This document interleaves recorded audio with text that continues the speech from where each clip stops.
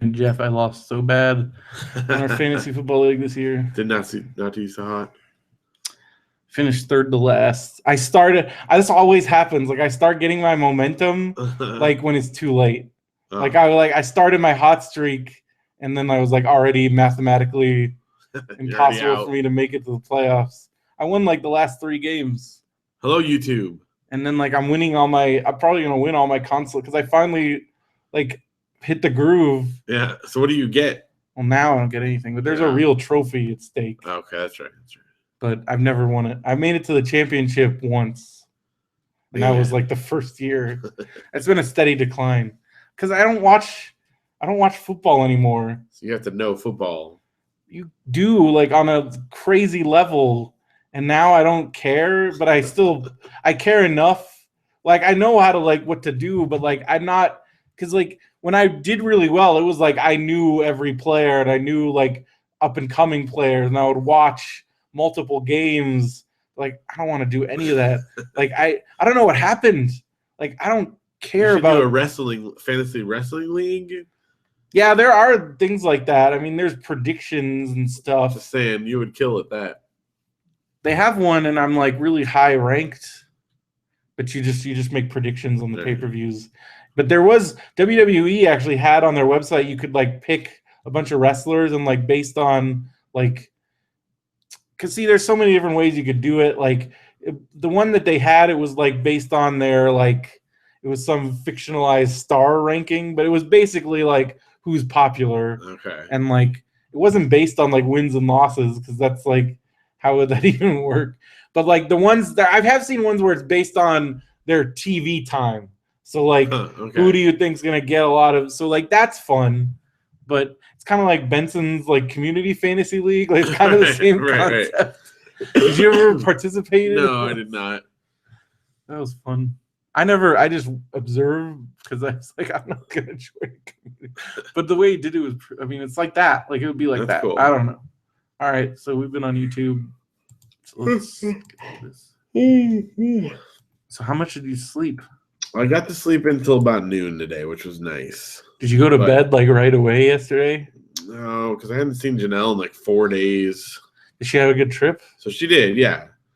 It was all kinds of crazy up and down, but yeah. But she overall was very good. I saw it. Took some good pictures. Yeah, they went to a high tea. Yeah, I saw pictures. But they also went like on a huge shopping spree. And I don't know, it sounds like they had fun. And it was crazy. But I just hadn't seen her in so long, so I don't know, we probably talked until very late. I don't know, 1 in the morning or something. So, but I did get to sleep quite a bit though. So that was good. So did Janelle have to go to school today? No, she had already taken off today. Like, she planned from last week. And then when are they all off? Friday's the last day. For the year? For the year, yeah, for the year. Dang. So they do. So we do have to go back to school one more day after Star Wars. It's gonna be nuts. Can you imagine school after Star Wars? I wouldn't be able. Like, if I was a kid, how are they gonna function? I'm like, I either just saw Star Wars or I'm about to see Star Wars. Well, plus it's gonna be a late night. It's not gonna be that late. Well, it doesn't start till 7:30. It's at least 2 hours with trailers and everything. They're not okay. So Derek did bring up something. Okay, this is a PG-13 movie. Is it PG-13? Yeah. I hadn't seen. Yeah. What if like it traumatizes them? I don't know. Again, I saw Return of the Jedi when I was 3. Yeah, I mean, think about that. Like that part at the end when he gets lightning, that was freaked me out. Well, I've told my famous story of like that's I yelled during the movie because they were like they're gonna kill the Ewoks. Yeah. And my dad told me to be quiet, and I was, and I never talked in the movie after that. Yep. But yeah, it's a pretty nutso movie. I haven't seen the rating out yet. When they must have just done that. Yeah, it's pretty recent. Okay. It's on the new trailers. Still. Not backing out now. That's what I told them. Like, these kids, they're fine. They're going to be fine. Yeah, Audrey's probably going to freak out. It's possible. Luke's going to be fine. It's possible. But, like, I mean, what? I think it might be pretty violent. I mean, that's what I'm... Might be. They'll be fine. People blowing up. They'll be fine. Lightsabers. They'll be all right. I mean, Darth Maul did get cut in half. Yeah. So there might be some... They've seen cartoons that do that stuff. Tomorrowland was surprisingly violent. Yeah. They were okay. What's it for? Like, just look up and see, like, what's the rating for? How do you look that up? MPAA. Are they going to have Star Wars? Well, if they rated it. So you just search by movie. You ever looked at... I guess you don't have to do that very often.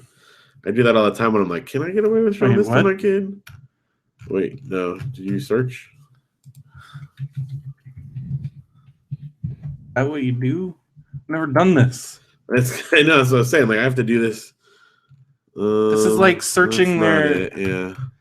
This isn't... Film rating. What about there? That's what I did. This isn't... This is like how to submit your film. Maybe it's not... Maybe we're on the wrong thing. Understanding the film ratings? No.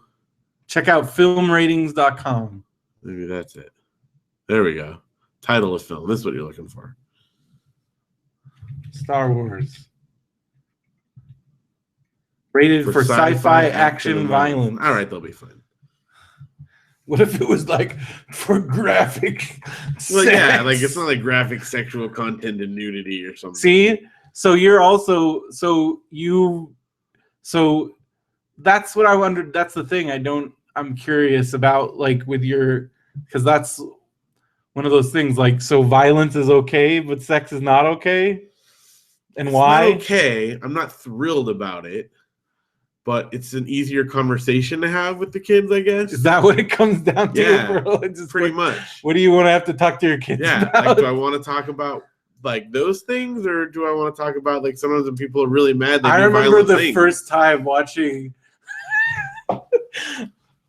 Okay, so the first time I ever saw graphic sex, like that I can remember, in a movie was Predator 2. Okay. We rented the videotape, and my dad did not say a single thing.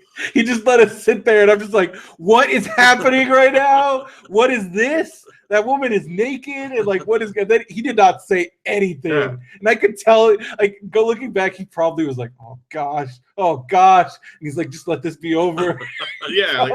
Okay, okay. So here's why.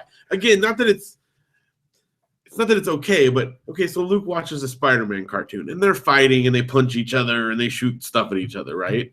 So. And we've talked about, like, you know, that's not really a good way to express yourself. You don't go out and like punch kids on the playground. You know, it's something that people do, right? So it's just that it's a little more of that. I don't have to have that any additional conversations other than, you know, it's not cool to do that kind of stuff to each other. But if there's a sex scene, I got to have that conversation about what's going on there, and I'm not ready to do that yet. I don't know if that's good or bad. I'm not saying that that's, you know, the only answer or whatever, but that's why for me. You know. I'm kind of surprised they did go PG-13 though. But I guess that's like that sweet spot for the money. Also, that's JJ, man. I mean, Star Trek. It's true. That's kind of his wheelhouse. Yeah. And you know, JJ, he also pushes. He does push the envelope sometimes. It's all right. It's okay. Does make me a little nervous, but whatever. Well, because that's when I told Derek, like, we're bringing the kids. He's like, what? And I was like, what? They've seen Star Wars. It's fine. They've seen the other ones. The other ones were not rated PG-13. No. But they might have been. They could have been. No, I don't know. Empire's got some pretty dark stuff. It's true. PG-13 didn't exist. It's possible it would have gotten. Same with Return of the Jedi. When they kill the Ewoks. The Ewoks kill. They kill like dudes. I mean, there's lots of shooting dudes. Yeah. I mean, maybe not. Luke gets his hand cut off. Darth Vader gets his hand cut off. They get lightninged to death. I don't know. Because it's not for language. Sci-fi violence. Well, I don't know. They were fine in Tomorrowland. And Tomorrowland was surprisingly violent because I guess they got away with it because it was robots. Right. Well, because there was like decapitations and stuff. Well, that's how Star Wars always got away with it. It was stormtroopers. Yeah, but those are people. Yeah, but you don't ever see them. So for whatever reason, I'm telling you, that's just the logic of the MPAA. you don't ever see them, so they can do all kinds of stuff to it. What was the movie we just saw? Pan. Yeah. We just watched Pan. Yeah. And which is really, really good. I loved it. I'm sad that it didn't do better, but whatever. But it's super violent. But when they kill someone, because it's in like Never Neverland, they just go into like a purple puff of smoke, or like there's different colors of smoke that they puff into. So it's like they're gonna decapitate him, and then just puffs into smoke. So they got away with some serious stuff in a PG movie because of the smoke. So there's like ways around it, you know. My kids, they didn't stress in that movie at all. Also, fairies killing dudes, apparently they can get away with. So, it's going to be fine. Either that or I'll have some serious, discussions afterwards about. But I know, I mean, by the time I was, Luke's. I just think about what the kind of I watched Temple of Doom at that age. I've seen so much stuff by the time I was 7. Yeah, I watched Temple of Doom. But I feel like that is. I feel like as Cheryl has pointed out multiple times in movies, maybe one of the hallmarks of our generation is like we all saw lots of movies way too early. Yeah. And that because of like, I don't know, I think it was a combination of multiple factors. One, our parents because most of our parents were hippies, and like that's part of it. Yeah. And then also like, I mean, we were the left to our own devices generation, and like, but because everybody, you didn't. Did you see Jaws young? No, I didn't see Jaws you didn't. College. But most people our age has a terrifying Jaws story, or like Poltergeist or Exorcist. I saw Poltergeist like. And then some of the other go-tos, like think about like Gremlins. Yeah, I definitely saw Gremlins. And then like the Indiana Jones movies. Yep, saw all those. Pee-wee's Big Adventure, I still bring back to that. Like some messed up stuff. And then like all the action movies. I mean, when you look at the action movies like this that came out, like even stuff like E.T., like I realized that was PG, but yeah. That part, like the tunnels still traumatized Goonies, me. Like Goonies, they cuss so much in Goonies, like so much.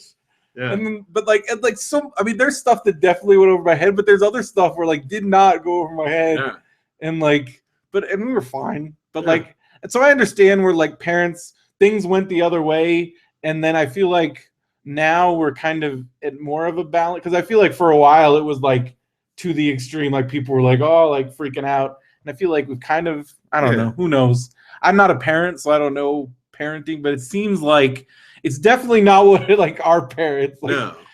But I mean, so for me, it's like, all right, well, this is a Star Wars movie. I'm not going to take like a PG-13 Adam Sandler movie or whatever. Like, this is a momentous occasion. Yeah, I think Wars. It's Star Wars. I think it's worth it. It'll be fine. They're going to be fine. What if Audrey never sleeps again? I don't know what it's traumatized, but she'll be okay.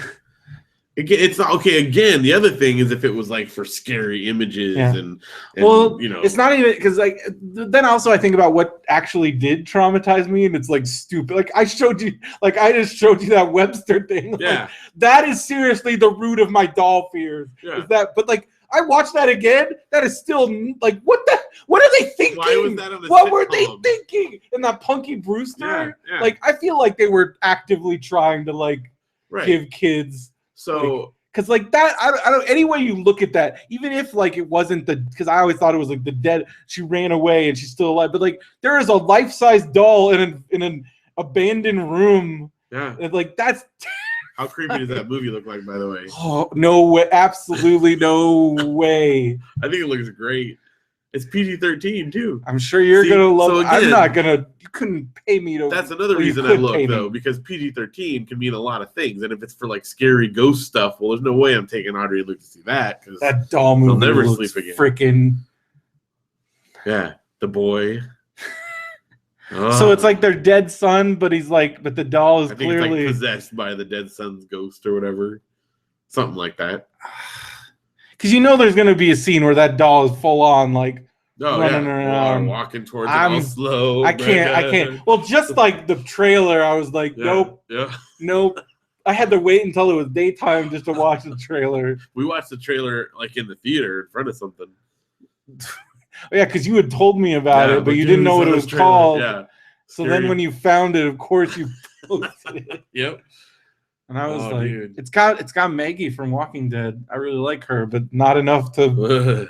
I would have nightmares forever if I watched that movie. Okay, so you kind of knew what it was like going into it because I had told you Yeah. about it. But we're in this theater and all it shows like, oh, come watch your kid. And then it just shows like the back of the kid and then it turns around like, whoa. As soon as it showed the doll in the bed, I was like, nope. Yeah. Nope.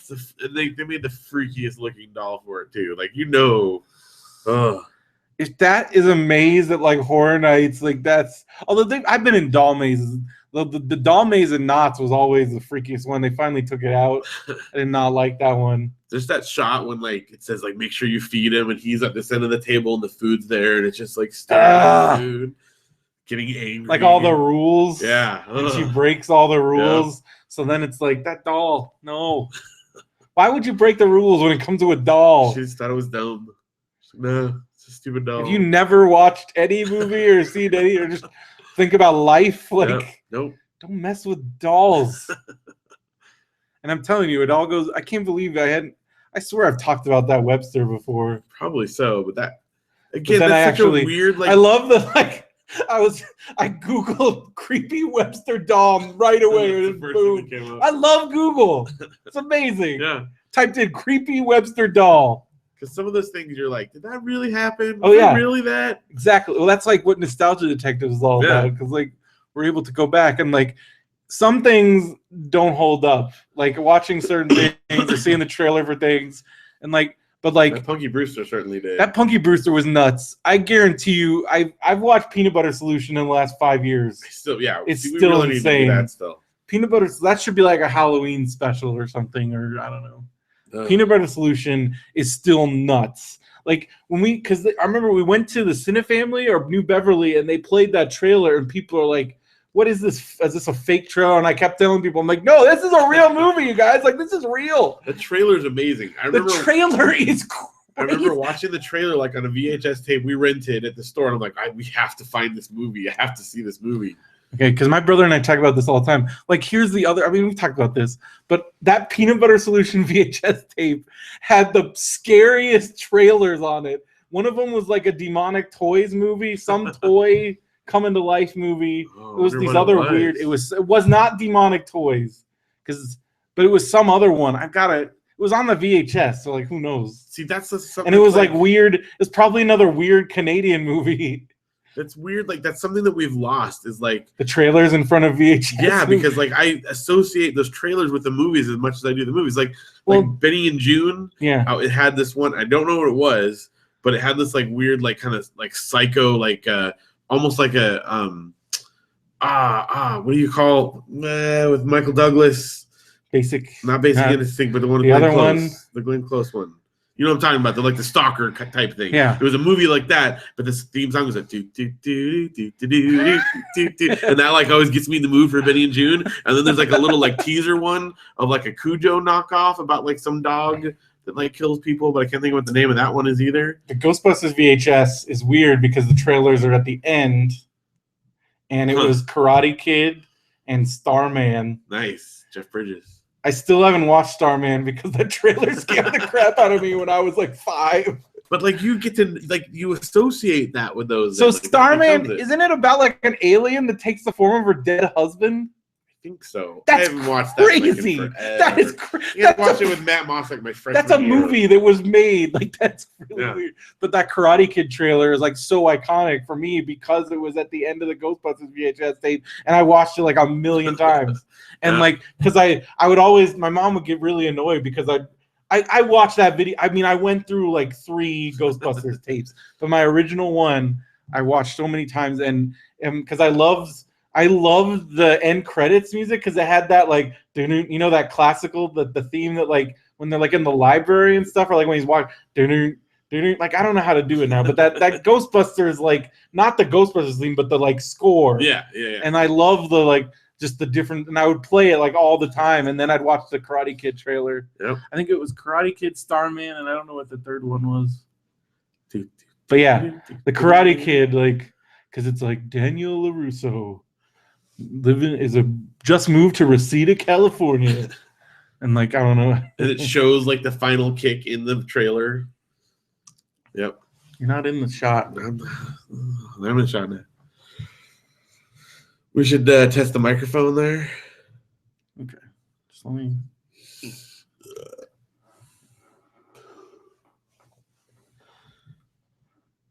That was gnarly.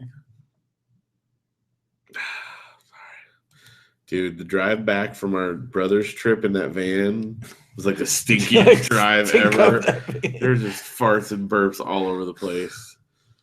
So we ate like horribly on that trip. That's what happens when you let like three brothers loose. It was like we could eat anywhere we want to. Where do you guys eat? We had two. I'll talk about it on the main show, but I'll just say this: we went to 2 sit-down restaurants immediately after each other. What? I've never done anything like it before. It was insane. You just got like a big eating. Basically, we're like, you guys want to? I want to tell the whole thing Because you had no wives or There's people. no wives to stop decide. us. We could do whatever we wanted to do. It wasn't entirely on purpose, but we kind of like accidentally did. But then So we're how's like, that Biggest Loser thing going? dude, I'm in the lead. I've lost 11 pounds already. Even after your big eating trip. Even after that. Because even though we did that, like even within that context, I tried to be careful. And then I've been really good other times. So yeah, I'm down 11 pounds. And that's down, I'm down 15 pounds from like my high that I was earlier. Check. Check. My high that I was earlier. Check. Check. Gold. Yeah, it was good.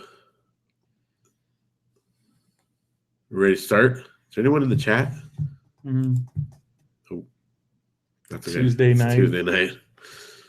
Figured as much. It's kind of crazy schedule time. This last week was like the most insane week for me. Like the most emotional highs and lows ever. Hold on, I need this. All right. I'll entertain everyone on YouTube until then. I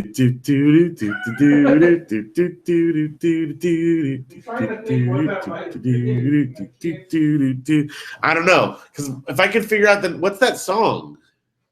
That's it's I don't know the name of the song. You know that song though, right? Yeah, like it was that's how it everywhere. goes. Like literally, it's someone I saying, was sitting on the corner. right? What is that song? Well, now we got. If we can figure out that song, then we can figure out what song it was in the trailer. Yeah, but how many different trailers? I'm telling you, once I saw it, I would know. Song. Mellow track from the 90s, female singer. That's the one. That's the one. What is the song that goes do? Okay, that's totally the one though. It's a mellow track. Life in Mono by Mono. Okay, so let's listen to that. Let's make sure that's the right thing.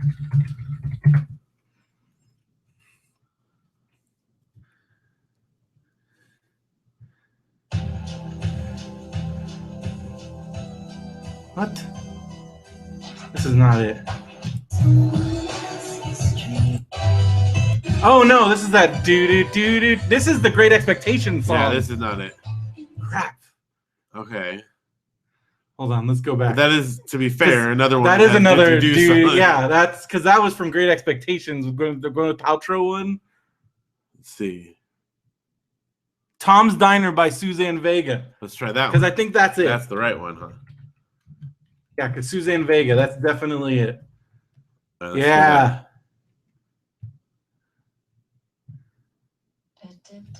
Yeah, that's it. Yeah. Well, that's crazy. Suzanne Janelle Vega has this CD. Okay, so now put movie trailer, and we'll find out what movie it is, right? I don't know if that's going to work. No, totally.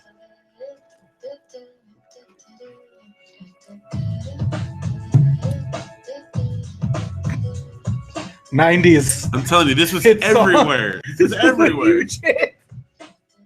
People people say music is stupid now. Like this is like a BrendoMan All-Star song. Hits of the 90s. Blah blah blah blah blah blah blah blah. You should do a BrendoMan cover. Blah blah blah blah blah. But then what would my verse? Because she actually has a verse. It's about a diner.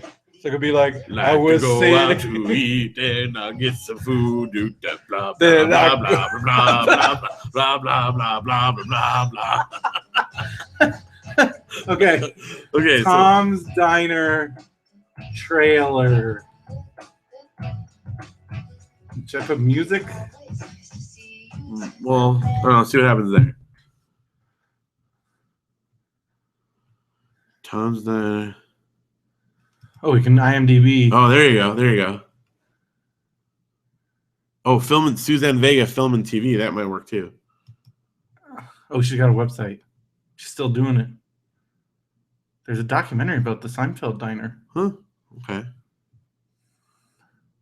Tom Diner song and movie.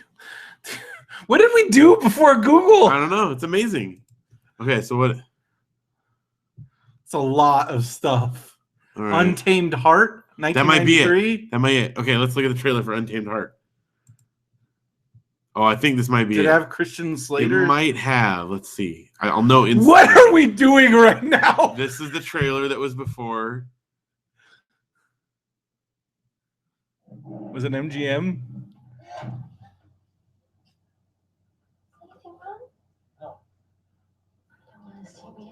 Oh! Yeah. This is totally it. This is the one. Rosie Perez and Marissa Tomei and Christian Slater. Yep. I have never even heard of this movie. This is the one, though.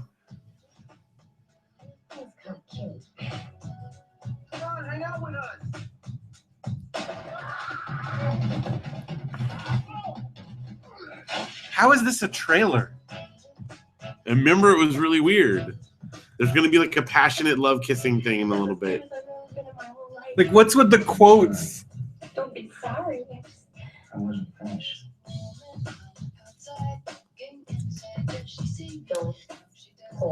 I love the internet.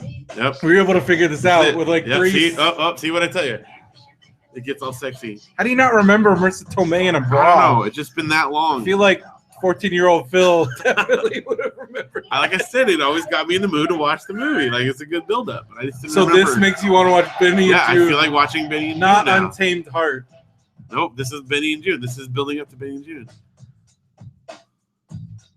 Also, I feel like if you catch a puck like that, it'll probably break your hand. Well, I think there's something with, like, he had his heart transplant. He had a heart transplant? I don't know. I have no idea. I've never actually seen the movie. I just know this is the...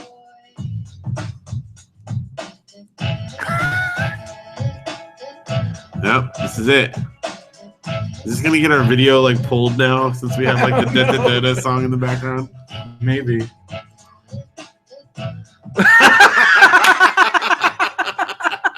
Josh, we're watching a weird trailer. We have not officially started. We just did our weird little.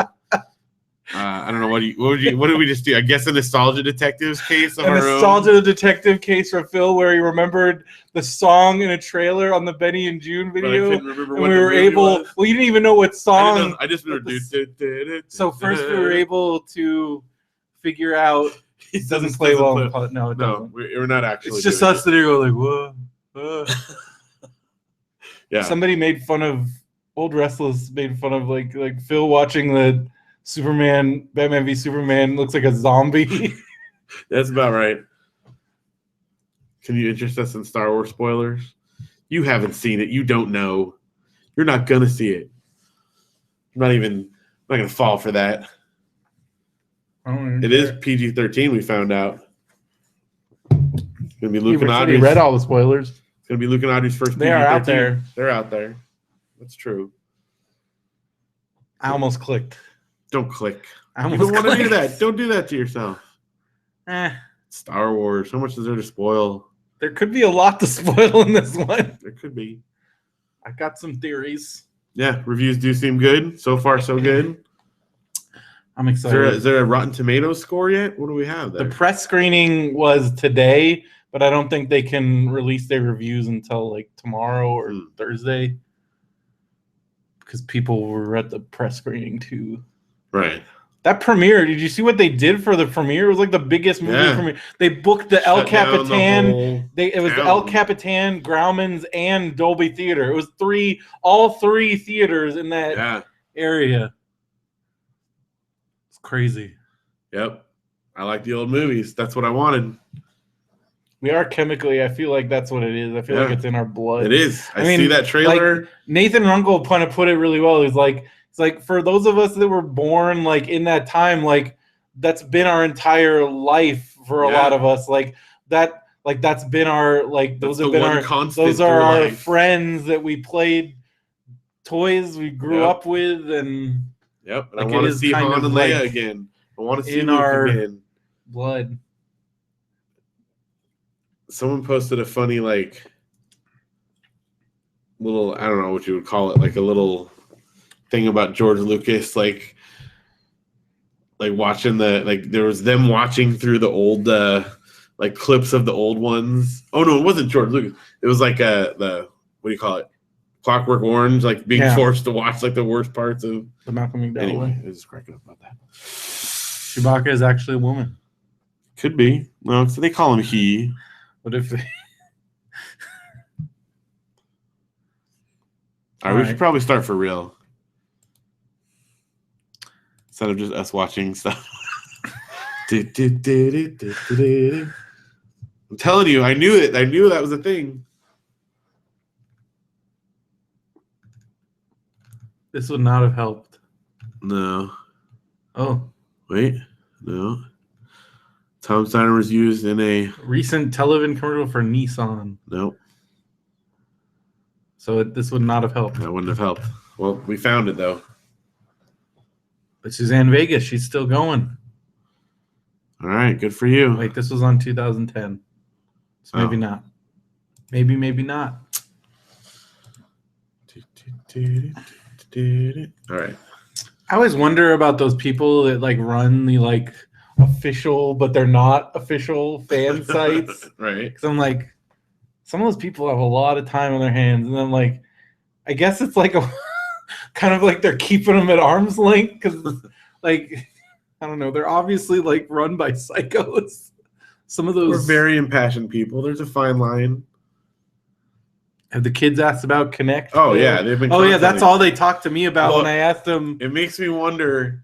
I don't know what you told them because Audrey was like, "It's too bad you can't buy those in the store anymore because we'd really like to have that or something like that." So you must have told them it's the old one that doesn't have it anymore or something. But I said, we'll keep an eye out for it, put it on the list, blah blah blah. Yeah, because the system we don't have. I don't know. Anyway, it's been the topic of conversation. When I asked them about how their time was with Uncle Josh and Aunt Rachel, that was pretty much all they talked about. That and your cats. And the cats. They told me every single one that was on there, a million times, all the different types that they had, and then which ones they played, and which ones that I saw, and which ones I didn't get to see, and they've talked constantly about it. So yes. And then mention the zoo and all the other stuff you guys did. Just trying to poison your kids against Nintendo.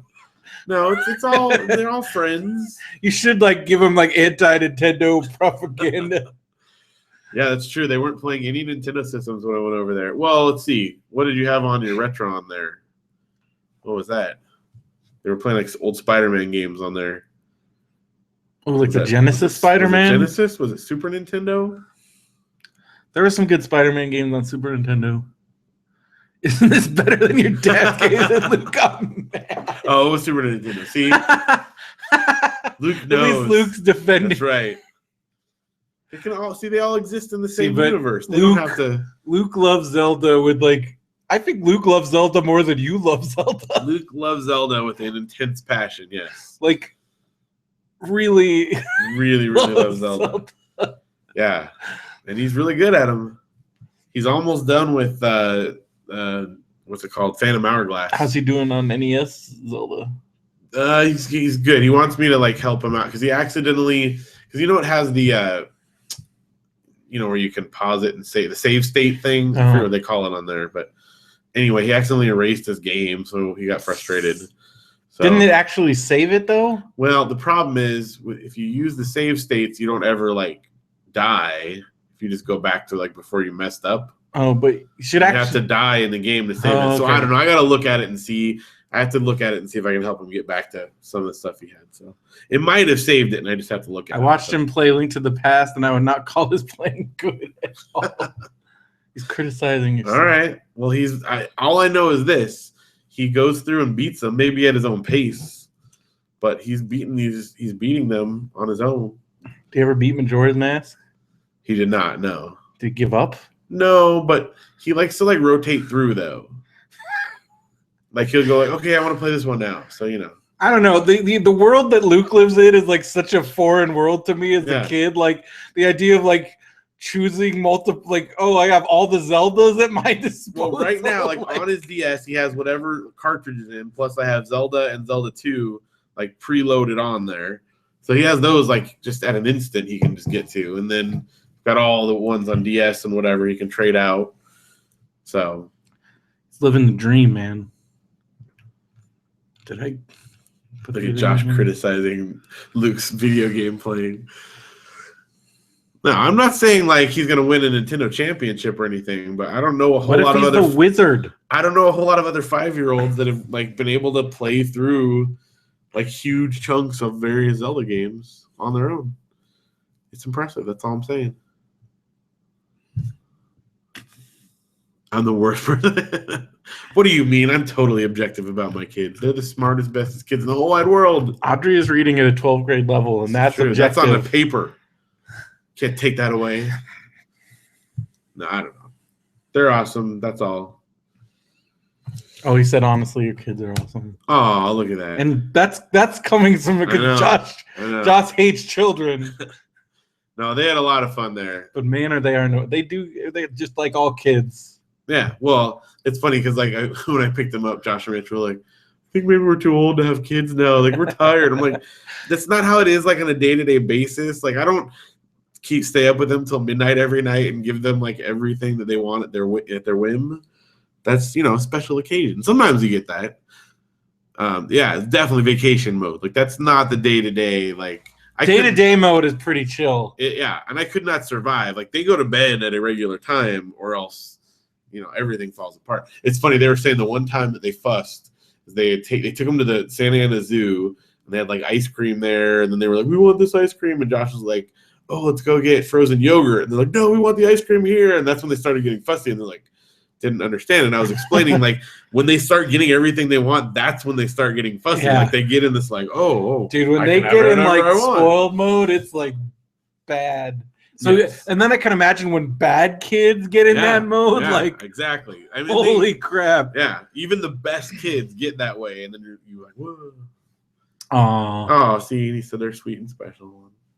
They are. They're great. I love them. I love them to pieces. And it was good. Josh and Rachel helped save the weekend. We're going to talk about it on the show. Having kids is amazing. It's great because I could live in like both words. Yeah. Like I could like get my kid time, get your kid fix, and then I'm like I'm going back home and I'm gonna sit in my underwear and do whatever I want to do. I sit in my underwear and watch TV too. They just have children all around me all the time. And I can't because your kid. I mean, even when I'm like sitting just watching TV with Audrey, she still needs attention. Yeah, they like to talk to you.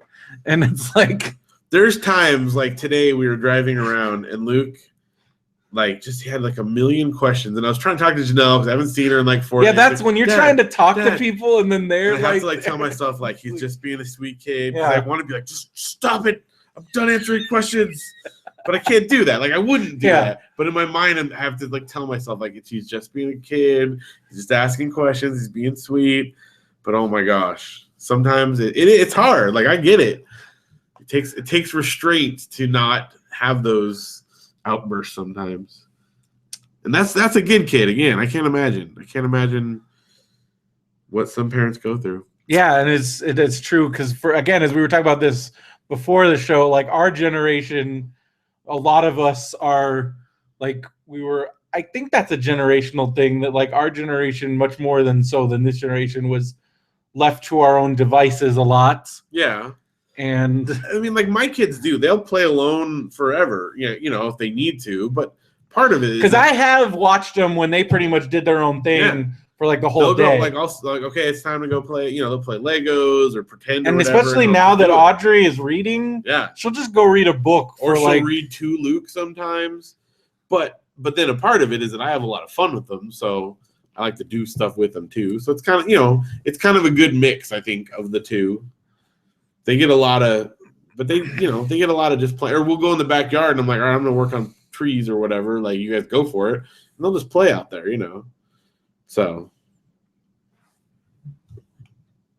yes, yes, yeah. Also because they're not around you all the time, right? So you guys are fresh. I mean, new. But they do that a lot. I mean, you get that like, oh, check this out or whatever. But then there's a certain amount, like like let's say I got to get something done. I'm like, all right. I'll watch this one time, and then you got to keep yourself occupied because I got to get blah, blah, blah done, Or I've also taught them the whole, like, oh, you're not going to let me get stuff done? Now you get to come help me, And it's the out of sight, out of mind. I've told them, like, if you guys can keep yourself occupied, I'll let you play as long as you want. But if you're going to bug me right now, you're going to come help me do laundry or whatever. But they're great. And yeah, it's different. The day-to-day mode is very, very, very different. Oops, that's the wrong thing. So yeah, high-level redirection. It's true. It's true. Like sometimes, like I want them to be smart enough to know, like, hey, if I don't bug mom and dad, I can get away with whatever I want to right now. I think that's great. That's a great skill. I remember, like, my friend and I figured out that when his mom came to pick him up from our house, like if we didn't bug them, my parents would talk for hours with them because they're like good friends, but as soon as you went down like, Mom, can we do this or whatever, then they're okay, it's time to go. So I want my kids to know that, like learn how to stay out of my way when I want you to, and then everyone's happy. Yeah, my mom worked from home, so as long as we weren't for a long period of our childhood we were like, because we could not bother, we would either be at my friend's house down the street or the Boys and Girls Club or something. But then when we got older, we just learned, like, if you stay out of the way, we can do, I can just sit there and play Nintendo for as long as you want. Yeah. So I think that's a good skill for the kids to have. Yep. If we end up getting VR technology. Oh, dude, yeah, the Oasis. Hopefully the Oasis is there by then, and you can just turn this on. Boom. Yeah, I feel like we're getting there. Yeah, we're partway there, right? Whatever the Nintendo Oculus. NX, I think that's gonna be it. Sure, you keep telling yourself that. NX for something. All right, we start recording. Yeah, I was reading about a bunch of the Oculus stuff, and then that new Samsung thing that just came out. When VR gets big, I'll just pull out the Virtual Boy, and my kids will have the Nintendo version. The Nintendo version. Oh my gosh. All right, let's do this.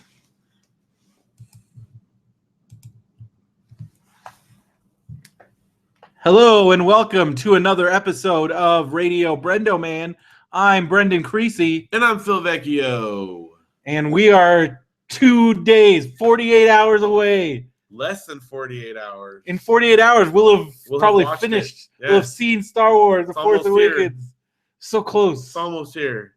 Oh my gosh. Every time I see anything, I just like well up with excitement. What about when you saw the oranges that I showed you? Did you well up?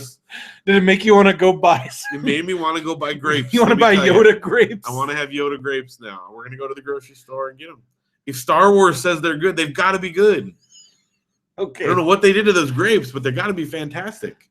I think they just slapped Star Wars on some grapes. I want that sticker or whatever is on there. No, I can't even express how excited I am. Like, right now we have the countdown to Christmas, my birthday, but probably the biggest countdown right now. I forgot how much kids care about Christmas until I hung out with your kids. Oh, yeah. They're constantly on about it. Last night, was that last night? That was just last night. Luke was like, he's like, did you know it's 10 days till Christmas. And I was like, man, I remember being that pumped. Yeah. Now, like, I don't care about Christmas because, like, in adult life, every day is because, like, for kids, Christmas is getting the things that you wanted all year. But when you're an adult, it's like, I just bought that thing that I wanted. Got it when I wanted it. So well, we've been doing like the Lego Advent calendar where you build that one thing each day and then it like counts down. Those have you. become like hot button items. There's like parents on Facebook asking about like, does anybody have a Lego? Oh yeah. Well, but when I do you have the Star Wars one? Well, here's the thing. This year we got the Friends one. Oh yeah, because we're also doing the ones because before I'd gotten the Lego City one and the Lego Star Wars one. I'd built them before, but we just pull them out and like rebuild them and stuff. So we're actually going through 3 of them simultaneously. I guess this year's Star Wars one is like a hot item. It sold out right away. They're going on eBay for pretty big. Oh, it's Lego. Lego Chandler. No, it's Lego. Can I be any more made out of Legos? It's Legos for girls. It's the pink ones that people got all freaked out about. That how could Lego make stuff that's pink for girls? And everyone freaked out. It's those. But Audrey loves them. Like that's her favorite thing in the world. So. And there's a cartoon. And there is a cartoon. The cartoon is horrible. The cartoon's pretty bad. I had to sit through a bunch of those. Yeah, it's kind of like the Dreamhouse one. At least they do. It's like weird. It's like pseudo educational. Yeah. Like they go on like a whale watching trip and all this weird stuff. It's pretty cheesy. It's right on the line. She loves it though, and I feel like there's more laws now as far as like educational content. Right. Like they can't just be straight up toy commercials like He-Man was. Right. So they have to have all this like pseudo educational bullcrap. Yeah. Well, and the whole thing is about them being friends and working together as a team and blah blah blah blah blah. So, okay, Josh says I would make my daughter play with the space Legos. Here's the thing: Luke and Audrey play them all together. They have like that Lego table in the room. Yeah. And so right now there's like a Lego Friends tour bus. And then there's like some of Luke's Mixels. And there's some Star Wars Legos. And there's a Little Mermaid Lego. And they all like interact with each other. They play with each other with them. They mash them up. Yeah. So, like the Star Wars ones will fly around a Lego friend in the back of it. Like, I'm not going to like force them like, you have to do this or you can't do that. Like, they've got Legos. I would force my daughter very specifically to prepare for space. Nothing girly. Well, that's fine. You can do that. For me, I'm like, here's Legos. Do what you guys want with them. And they come up with stuff. So it's great. And if she likes to have pink Legos, I'm not going to stop her from having pink Legos because it's stereotypical girl. And I'm also not going to force her not to. I'm not going to lie. I intentionally did not get her the pink That's fine. Kindle case. That's good. There was a pink option. And I'm like, no, I'm not doing it. Now, she has definitely decided pink is her favorite color. I know that, but I don't want to be part of it. That's fine. That's fine. Because for me, I feel like people go so far the other direction that it's like girls aren't allowed, if they do like pink, then it's, you're being stereotypical girl. And then they're like chastised for it. I'm not at that. I'm like in the middle. Chill out about it, I'm not going to actively go out of my way to get something that's fine. Girly. I'm not saying you have to. I just think everyone who gets worked up about that needs to chill a little bit. That's all. Because really, like, it's not that big a deal. Yes, I agree that women should not be like oppressed and forced to like this and blah, blah, blah. And, that's fine. But also just don't freak out about it. Just everyone chill. You will chill, Josh, Tell me what in to the chat. do. Chill out. I just feel like gender roles, like the stereotypes, are a big part, or like the building block to the whole patriarchy. Yeah, yes, and like I said, that's why. But I think letting them make the choice is like that. That's fine. That's where I would be like, all right, we're good. Yeah, I agree with that. Yeah, they sit down and again, they watch, and Luke watches My Little Pony with Audrey, and Audrey. But I'm not gonna go out of Luke. I don't, because I don't know. But for me, it's more like with boy stuff. Like that annoys me more. Like the whole like people making fun of a boy that likes a kitchen, because I was the kid that had the toy kitchen, and I got made fun of. They play with their toy kitchen. Okay, and this is part of what Josh mentions, that like a lot of times the girl toys are inferior as far as design. That's why Lego ones are cool, because they're still Legos. It's not like it's a different quality. It's Legos, and they interact with the other ones and blah, blah, blah. And again, I'm not saying that there's not inequality there, and there's not things that are unfairly forced upon people, but at the same time, the reverse side can make it. It is crazy. Yeah, I agree. The extreme people can get extreme about it, and that's I agree with that. I will say it's crazy that there still is a problem with that because like the whole there's no Black Widow toys and like there definitely it is still crazy that that's still an issue, right? But I think if we present it to our kids as like, hey, this is no big deal, like what you like, I think that's going to be more healthy. Now, here's something funny, because there definitely is that in the world, right? We went to this concert this weekend, right? My brothers and I, and beforehand, because we went into the club for a little bit during like the opening bands, just to make sure we didn't miss them, and then we went and got dinner, right? And when we stepped in there, it was like mega loud, like club sound, right? It's like a concert venue and it's super loud, and none of us had brought earplugs, so we went to Walgreens real quick to get just some earplugs. Doesn't David like always he did, and he forgot them. I usually have some in my car, but we had the rental car, so we go into Walgreens and we find like the section where they have earplugs, and they literally have pink earplugs that say girls earplugs. Yeah, I've seen that, and we looked at it, and there is no difference between girls earplugs. So yes, there is an issue. Like there, I take issue. That's like, oh look, women must have to have different ear canals or something. So yes, I realize there is an issue there, and there are problems with that. We did not buy the girl ones; we bought just regular old ones. As a person, I think Phil can also say the same thing as with a wife in the professional business world. Misogyny is very much, absolutely. Yes, and I'm not agreeing. I'm not arguing with that. And I get it. I get because you don't want to. You want to kind of. You don't want to.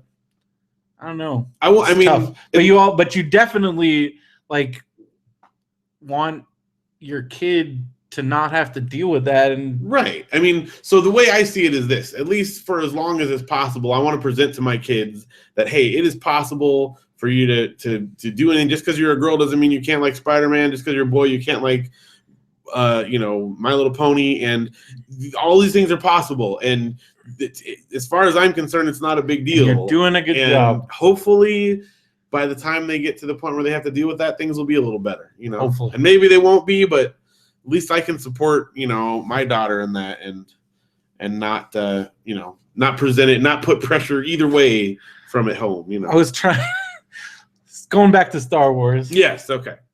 I was actually trying to come up with some kind of prank where I was going to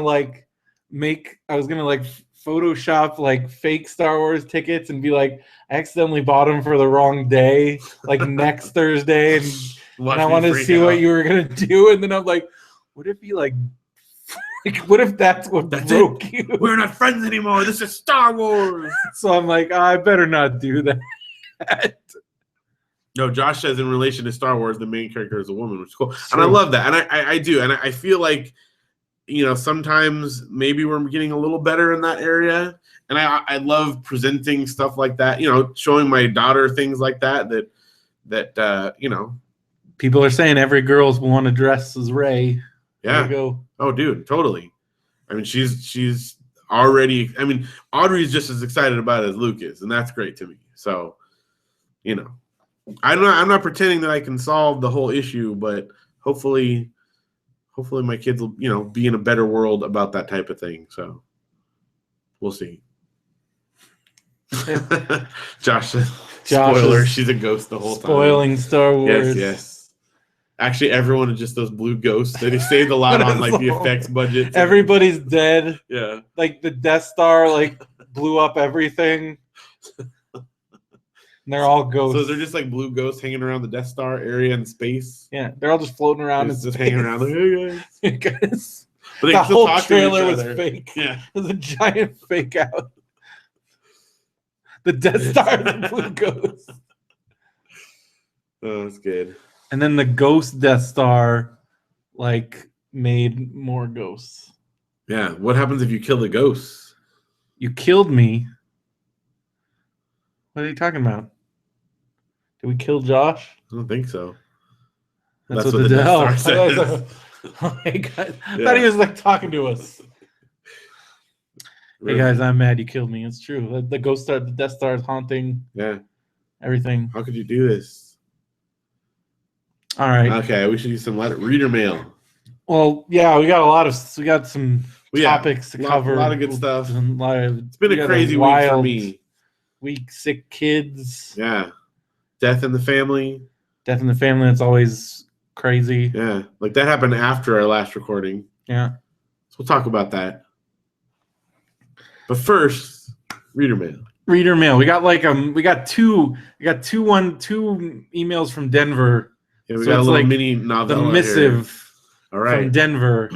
Let's hear it. Okay. First one says, if you're on a music documentary kick, I recommend 2 good movies. I actually almost watched this one today, and then I decided to watch more, and I don't know. The first one is Ain't In It For My Health, about Levon Helm and his struggle with his cancer. It's sad, but so good. So that's like that Glenn Campbell one. Right. I don't know if you've watched, because like you will cry. No, that's right. Already, I know. Like it's not going to have a happy ending. It's not like he died. Well, he just got Alzheimer's disease, and he probably will die from it. And it's sad. But he's still. It's I don't know. He had a good career. It's true. He had a lot of kids, and he had like 4 wives. Wow, I think that's good, right? I don't know. Well, like I think he became like a super Christian like later, like with his because he like married his last wife like in like the like late 80s. Huh. I think then like they were married and they have like 3 kids. But I think before that, like he had his ups and downs as any big time rich musician. But I know like he had his wild, and then he became like super like gospel. Like yeah. Anyways, all right. So Ain't In It For My Health, about Levon Helm and his struggle with cancer. The second one is Respect Yourself. I did see this one too on Netflix. The story of Stax Records, and because that was the other big. So it says you talked of the Wrecking Crew. I like how you said Wrecking Crew. Yeah. The guys at Stax backed tons of songs, who later became core musicians in the Blues Brothers band. Interesting. That sounds cool. So there you go.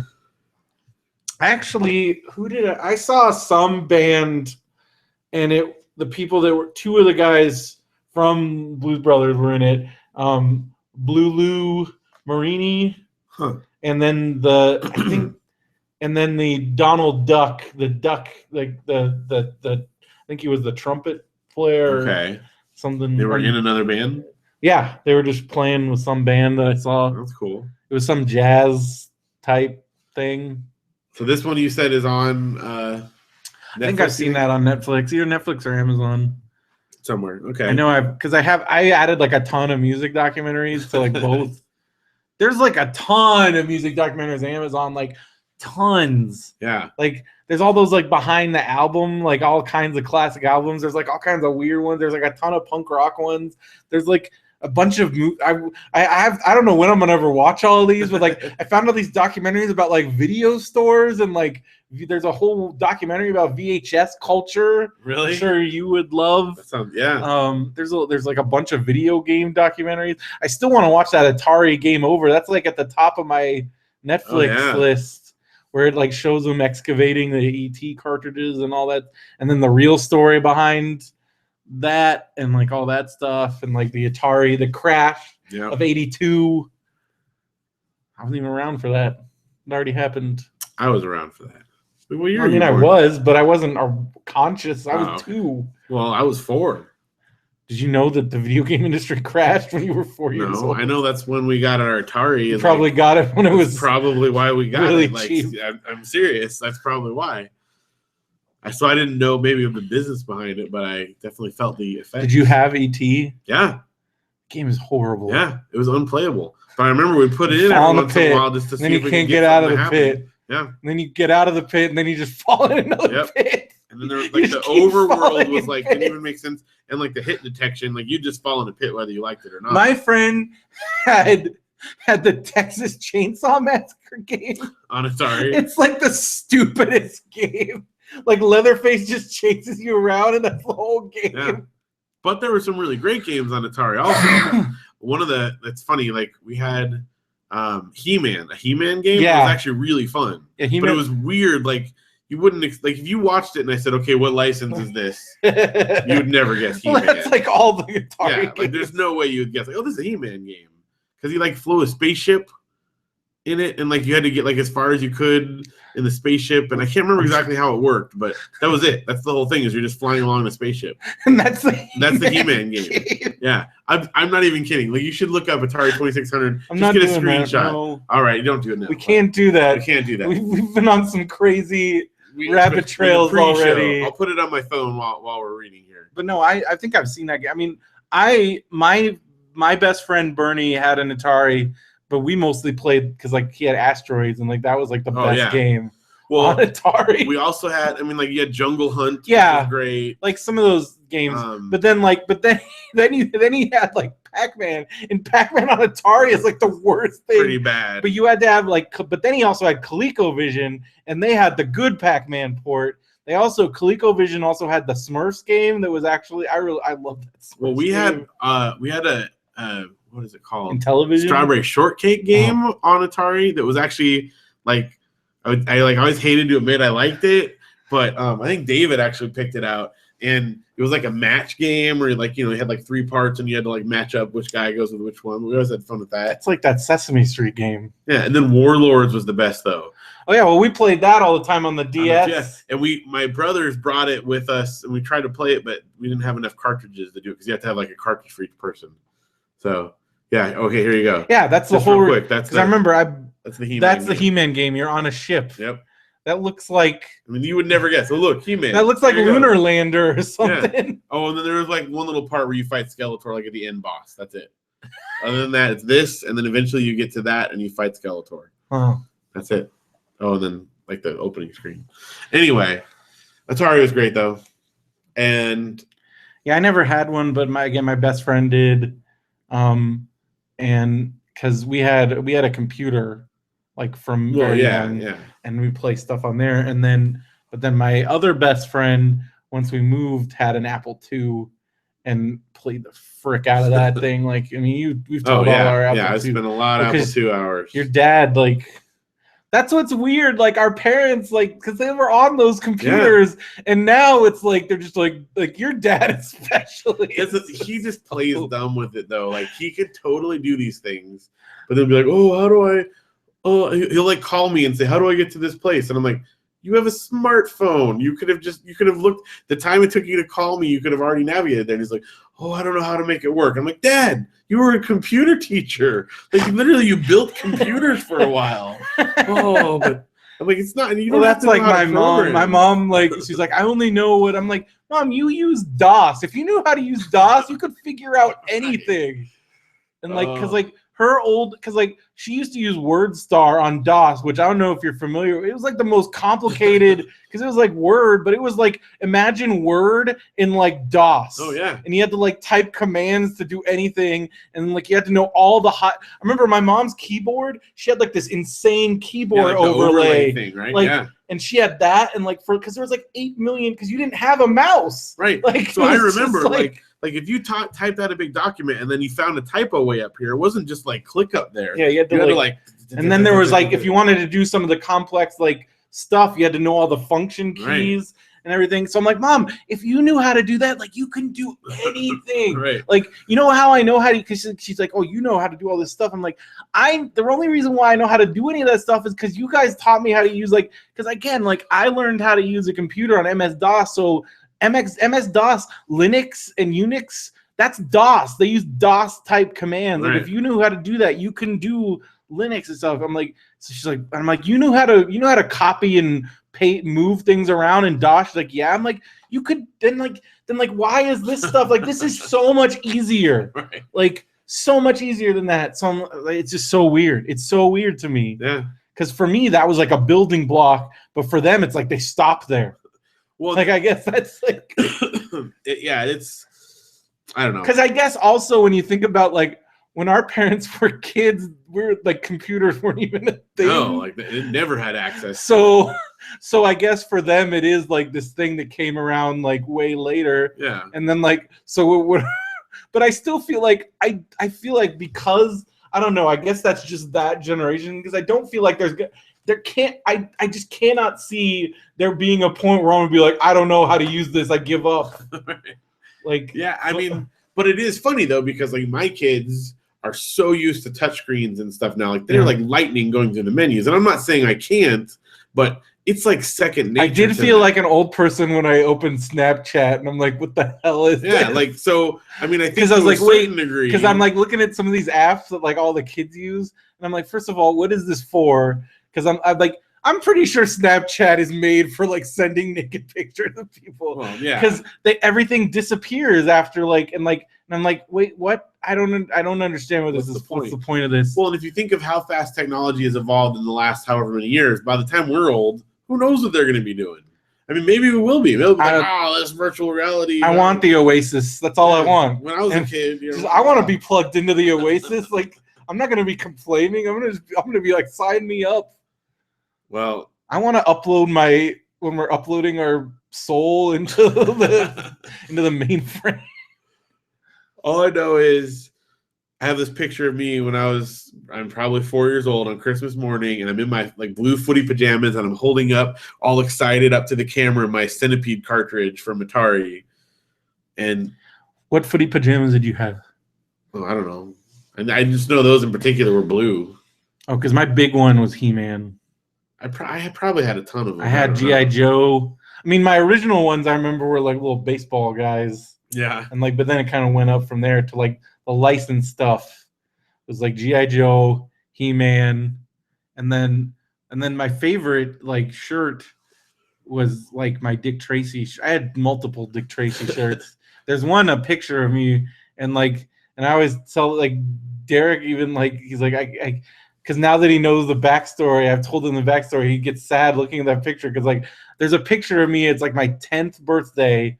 No, it would have been my 10th birthday. Yeah, because 1990, that's when Dick Tracy had come out. And I'm wearing a Dick Tracy shirt, and it's like it's at a Chuck E. Cheese. And I'm like, literally the next day, I went to school with that Dick Tracy shirt on, and I got beat up. Like, I got beat up for wearing that shirt. Well. And I never wore it to school again. Sad. And then my brother didn't care, and he was Dick Tracy for Halloween. I thought everyone liked Dick Tracy. I don't know, man. I got beat up for everything. Sad. That part is weird. Like because like now like I talk to like kids are like into everything, and like they like think all this stuff is cool, and I'm like, I wish I could, but then the other part of me is like, if I was a kid, like if cyberbullying had been a thing, like I'm pretty sure I would have killed myself when I was like 10 or 11. Because like adding, like just thinking about like getting bullied then and adding cyberbullying on top of that, like if Facebook had been a thing when I was in junior high school, I cannot even imagine what that would have been like. Yeah. Like I would have, I don't even know. Like I can't even imagine. So that's where like I feel for like, because like I'm reading some of the things. My friend, she has like a 14-year-old daughter, and she posts sometimes like her frustration at like some of the things that happen with her kid and like Instagram and like things people put on her like thing and like just horrific stuff. And like, and I'm just, and then I read this, like, I don't know, just some of the things that happen, like some of this online, some of the cyberbullying. So I'm like, that just sounds horrific. Like it's this extra level, like on top of regular bullying, which is all I had to deal with. If you put cyberbullying, so like, I don't know, but like I feel like being a kid now, there's certain things that seem like better, and then other things like I would not want any part of. No. You couldn't pay me to be part of that, and that's where I'm just like. And then like we talked about this the other day, I'm like, I just feel like there's like I feel like when Audrey gets older, like there's gonna be some trouble, like. Because I'm like, if somebody said some of, because like I think about what some of the things that people said to my friend's daughter, I'm like, if somebody said that to Audrey, I would find them and hurt them. We're gonna have to release the Brendo. Like I would punch a kid, and I'm like, am I gonna end up going to jail? And then like you're her dad, like I can't even imagine. Because I'm like, because like some of the things is like they were calling her names and like all this stuff. I'm like. It's like that's one of my favorite scenes in This Is 40 when she just goes up to that kid like, like that. It'd be like that, but like I would grab that actual kid. Real world consequences might happen as a problem. So it's gonna be hard because like I'm gonna want to punch every kid I don't know. I'm gonna punch some boys. Getting as they get older, and like watching 90210 and like some of the scumbags that like date like the girls, and I'm like, if Audrey ever dated a dude like that, like I would murder that dude. My only hope is that she's a strong, and smart. She is, and we have person. a better relationship. Like we have a real, conversation about things, and not just. I don't know. You're not just always yelling at her. It's not like an authoritarian type thing. Like I guess that goes a long way. I hope so. I mean, that's my. But you still philosophy. can't protect them. Like but no. somebody's gonna say something inappropriate. Some dude's gonna. Yep. And I want to punch that dude in the face. Well, the good thing about them being in like a charter school is something like that can easily get a kid kicked out of school, and you better believe that I'm willing to push it to that point at the very least. I just have this image of like I'm in the orchard, and take a kid back. It's time you're gonna meet the Godfather. I want you to meet someone, and I'm just like sitting there, like holding like I don't know. Gopher traps. Would you start out with that? I don't know, man. I just again like that scene with Leslie Mann and that kid. Like, yeah. And I think about that a lot. And I'm like, it's scary. It's scary and weird. And I think about me and the stuff that I had to deal with, and like at least these kids probably won't have to deal with a lot of that stuff. Probably not. And they're strong kids, and they're, gosh, Luke already stood up to Uncle Josh for saying his video games were better. I think they're off on the right foot there. They're pretty self-confident, All right, continuing. On Denver's letter here. I'm with Phil when it comes to John Cleese. Anything with Cleese, I'm in. Yep. Fawlty Towers is still my number one favorite show. I remember in '99 they tried to do a remake with John Larroquette called Pain. It was bad. I remember that. I've never heard of that. Horrible. It's so bad. Why would they even try to do that? In '99, they should have just done a remake with John Cleese. Why does it say Faulty is spelled wrong? Because it's not spelled like that. How is it spelled? The show is F-A-W. Well, yeah, but why is it like catching that? I think it's because it's capitalized. No, it's actually recognizing it as part of the show. But faulty is a word. Right. But it must see like you have capitalized Fawlty Towers. Yeah. Your computer that's Google. That's Google's Google. like smarter than us. Google is smarter. Because since it's capitalized. Because it's capitalized with towers, it knows that you mean to spell faulty. That's funny. That's awesome. Because he spelled faulty correctly. Yeah. Wow. Skynet is only just a few steps away, you We're guys. all going to die. When I was a kid, my great uncle would come and visit on the holidays, and we would put puzzles together. And every time, he would take a piece home on purpose. That is the meanest uncle I can imagine. Like, oh. I've been tempted to take one of your puzzle pieces, but I know what it would do to you. No. I would just, all productivity would cease. Well, as soon as Luke found that piece, I'm like, we have to, because I was worried he was going to drop it or something. And then I'm like, if we lose that piece, your dad is going to go insane. Fortunately, that was it. The puzzle was complete. We were able to finish it. But man, I'm like paranoid now that like I feel like I may have dropped some. Yeah, because you've been working on this puzzle for a long time. The longer it's out once I put it together, if there's like a piece missing, it will drive you crazy. We stopped that activity after a few of these pranks. We did a puzzle. Okay, you know at Matthew's house, the house in Angeles Oaks there? Yeah. And we were doing a puzzle out on the porch, and there's like wide slats, and a piece dropped into one of the slats. It was a puzzle from when I was a kid. It's gone. Can never get it back. It still haunts me to this day. I actually have it on my Amazon wish list, like copies of that old puzzle, but people are selling them for like $100 because they're old. But one of these days, didn't like pry open one of these days, I'll buy another copy of it so I can replace that piece. So it was on the porch. Yeah. You didn't like pry open. I have to tear up the porch for it. No one's going to support that. Puzzle piece. Get that puzzle piece back. There wasn't a crawl space. No, because it's just like it's like a foot.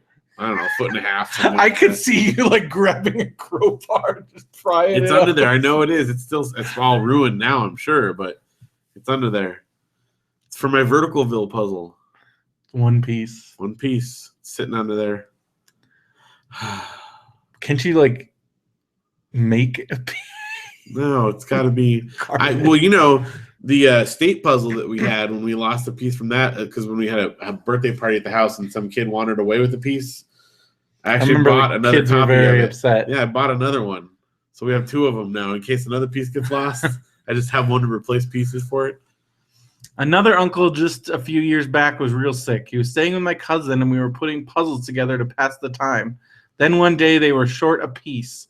They searched all over the area where they were putting them together. They did not find the piece and called the company, and they sent another puzzle. Have you ever done? Why didn't you call the company? Well, the one that that was again. It was from when I was a kid. It's an old puzzle. That company doesn't exist anymore. Oh, it wasn't like Ravensburger. No. This was. I can't remember what it is, but because Ravensburger will replace pieces. Yeah, but this is an old. She went the next day to do his laundry, and the piece fell out of the cuffs of his pants. That's why you don't roll your pants cuffs when you're doing a puzzle. That's a good lesson to learn. Check your shoes. Check your cuffs. Check your shoes. It fell right into Luke's shoe. Uncle Brendo, there's something in my shoe. And he always has like phantom stuff in his shoes. So I was like, oh, great. What's in his shoe? There really was. There was a puzzle piece in his shoe. He dumped that puzzle piece out of his shoe. I was like, holy crap. What your kid has like, it's like, but like most of the time it's like the princess and the pea situation where like Luke will be like, there's something in my shoe, and like it'll be like a tiniest little like thing. He cannot handle that. Like when we're walking like every 2 feet. Yep. So like at one point we're getting you different shoes to walk. Like he had like those one shoes that would like kick up the dirt into him. Yeah. The boots are pretty good. He likes the boots. It's good. But not if there's puzzle pieces in them. It's close to Christmas, and there's going to be a lot of baking, which means you got to let them cookies cool. That's right. Let the cookies cool. Yeah, I made brownies last week, so I learned they're to good. let them cool. Sorry, so long. I guess this is the second one. So part 2 from Denver and TLD. Sorry, so long I get to writing, and it won't stop sometimes. It's good. I just found another podcast. It's 3 guys in Toronto that roll dice to see which 2 watches a decent movie and 1 watches a so-called bad movie. And also 1 brings in an album for the others to listen to for the week. That's cool. What makes me think you would like it, Brendo, is that they are watching Beverly Hills 90210 and give full description, editorialize it, and it's funny. I just listened to show 193, and they break down the Donna getting drunk before prom and getting expelled episode. Just watched that one. Nice. Well, that was a whole season ago, but I did just watch it like a few days ago. That was in Brendo time. Donna Martin graduates. It's the See You Next Wednesday podcast. That's cool. All right. We went and seen Love the Coopers. I felt it was a John Hughes wannabe. Maybe. I don't think that's a bad thing. Yeah, there's a lot of worse things you could want to be. John Hughes is dead now, so somebody's got to carry that on. Someone's got to carry the torch. And he stopped making like the movies that we wanted to watch like in the early 90s. Yeah. So it's not like it's like tons of didn't flood the market. Yeah, I'll take it. I don't think Love the Coopers was the best movie ever made, but I think it was a really, really good movie for Christmas. So I'm happy with it. Had a good cast. Yeah. Steve Martin. Good stuff. My pen pal question. Oh, yeah, because we got pen pal. You got a pen pal to him last time. My pen pal question is difficult. So just for grins, Aquaman, in case there's some underwater situation. Oh, because there's like, who would you bring along? Yeah. On a heist. Yeah. In case there's some underwater situation. See, I feel like Aquaman, that's a bad choice. Unless it's like a thunderball. Because otherwise, underwater layer he's useless. Yeah. And the Wonder Twins, because I'd make them entertain me by changing into things on the way to the Doomsday Bomb. The Wonder Twins can pretty much do anything. I mean, that's a pretty good choice there. And if we make it in, I'll just look for the plug-in. It worked in Spy Hard. I'm just thinking there's a Leslie film where he trips over a cord of some sort. Yes. Bill. Okay, I saw this just briefly. Now that you said it, it could be Spy Hard, but in my brain, I'm thinking maybe it's Naked Gun 2.5. I don't remember. I'm trying to remember now. I'll have to look and double check. It could be Spy Hard though. Leslie Nielsen movies a lot of them kind of have similar things in them. So, and I think it might be. I'm going to check on that. Right. He says, and with the kids, because like the kids party. Maybe it is Spy Hard. The Minions and Frozen, and I would throw Barney in there. I'd throw Barney in there because I'm sure he needs it. There's Barneys out there waiting by the phone, throwing darts at Minions and Frozens, yelling, "I was king of the birthdays once. I was king." I'm pretty sure all those Barneys just got Minion suits. Right. Throwing darts. I like that Frozens. Yelling, "I was Minions king of and the Frozens. I was king of the birthdays once." Oh, I was king of the birthdays. We had Big Bird come to like my 5th birthday, and we all flipped, like we all would not go near him because we were terrified. Yeah. And it took like a little bit till we warmed up to the fact that like Big Bird was not gonna, like, I don't know, it was a little scary. One of these days we should have Rachel come on the show and have her talk about her time as like a birthday princess. Oh yeah, she was a did that for a balloon. while? She did balloon animals and stuff. Well, and she like dressed up as like Yeah. different characters. We should have. So one of these days we got to hear some stories about that. I'm sure she has some. I bet there are some good ones. Yeah. Because we all freaked out, and I could tell the Big Bird was like, "Oh no!" Like, but I don't know what happened. Somehow we eased into it, and then it was great. With that? Yeah. Because my parents probably spent my dad was probably pissed. It's like, I spent so much money. They don't even back go then get it was like a Big 2-for-1 because you got like pretend Snuffleupagus too. Yes. You could like Like, talk he's right to him. here. Yeah, hey, who's Snuffy? But that was a big Big deal. I just remember having Big Bird at my birthday party, and it was crazy. And kids talked about it for a long time until, as I've told you, my friend Alana had a Gem birthday party, and Gem and the holograms like performed at the party. That's pretty awesome. It was pretty great. Just truly outrageous. And what if they had like, what are the bad ones? The Misfits. What if the Misfits like came in and like crashed? Had a like party, a fight. Take it over. Still so sad that movie did so badly. Yeah, never gonna see that. I know. Also, Pan. We'll talk about that, but man, Audrey, you are definitely in the minority of that because that film got like ravaged. I don't get it.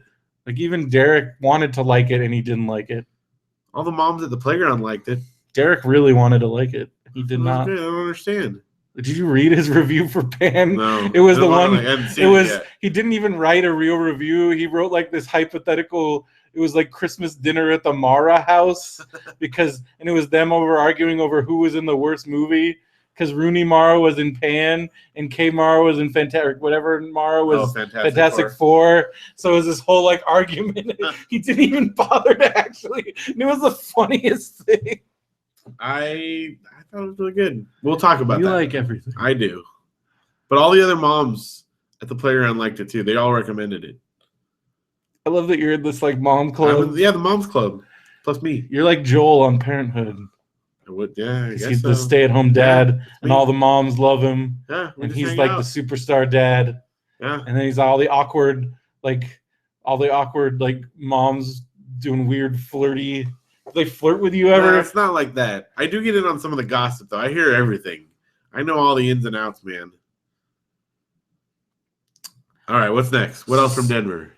Well, the thing is though, now we're at like a standstill as far as the pen pals. Because he didn't ask Mark a question. Uh-oh. Somebody's got to start it back up. All right. Well, we could like throw something out for both of them. I don't know. What is your favorite Christmas memory? All right, that's good. And Christmas song. Nobody cares about Christmas. I love Christmas music. What are you talking about?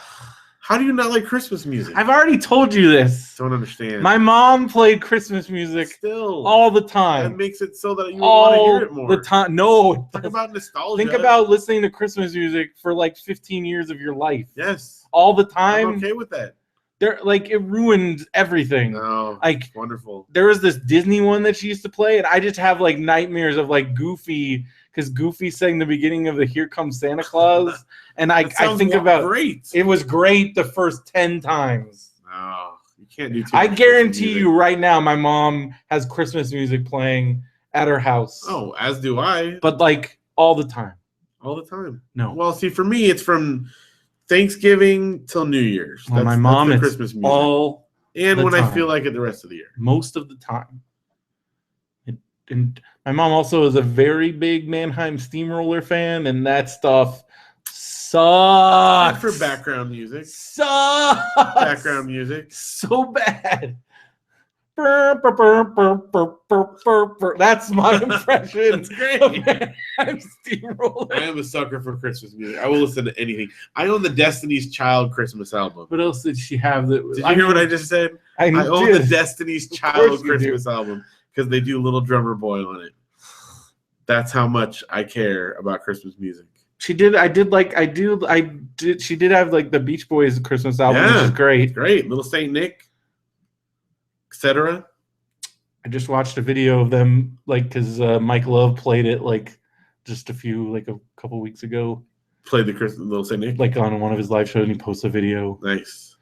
Sounds good. It's a little Saint Nick. I mean, that's pretty clever. Taking one of your own songs and then just changing it. I mean, that's like in Love Actually. Yeah, it totally is. I wonder if that's what they were referring to.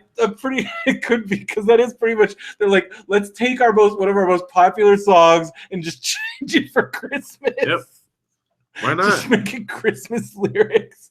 But what if they did that for like all their other songs? Like instead of California Girls, like, I don't know, North Pole Girls. North Pole Girls. I wish they all could be North Pole Girls.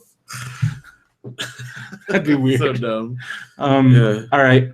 So back to the epic Denver missive here.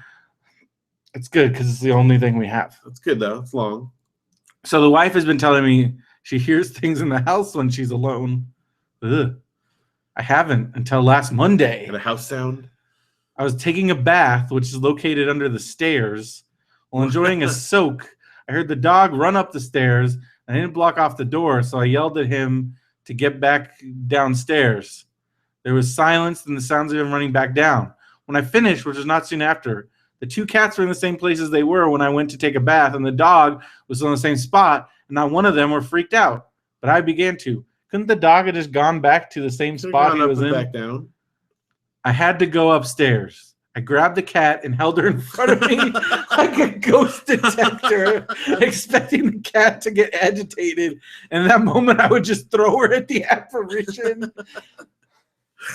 Throwing a cat at a ghost. The cat is a ghost detector. Like and run the opposite direction. Also, there were no ghosts. But now I've heard something.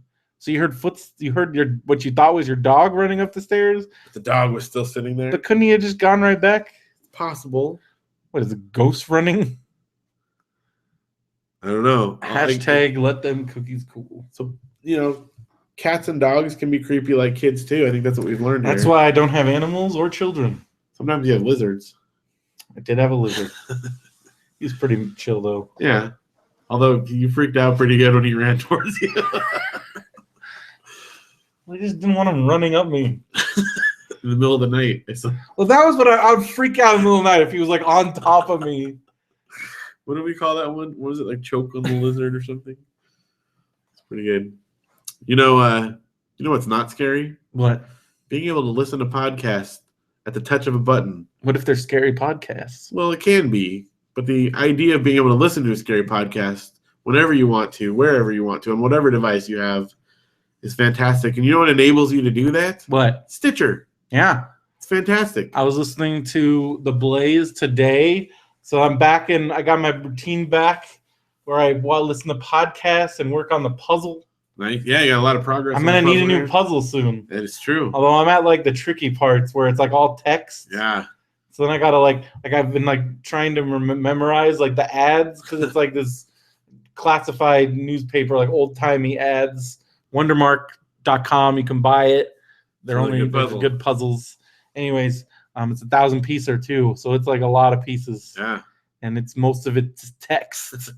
But it's a lot of fun. I figure I'm starting off real. This is the first puzzle I've done in like years. We gotta keep you going. I am. I'm gonna keep going. I'm definitely gonna keep going. I was looking at some of those Star Wars puzzles.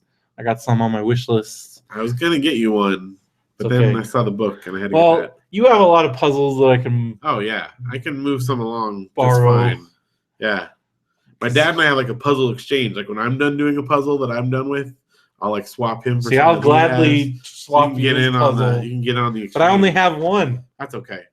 Just keep it going down the line. Just keep exchanging it. It's all right. Now there's some puzzles that I have that are like keepers that I'll redo, but a lot of puzzles, like once I'm done with it, I'm done with it. So. All right. Well, don't forget, while you're listening on Stitcher, be sure to use thumbs up. And you go to radiobrendo.com, click that Stitcher link, and that will take you to our show. If you haven't signed up for a free account, good on all your devices and web browser, it saves all your stuff. And you can use the code BrendoMan when you sign up for that. And you can listen to all the Benview Network podcasts. I want to give a special shout out. Comic Nerd Unite is recording their 100th episode. Congratulations. Next week. That's awesome. And that's exciting. You've also got Benview on Spielberg just celebrated their 1 year anniversary. Nice. And Shut Up Leonard is wrapping up. They got like one more episode, and then Benson was talking about him and Andrew have a brand new podcast they're working on. Really? Also, there is a new Benson's Boombox that they recorded in the dark. Yeah, like in the bathroom. Because it was the only place that they could do it where they could turn all the lights off. So I haven't listened to that yet. I'm excited. There's a question as to whether or not Benson was pooping during it. What? I don't know. Chris was hinting at that. I don't know. Who knows? We've got to listen to find out. I mean, their last episode, I don't know if you listened to it, they did a commentary to a movie, but they didn't tell you what the movie was. You had to like figure out what the movie was, yeah. I was able to figure it out, but it was so fast because like listening to a commentary without watching the movie, it's pretty fun though. They make it fun. Yeah, it's clever. Because at first I thought it was just like their lead, and I'm like, oh no, they're doing this. That's the whole thing. It's what they're doing. Yeah, it's the whole movie. But then I was like, I don't want to watch this movie. I just want to listen to them talk about it. I won't spoil it. Okay, yeah, so people can figure it out. So we did do a new Popsicles. I heard. There is a new Popsicles, number 88. Nice. You're coming up on 100 there. Yeah, it's probably going to be like another year before we get to 100 at the pace that we're going.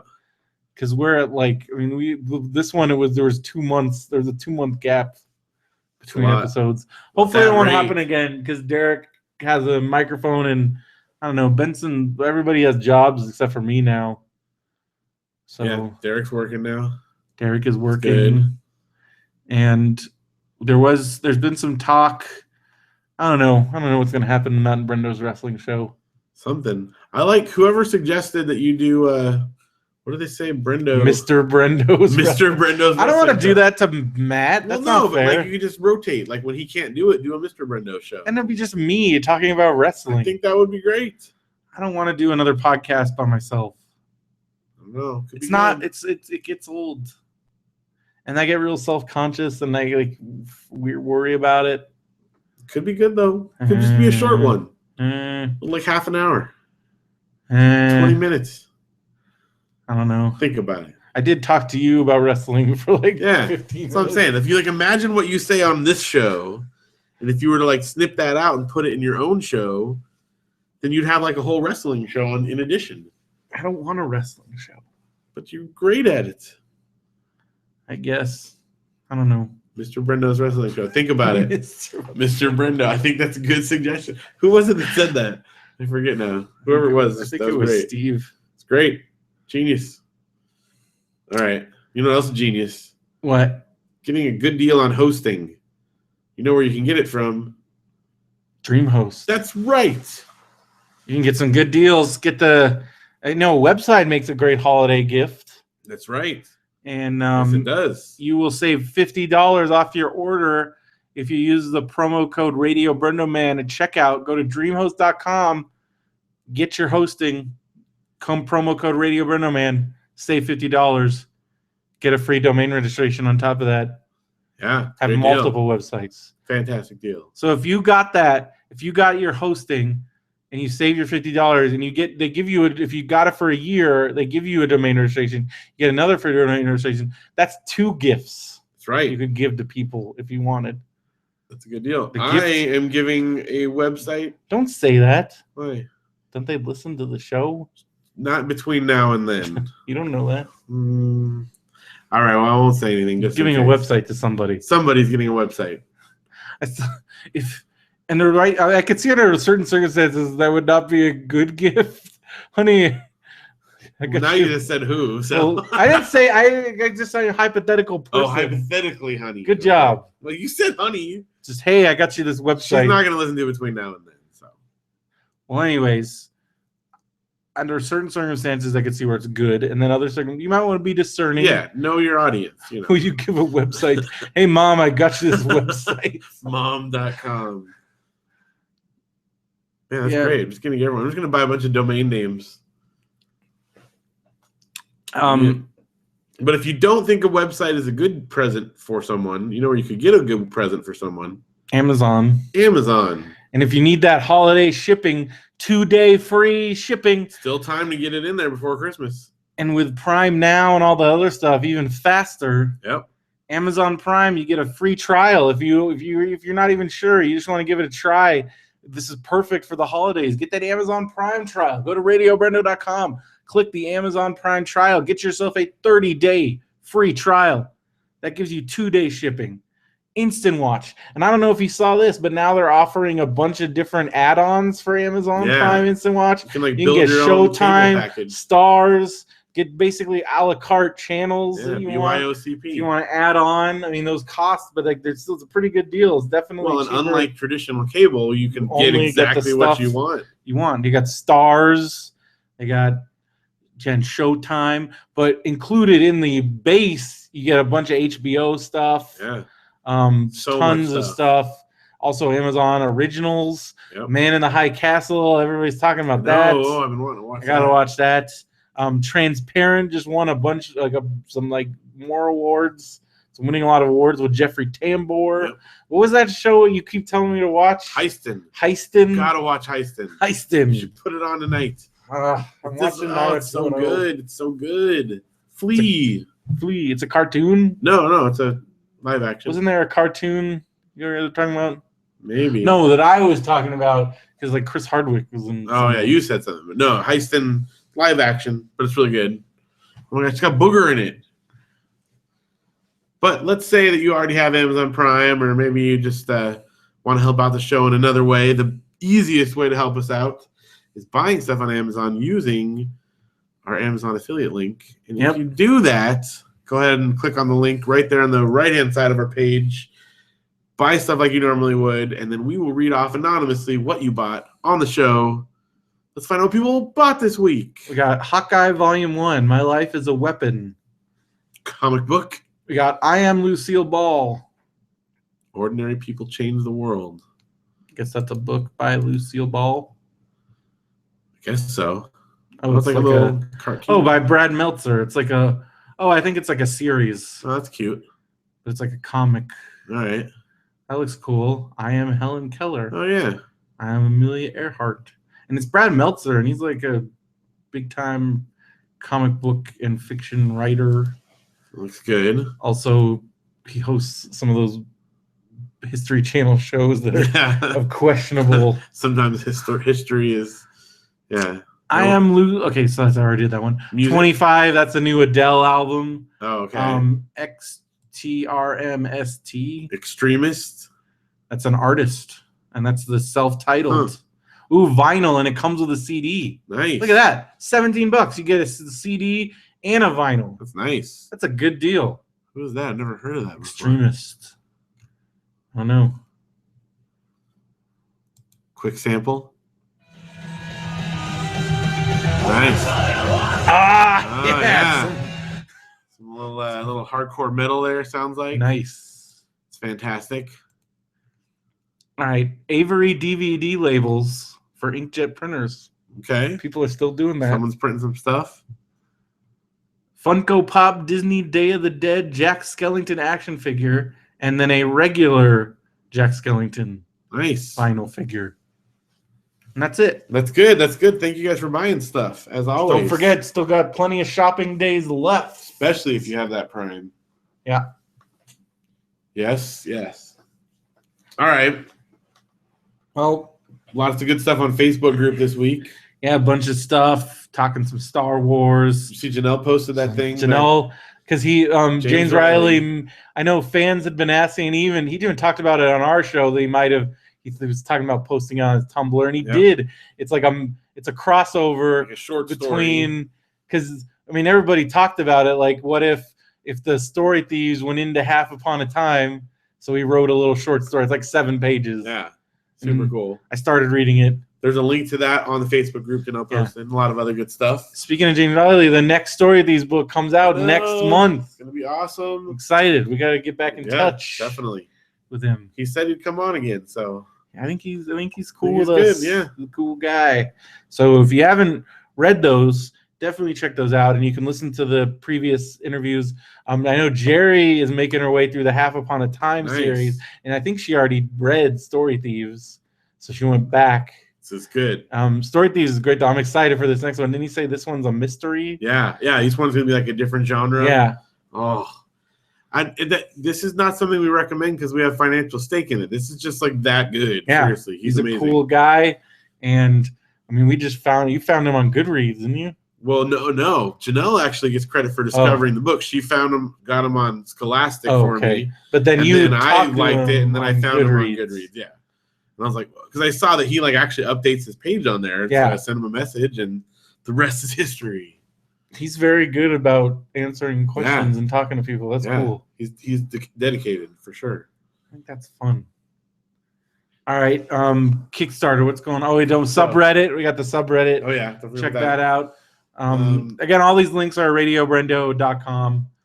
Kickstarter. So vinyl looks like, I mean, if all goes well, it's going to be probably like the first, like maybe second week of January, something like that. Okay. That'll be ready to go, and at that point, we'll be able to ship out stuff. And we still got some commentary tracks and episodes. We still have some more things we got to do. Yep. So we'll keep working on those. We also got I've got to give props to Old Restless. Yeah. He gave an independent donation. Oh, nice. He had he said we don't have to do it, but he actually had a request. Okay.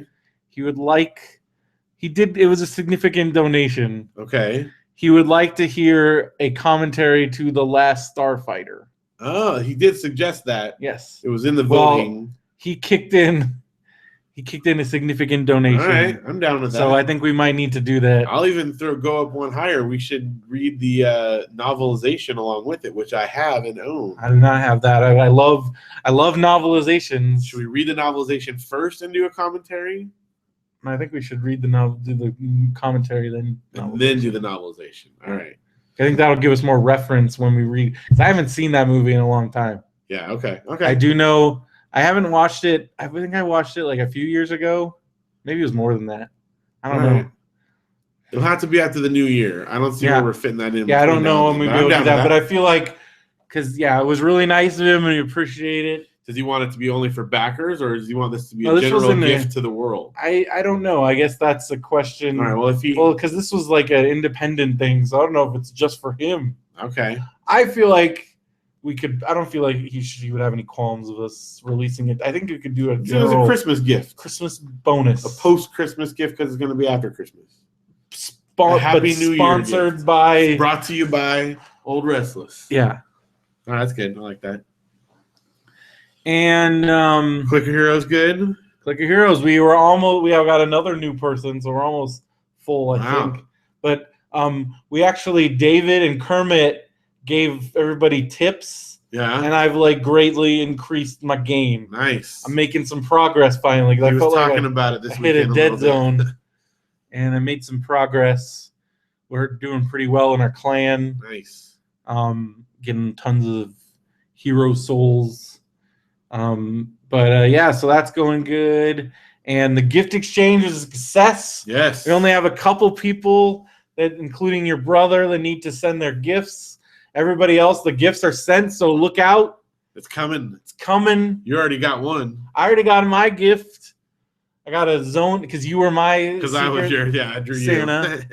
And because I'm impartial, I just use a random number generator. Right, which is good. That's how it should be. And you got me. And you gave me one of the gifts was the Zone Theory, Tim and Eric's book. When I saw that on your list, I was like, oh, easy, done. But then that was only like $13, so I got you one other thing too. Oh, I'm excited. So it's coming. And the other thing is physical. So I know what your gift is, but I'm not telling. Excited. Denver got you. Nice. So I can't wait. I think the gift exchange is fun, and I'm glad you guys are doing it. So we had the same number of people this year as last year. You said, so that's good. At least hasn't shrunk. Also, I didn't publicize it that much. Usually, I post links on Facebook, and I forgot to do any of that. Well, that's okay. Still good. Still got some good stuff. Yeah. If you guys, let's see, you know what everybody got. Yeah. But people can write in and talk about If you their want to gifts. write in, yeah. Tell us what you got. Mhm. It's pretty cool. Definitely. If you haven't done it yet, make sure you do it. When is the deadline? You have to send your gift by the 19th. Okay, so you got a So couple days. few If days. you haven't done it, do it. But everyone's good. Everyone's good. Everyone's good, and I know it's your brother and like Mark. Yeah, you know how to get. You know where they live. You can get in touch with those people, and me. But I'm waiting for a check. Yes. Because I'm pretty sure I got unemployment. I think I mailed in all the stuff they requested. Okay. I filled out the thing online, so like I think I'm good. All right. And that'd be awesome because that's 6 months. Yeah. I do have another job thing on Friday. How far is Palm Springs from here? Depends on what part of Palm Springs. Like 40 minutes? I mean, it could be as little as like, I don't know, half an hour. I hope it's half an hour. But like Palm Springs kind of is a huge spread, and so I don't know. We'll It's find like out. right by the freeway. Could be not that bad. If it's in the far reaches, could be longer. Well, I'm going out to Palm Springs on Friday to take a test for a school district job. So hopefully, because everything else has just not panned out. Well, that could be good. And my mom sent me a book about getting IT jobs. Oh yeah, that's right. And from 2002. So, but some of the practical advice, I mean, still stands. I've been reading through it, but the technical questions, not so much. 'Cause it's like talking about Windows. There's a lot of Windows 2000 questions, and a lot of just like very outdated stuff. But other than that, I mean, like it's good. A lot of good stuff. General information as well. It's just very typical of my mom to do something like that.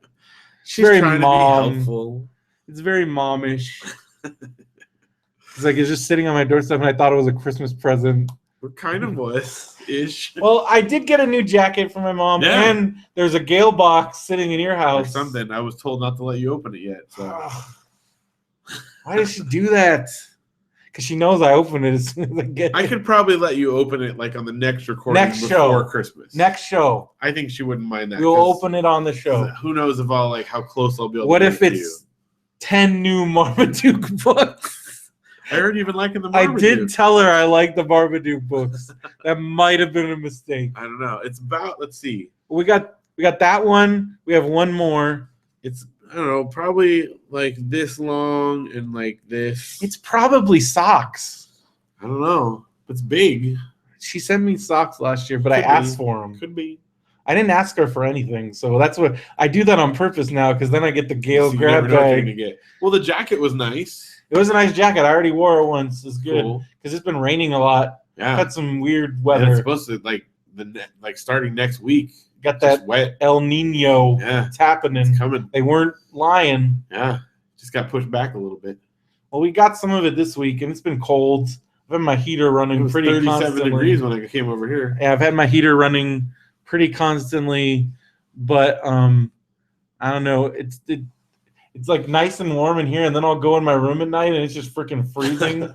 Like the heat doesn't travel around. So it's not even worth having it on overnight because it doesn't like really warm. So because I'll come in here, like if I have to like sometimes I'll get up to like get a drink of water or something, and like it'll be like nice and toasty in here. Like the other night it was so cold I almost slept out here on the couch. Because like the heat does not, I don't know, like it doesn't it supposed to leave your door open? I do.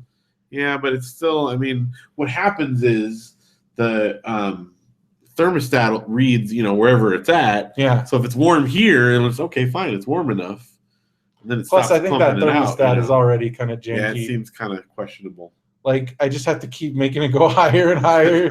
Like it has to get, but it has gotten cold, like really cold, where I've had it like super low and it'll click on. Like so, because it's gotten pretty cold. Yeah. I feel like we're getting close to where it might start snowing here a little bit. It's very possible because it's supposed this was to be around the time it was snowing last year. So actually, like that was like in January because I moved here like the week of Christmas. Man, I've been here for almost a year. Yeah, that's right. Wow, it's cool. It's not so bad. I'm right back to the unemployed. Well, still. Hey, it's fine. I mean, I had a little bit experience. It's just, I got a little paranoid. I'm like, are they calling Esri? And then Esri's like, don't hire him. I don't know. But then I'm like, I can't not put that down, like, because I have to, because otherwise it looks like I was unemployed for a whole year. Right. I have to put that in there. It's probably not with the, I don't know. Would they even call them? I feel like they would just call them more to verify employment, if anything. I don't know, man. I don't know how that works. I feel like something's happening. I always get like that, though. I'm like, what's happening that I'm just not, like, nothing is panning out. But to a certain degree, you got to realize there's like one position and 40 people. But then, like, it's like this. It's like, hard. I'm never going to find anything. But then, like, again, like I talked about this on Popsicles, like it's like this. I don't even like, because it's like, what is the prize? Like, the prize is a job you're probably not going to like. Yeah, it's tough. But you're in a better spot now. The alternative is me sitting here all day. Yeah. Thinking about getting. We'll talk about that in a minute. I don't know. Just things have been weird. I don't know. I've been keeping busy. Yeah. Been doing puzzle. Puzzle is good. It keeps your brain moving. Been doing any writing?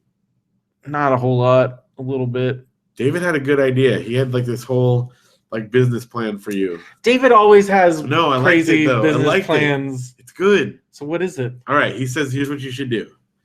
Like, because you have like all kinds of stories and stuff. So you got to start self-publishing stuff on Amazon. Yeah, I was gonna do that, and I haven't. But then my mom said that if I did that, all right, but you got other stuff. Do other ones first. I can't, because every story, most of the stories I have, like, depend on my backstory. We could do other. Still, let's just say you did. He had like he actually figured out like a whole business plan for it, because even if you're just making like a little bit here and there, if you keep publishing and building up a little bit, you'd actually start generating a little bit of income from it. Who's gonna buy this stuff? People, dude, our listeners, I would buy one. Our listeners would buy one. Right. You're a good writer. That's the thing. Like, it'd be different if it was just like anyone, but I've read your writing. I know you're a good writer. Well, I'll work on it's interesting. Stuff. Do some writing. That'll be good. Well, I gotta finish this, and then maybe if I show the completed work to my mom, she'll chill out. See, maybe that'd be good. And then once you start getting stuff out there, dude, what if you could just make a living just writing stuff? That's what dream. You want to do, right? You know how many? That's like you can do it. It's very unlikely. But But here's the thing: you've got 6 months of like, let's say this is where we were at last time. Yeah, but like this time, keep doing it. If you wrote. You're telling me to keep writing stuff. You're supposed to finish our I gave you our script for your pass on it, and that was like months ago. I thought I gave it to you last. No. Pretty sure I gave it to you. No. The stage dad is on you. Remember, I got to a point where I'm like, I don't know what I'm doing is good. And I gave it to you, and then you never. I know. Oh, I know. But see, that's what I'm saying. Like you have this unfettered time saying. It's a good idea. Well, I mean, I have a lot of stuff that I could probably put a thing together just off the stuff that I have. I think it's a good idea. A lot of the stuff, I don't know. I mean, I could just start. I've always wanted. I mean, I've been working on it for a long time. Was just putting together stuff from my blog. Yeah, even that. I'm telling you, start getting a body of work together. The book. Yep. It has. That's like a. We started working on that project like when the site was like only like a couple years old, and now the website's turning 2016. It's gonna be 14. Crazy. 14 years, but like I started collecting things to like we actually had like people wrote chapter introductions. See, and we were gonna do it, but then we just. Publishing a book is not as easy as it sounds. No, but it's easier than like a lot of things. Like you've done also, it before. The audience, like my audience is like maybe 100 people. Yeah, but if 100 people, it's $100.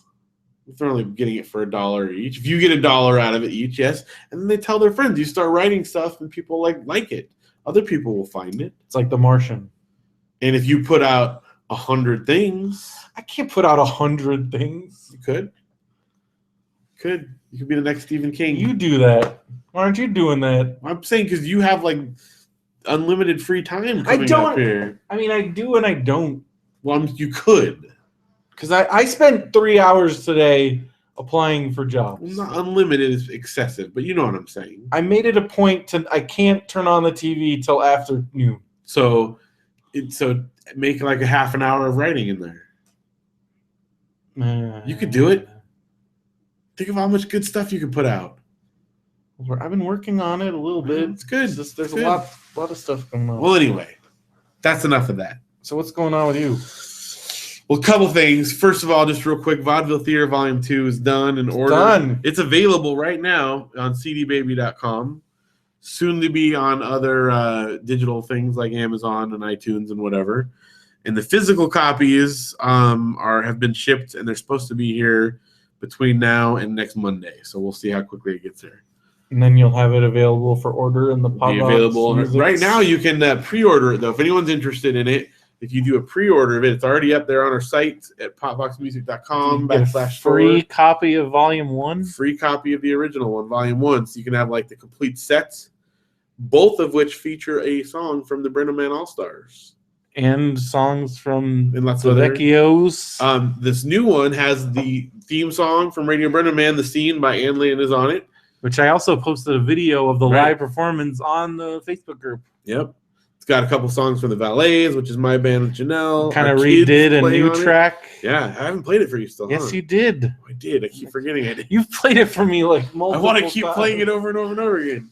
Anyway. Like, you haven't heard this. So yes, I have. Nope, play it again. Anyway, so it's pertinent. You haven't heard the final mix. Yes, I have. Have you heard the final mix? I've heard the final. You played it for me last night in the car. Oh, yeah, that's right. I forgot. You were just in the car last night. I was just in the car last night, and we had to pull over because Audrey almost threw up. Oh, yeah, that. We'll talk about that leads us into my... You had a crazy week. I had a crazy week. So we recorded, last Monday? Yeah. Last Monday. So I think it was Tuesday night, my grandpa died. Mm-hmm. Grandpa Vecchio, my dad's dad. And so anyway, that kind of set off it was kind of a long time coming, but then it happened kind of suddenly. Like he wasn't doing well, but then all of a sudden... Well, yeah, because at first things were going, and then I talked to your brother last week, and he's like, oh, yeah, it's escalating. Yeah, it all of a sudden went from, he's kind of not doing as well as he used to be to like, I think he fell, and then it just set off a chain reaction, and like a day later. That's why it's so scary with like my mom living by herself and stuff, because like the falls, like that's on my grandma. It started a chain reaction. Yeah. No, your grandmother, same thing. Both of our I think that's a very typical story when you get older. Yeah. Because then like every time you have like medical procedures become way more dangerous. Yep. Yeah. So every little thing just kind of. So it's been that. I mean, already it was kind of emotional. It's weird because like I had a very different kind of relationship with Grandpa Vecchio. It wasn't like my other grandpa. I have a lot closer, type of thing. Whereas for him, like, I mean, he was like totally mean to me as a kid, like brutal. But ever since we have very kids, similar grandpa yeah. Stories. But then we kind of talked about this. My kids see him as just like nice old Grandpa Vecchio that gives them stuff. You know, like they never saw that side of him. So for them, like they were really sad. Like it kind of hit them really hard, because this is the first time they've had to deal with it. Right. I mean, my grandma, Luke was too young to remember it all. She's seen pictures, and Audrey was pretty little. I mean, she started asking, like when we go over, she's like, "Where's Nana?"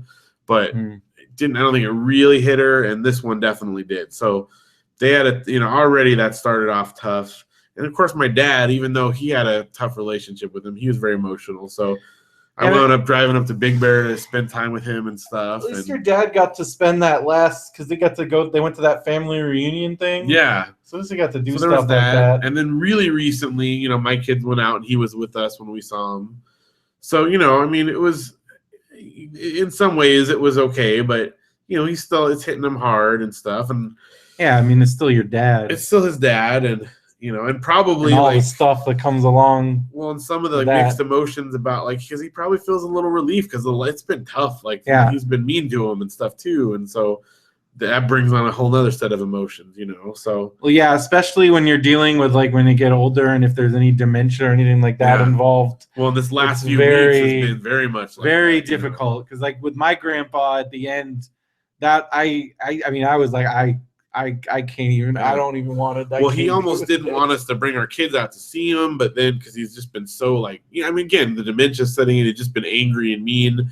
But once he saw Luke Anthony, like just he was sweet the whole time. And my dad said like that was the best visit he had with him in like months because he had just been so mean. So anyway, it was like emotional already, and then my dad went and met with his siblings, and they were talking about like funeral plans, and they decided, and he knew like Janelle's going out of state. Janelle flew home with her mom this weekend, and my brothers and I had planned this trip to Arizona. Big deal because in this like now as you're getting older, like it's hard to spend time. It's harder.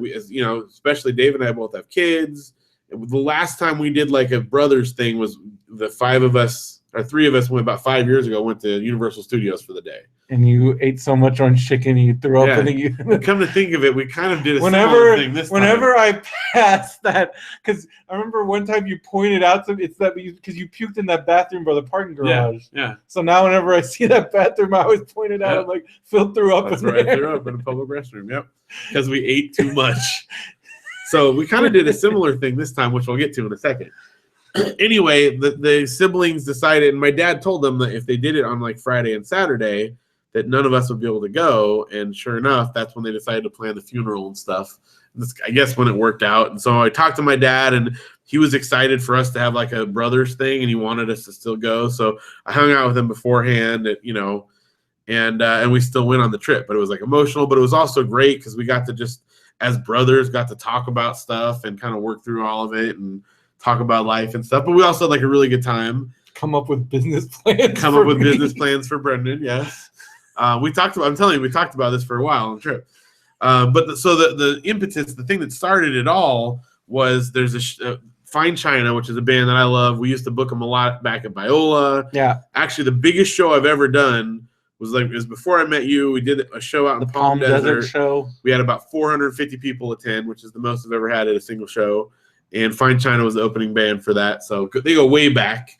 That was in 1998.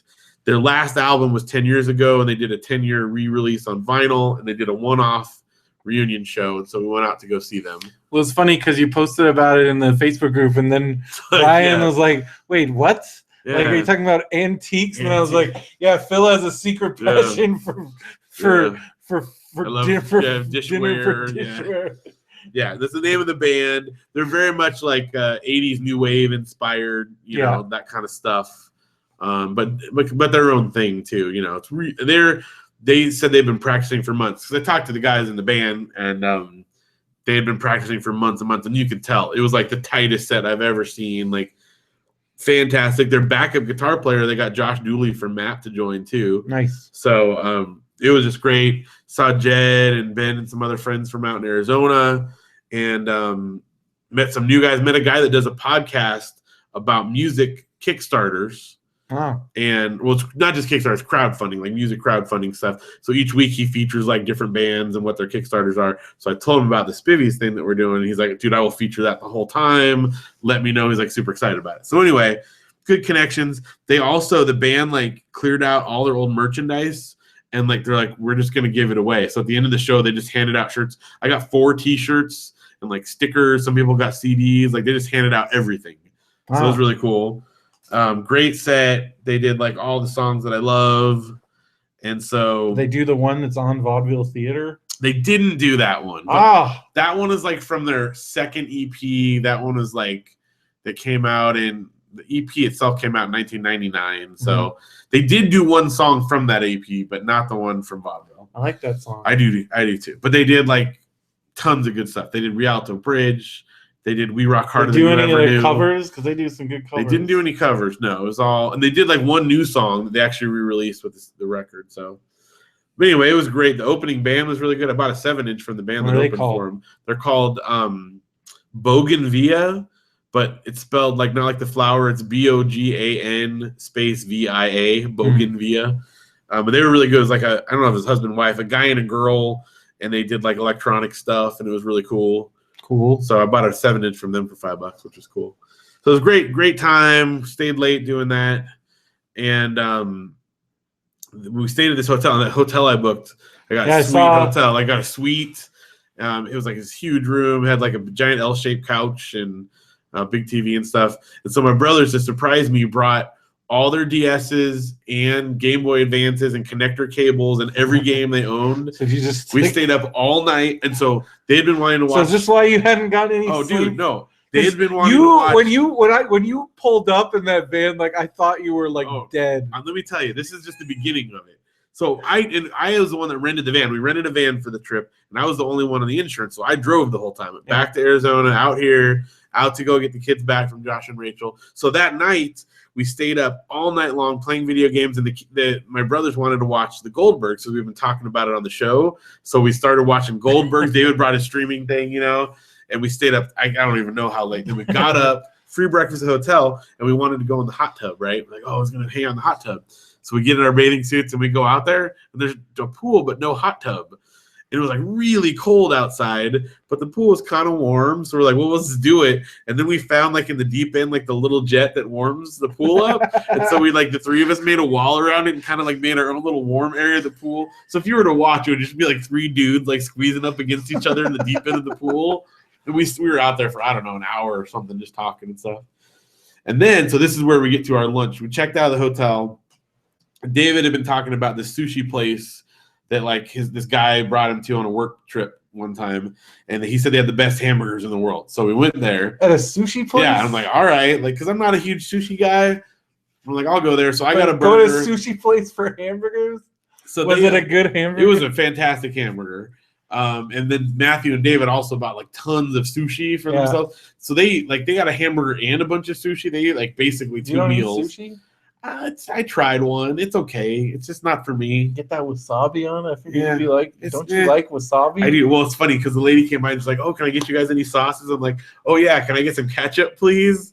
And they're like, dude, you're the guy that just ordered a burger at a sushi place and asked for ketchup when she said sauces. But it was really good. We the best service ever. They were super nice.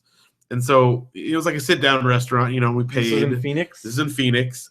And on the way in there, we had driven by this restaurant, right down the street from it, and it was called the White Chocolate Grill. And we're like, ooh, what's that? And so Matthew looked it up, and they have these famous desserts, these giant shared dessert things. Gosh. And so we got them well, let's go get one to go.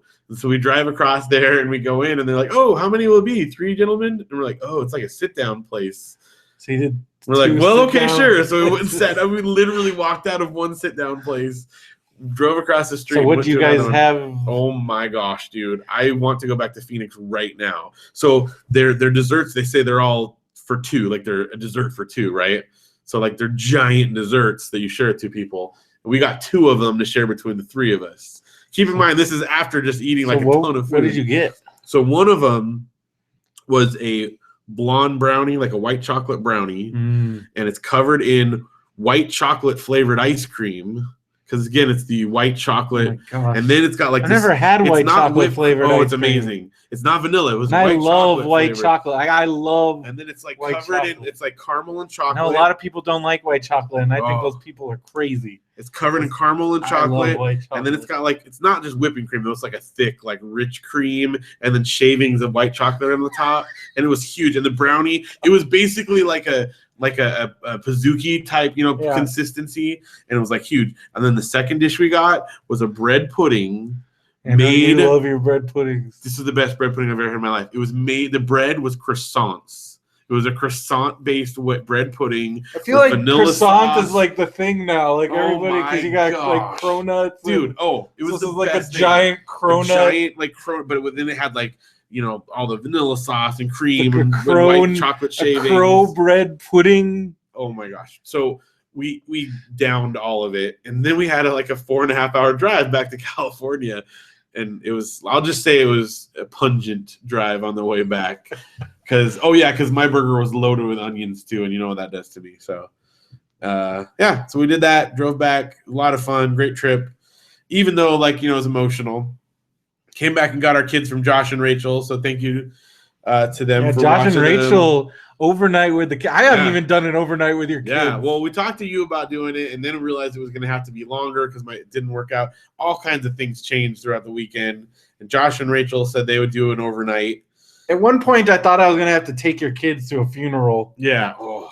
Well, and it turns out, so that the day we were this there, is like a Catholic, the funeral was 11 and a half Italian hours Catholic long. wedding. Yep. Like this is between the reception and the thing. My parents were there for 11 and a half hours. My kids would have gone crazy. I even said, because like you can't let them use their DSs and stuff in the church it's and like whatnot. a somber thing, and it's like a thing. So like they would have just had to. I'm like, I feel like that might have been where they might have literally died of boredom. You've heard like, that phrase? That's where it would have happened.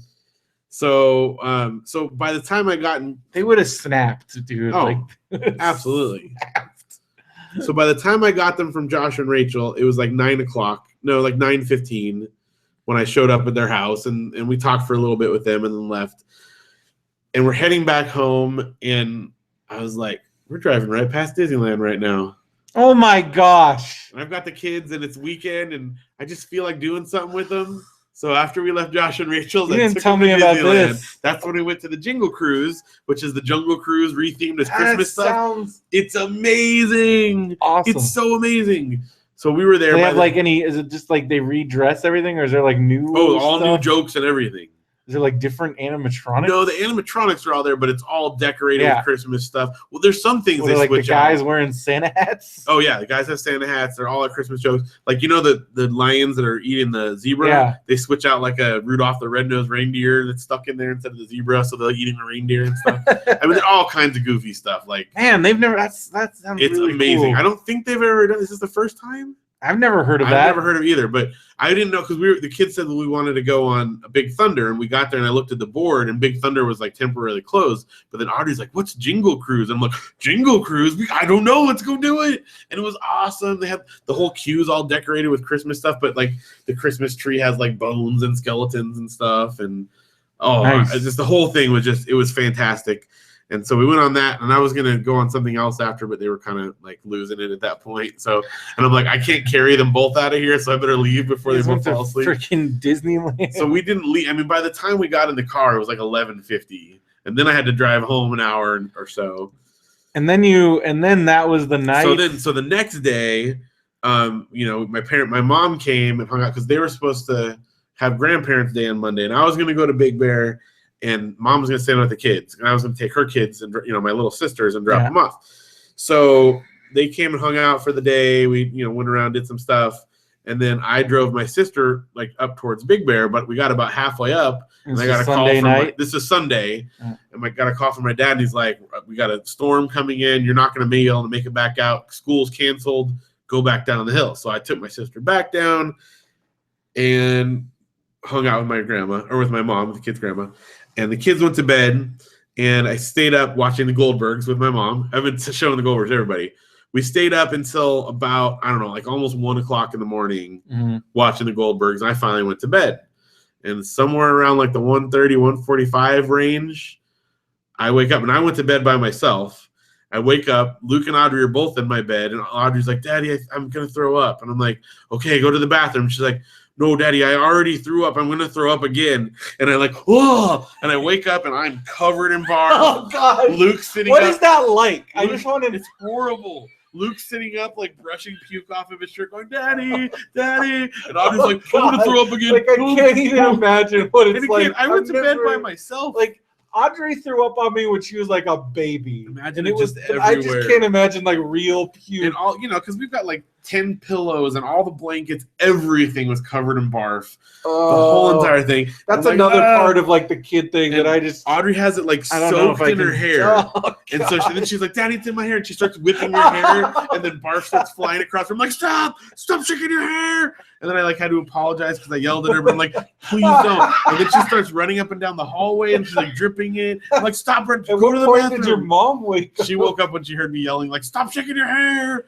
And so we had to Luke had to take a bath. I had to shower off Audrey. I had to clean up barf from like every corner of the house. The next day I texted you and I was like, "Is there anything I can do? Like, if you want to help me clean puke out of the lint filter in the washer." Because I'm still washing barf because there's so much. I still haven't even finished it. Yeah, you have to like scrape out of the bottom. Oh, God. There's just chunks of vomit in the bottom of the thing. Disgusting. So this is not it. So I finally, I get them cleaned up. I had to shower, obviously. I stripped my mom. helped a little bit getting the kids out of the bath, and then she took Audrey, because Audrey has stuffed animals all over her bed. So she made like a big pile of stuffed animals, moved them all off the bed, so in case she had another thing, she wouldn't get it on those, right? Yeah. I shower, I get back in bed. This is like a 3-hour process because I have to get everything clean. I don't want to lay by back this point, it's like 4 or 5 So we're talking like morning. 4 o'clock, like 4:30, something like that. And I lay back down, I go to sleep. About 20 minutes after I fall asleep, I hear, "Daddy, I'm throwing up again." And I run back in. God. And she had tried, instead of like, we'd set up a thing in case of emergency, she was trying to get to the bathroom. So the barf starts on the bed, and then the main pile of it is right on top of the pile of stuffed animals that Mom moved out of the way. So all of the stuffed animals barf are a huge pile on the carpet, and then there's a trail from there into the bathroom, which she did eventually make too, and there's barf everywhere in the bathroom. What caused her? We still don't know. I still don't know because she was feeling sick the next day, and she feels fine today. So I don't know. So then that was another huge process, cleaning up everything. I finally, like after sanitizing everything, I set up a bed for her, like right outside the bathroom door on the floor, so that she could and she didn't again. But by the time I was done cleaning that up, it was about, I don't know, a little after 6, and I had to get up at like 6:45 to get the kids ready for school. Well, Audrey stayed home. This is the part of parenting that I don't know if I had a cumulative amount, like something like an hour and a half. And this was after your weekend. This is after sleeping. I stayed up all night doing Disneyland and driving everywhere. So by the time I saw you the next day, I was like so out of it. Yeah, like when you were driving around, like you kept taking wrong turns, and when I'm like, what are you doing? You're like, oh no, I'm man. so tired. And then I'm like, I don't think we should record tonight. You're like, no, I can do it. I'm like, no, I think you need to get some sleep. Well, then I wound up sleeping until noon today. So, because the kids had the Christmas program, and Audrey was so sick she couldn't do it. But yeah, we knew, because like I remember one year she said she would been sick, but then she's like, no, I'm gonna do it, and I want to do it. So then she did it. Yeah. But then this year we were in the car. She's like, I don't think I can do it. And when she like then she she really is sick. She even had a scare, like you said, on the way there. We had to pull the car over and then like I don't know, I feel bad, but like so I was like holding her, and then I'm like I kept like pushing, like I was making sure her head was like away just in case. She kept resting her head on me, and I'm like, but I made sure that like she was like, okay, you can rest your head here, just make sure your mouth, because I'm like, I don't want to get puked on. Yep. I'm sorry, like, but she was definitely not feeling well. Oh no. But Luke got to sing his songs. Yep. And I was standing up because like it was packed in there. Yeah. And I was standing with some other parents, and they're like, man, I wish we could have gone to Grandparents' Day. This is crazy. Right. And like he's like, you got to camp out now to get the good seats. And yeah, this was like a huge auditorium. They even had a video venue like outside in the lobby. There was not that many people there last time. No, it's grown a lot. It was crazy. Well, it wasn't at the school last year. It was at the school last year. This year it was like at a big giant. And somehow, I don't know. Somehow it was nuts. Because I was away in the back with Audrey. Like there were people, just a row of people standing against the wall, and I was with them, and like, and I felt really bad for this couple because they were like, our kid's in 6th grade. Yeah, to be there for the whole thing. And they're like, at least parents will leave, like, so we can sit down. But they're like, I gotta sit through, because the dad especially was I gotta sit through. The guy I was sitting next to is the same thing. He's like, oh man. I'm like, I'm out of here after TK. Yeah, because I told her, like, my goddaughter did TK. They're like, you lucky.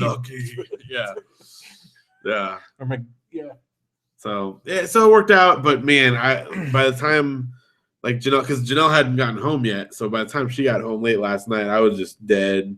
I talked to her for a while, and then, man, so it probably wouldn't have. It would have been much less interesting to hear me talk yesterday. You were really out of it, and you like could barely talk. I know. Well, I had lost my voice. It's still a little croaky tonight, but I was like, Brendo, I was gonna record tonight. It's fine. So yeah, so that's my week. I didn't get it was nuts. I didn't get a whole lot done this last week, but I don't know. It's good. It was a good week, I guess. Are we ever getting another Brax comic? Yes. My New Year's resolution. Your New Year's resolution. Yes. Well, the vaudeville theater was taking a lot of time. That's Can't we at least get to 500? Yeah, yeah. We're almost there. Been almost there for like 2 years. I actually have some good assignments to give you too to help get the Kickstarter going. Gosh, or finished, I should say. So we got some more stuff of that, and I got some stuff I can give A you. lot of stuff.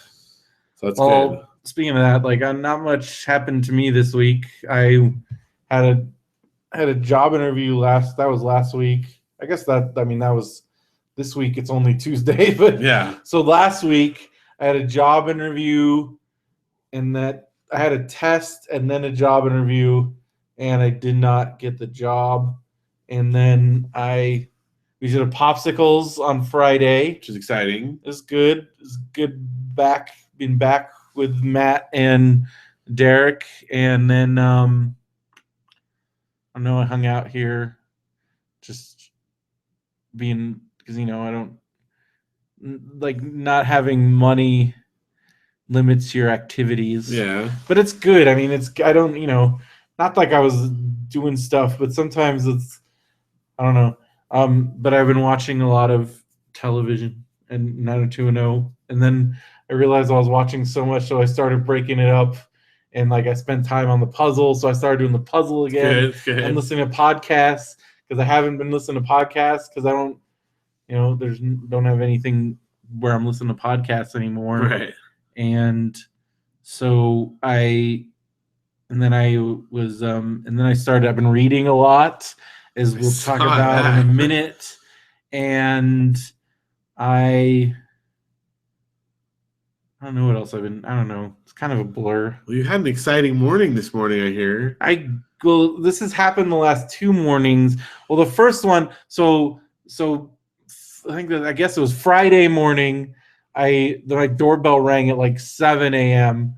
and I like threw on like a shirt and walked in. It was a guy. He's like, "Yeah, I'm here to clean the apartment." And he looked at me like, "I think I have the wrong apartment." I'm like, "Yeah, the empty apartment is next door." He's like, "Oh, I'm sorry." And then he's like, "Did I wake you up?" I'm like, "No, it's okay." Because I don't know, whatever. And then today, though, I got legitimately ding-dong ditched because the doorbell rang at like 8. And 8 a.m. Yeah. That's commitment. Like I thought like you were supposed to do that like late at night. Mm. So this is like early rising pranksters? It could have been another mistake, but this time they like were gone. There was nobody there. And how long did it take you to get to the door? How long did they have to escape? It was like, well, because first I didn't have a shirt on. I'm like, I should probably put a shirt on. And I looked through the peephole and there was nobody there. And I thought, oh, maybe it's a package. And then I opened it up and there was nothing there. You looked on top of the air conditioning I did look on top of the air conditioning thing. All right. And plus, they don't deliver packages at 8 in the morning. Yeah, they wouldn't. Like all the package JWs, people, they come early sometimes. Yeah, I don't get JWs here. Because the JW. Well, no, I told you. I mean, you see the JW. Whoever there, I think there is one that lives here. Or no, I've seen them. They drive up in a van and then they just put the watchtower that's right. in the laundry room. So they put a watchtower in there. My ladies, they come to me like on a regular basis. They're nice. I'm not one of those people that are like, I'm gonna be mean to them. They usually take up like 2 minutes of my time. It's not that bad. Mm-hmm. Well, it might be the same ladies. Could like be. Older ladies. Yeah, I think it's them. They drive in a van and they too. come up in I think it's them. They come up in their van and they just drop but they don't even bother knocking on the doors. Did I tell you about like their turf wars though? What? Okay, this is like last month. So I have these same 2 older. Well, the one older lady is like the main lady. I can't think of her name now. I feel bad. She comes to my house like every 2 weeks. And they don't have name tags like the Mormons. No, so because the Mormons have name tags. They've introduced themselves. We don't have Mormons here. They're around. I see them walking around. I have seen them walking around. But they don't go door to door. I guess not. So she comes to me and like all the time. So one time, she was like out of town or sick or something, and this other lady came. She's like, "Oh hi, like my name's Grace or whatever," and she does her spiel, and she's like, "Someone else might come around and talk to you today, but you tell them that Grace already took care of it or something like that." I'm like, okay. So sure enough, like this younger lady comes like an hour and a half later, and she's like, "Oh hi," and I'm like, "Oh, you know what? I already talked to Grace earlier. She said to let you know she took care of it." She's like, "Who's Grace? This is my territory. I'm supposed to be coming here." And I'm like, my God. I don't know. Like, is there some like local Jehovah's Witness? I don't know. Is there warring fact? Because aren't they pretty organized? I think so. So I don't know what happened. Some splinter Maybe they group. were both supposed to sub or something. But I'm like, yeah, Grace, well, you already get these things. I'm like, yeah, I already got those magazines. Like, I already have them here. And she's like, well, I don't know who this Grace is. I'm gonna have to go talk to someone. I'm like, okay, sorry. And she like totally left all mad. I'm like, I don't know, some kind of religious turf war thing. Dude, I wish my mom had moved to Minnesota like earlier. Well, I guess she doesn't live in Minnesota proper, but like, do you hear the stories of like people that like opened the door and Prince was there? No, because he's a Jehovah's Witness, and there was a period where he was doing, and this was like a few years back where he was like really, because he goes in phases, I guess, and there was a period where he was actively doing.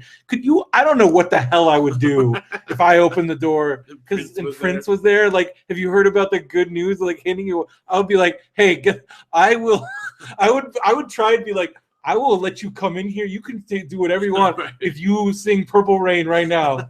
I'll go to church with you. Like, Prince, you probably had a pretty good conversion rate. Like, because like if Prince comes in, like I'll do Bad Dance right now. What if he did? I would have to see. I would take everyone. Give me your watchtowers. Give me all. I'll of them. subscribe.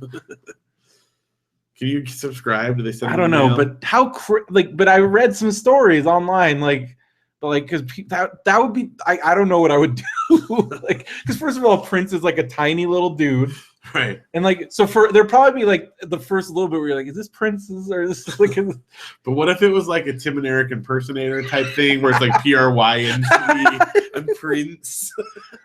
But like, how crazy would that be? Like, because because Paisley Park is near Minneapolis, I think, or somewhere out there. Can you imagine? Would your mom know who it is though? Maybe he did. My mom absolutely would probably not. I don't know. She might, because I had the Bat. I watched all. I love the Batman soundtrack. Yeah. And I was playing. I remember I recorded like the Bat Dance music video on MTV. Like, I would play it all the time. And like, my mom's pretty down at that, especially at that time. She was with it. Yeah. But I don't know if she would now. I mean, who knows? Did we talk about on the show our idea for our business? What? The end credit rap song. Oh yeah, like making up end credit. Dude, the Monster Squad has an awesome one. Like, it's an awesome. But we were talking about coming up with end credit rap songs. We could for hire any movie for hire. Yeah. Like, just like if you watch any movie, because there used to be a thing where there'd be a rap song over the end credits and would like basically say the Turtle plot Power of the movie. being probably the best one, or the Ghostbusters 2. It's a recent movie we saw. We did one that was dumb. Like The Martian. You know the plot of The Martian. Like, Matt Damon went to the planet Mars. He had to grow those potatoes. Oh, he wouldn't get very far. The other people thought he was dead. They left him for dead. He had to take that hab unit and make it his home. And then he ate some food that he made there with poo. So yeah, see, that's like it. That's how it goes. So we'll do that for hire. Anyone want to pay us? We will make a rap song for the end of your credits, basically narrating the plot of your movie. Yeah, I just tell them we're on to the new Star Wars one. Yeah, Han Solo's old. Yo, yo. So is Carrie Fisher. Yo, yo. What do you do your part now? Luke might be a ghost. We don't know. No. But now you know, because you saw the show. It's good. That BB-8's rolling around. It's pretty great. See, that's at the end of Star Wars now, if you guys see it. Spoiler alert. You guys heard it here first. I think it would do better, actually, if they had us on there.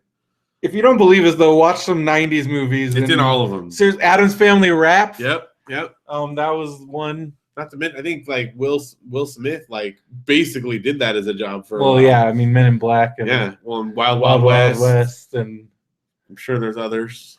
But end credit rap's pretty great. Yep. My favorite, which you still haven't seen, Miami Connection. We gotta watch that. No. That one is awesome because it's the characters in the movie are a band, and then they're always singing songs, and not just the end credits, throughout the movie about what is going on in the movie. Like, we're gonna go fight the guys, kung fu the guys. That's not what the actual, but that's whatever. Basically, like, and so it's like these karate dudes that are also in a band. That's awesome. It's the best. But I was just watching Monster Squad, and they had a really good, like, it was basically that, like, they were rapping about the monsters and they had to fight the monsters, and the amulets, like, I think all of that is in. I mean, you've also got like Ghostbusters 2. Yeah, I'm telling you, it was a huge thing for a long time, and I think we're bringing it back. TURTLE power. What do we call it? Phil and Brendo's end credit raps. Power. Yeah. Phil PABECR. That's our new company. Phil and Brendo's end credit raps. That's the name of the episode right there. All right. So as I said, nothing saying Ding Dong ditched. And then I tweeted, I was like, I'm too young to be shaking my fist.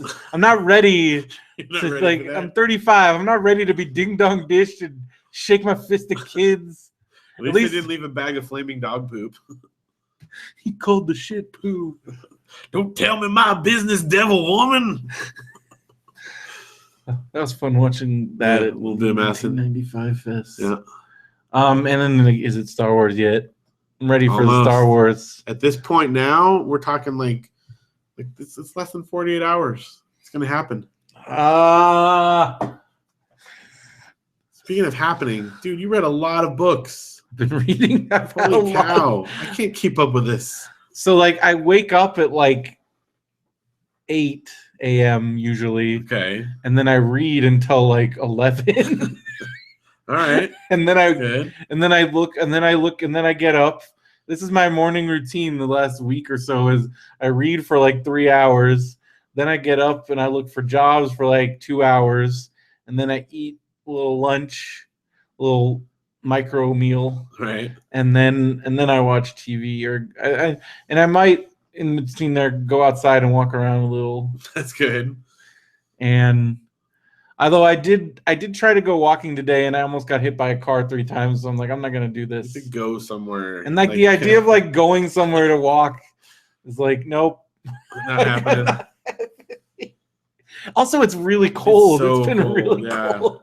But I did try the other day, and I seriously almost died. Because the reason why is because, like, this on this street especially, people park their RVs. So then people are going around the RVs and they don't see me, and like I seriously almost got killed. And like people are idiots. Yeah, I don't know. I think it's just everywhere. People don't pay attention to pedestrians. Yeah. Especially here because there's no sidewalks. Or there's weird sidewalk. There's like a chunk for like half a block. I walked around this neighborhood for like several months. And yes, I had a few instances, but now I don't know. I don't know what happened, but this one, it was by far the most dangerous. And I'm like, I am not doing. I didn't even make it. I made it down to Wildwood Canyon Road, and I just turned around because I'm like, I'm gonna die if I keep doing this. And I didn't want to walk because it's like just walking on 4th Street. I almost got hit by a car 3 times. I'm like, if I go on Wildwood Canyon, I will die because people go way faster on that street. And so I'm like, if I do that, I will. And there's a part on Wildwood Canyon where you basically have to walk in the road, and like it's not safe at all. And then also there seemed to be, I don't know if it's because it's cooler, that more people had their dogs out. And like there was also a lot of scary dogs. Yeah. There was a pit bull that I swear was like about to break out of its leash. And I was gonna be, dude, like that thing wanted to just tear my face off. There's a lot people here, there's a lot of pit bulls.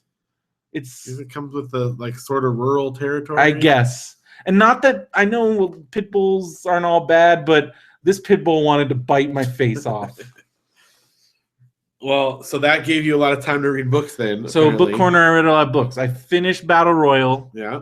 Which, again, these are not small little kids' books. I know. I finished Lion's Pride, the wrestling book. Right. The New Japan Wrestling. And then I started, because you're taking so freaking long. Well, this week I did nothing. I have them on my Kindle, so I'm just going to start. And I love the Harry Potter books so much. They're so good, and like getting back into them, it's like an old friend. And I read Harry Potter and the Sorcerer's Stone in one sitting.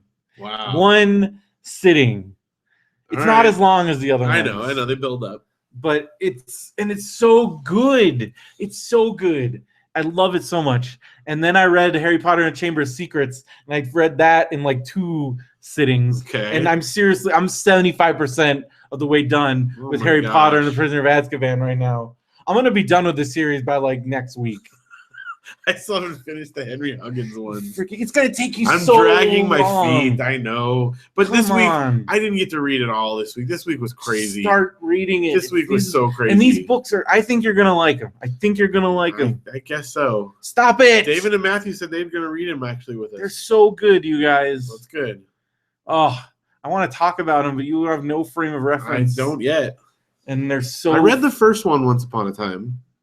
Well, the first one's great. All right. Well, I'm fully planning on doing it. I did read a little bit more. I just made me want to. I don't know, like, because I'm unemployed and I have nothing to do, and like the idea of going to Hogwarts is just so amazing. like you like just the whole like Great Hall, and like you get like all the food. Like I feel like I like my problem though is like I would go to Hogwarts and I would like die because I would just like. Because like they talk about like they just like have unlimited food and it's like good food. Don't they have like a no gaining weight spell? Maybe you wizards. can invent that. There's some fat ones though. You can invent like the maybe I'd be the keep it reasonable spell. Because I don't know. Because like I would just eat until I died, and like Quidditch sounds awesome, and like although I'd probably suck at it, but I would totally like. I feel like I would be good. I think potions sounds cool. I'd probably be pretty good at potions. Right. And like I don't know, you get to go to these awesome like they don't. That's the other problem though. I'm like these kids like are wizard people like dumb because like all they do is these wizard classes. Like they're not learning math or like the only class they have that like is like somewhat. They have a Muggle studies class, but it's an elective. So it's like learning about because like Hermione took it. This isn't until book 3, but like it's like one of the test questions is why do Muggles need electricity? So like things like that. So it's not even. So I'm like they're not learning about history. How do they learn how to read? Like yeah, how do they? But I guess they don't start there until they're like 11. So I guess they go to like regular school. So it's like transferring in from a community college. But then you're still not taking any math, science, English, like reading normal books. Yeah. But I guess like the wizard world. But the wizard world, you don't need any of that because you're just doing wizard stuff.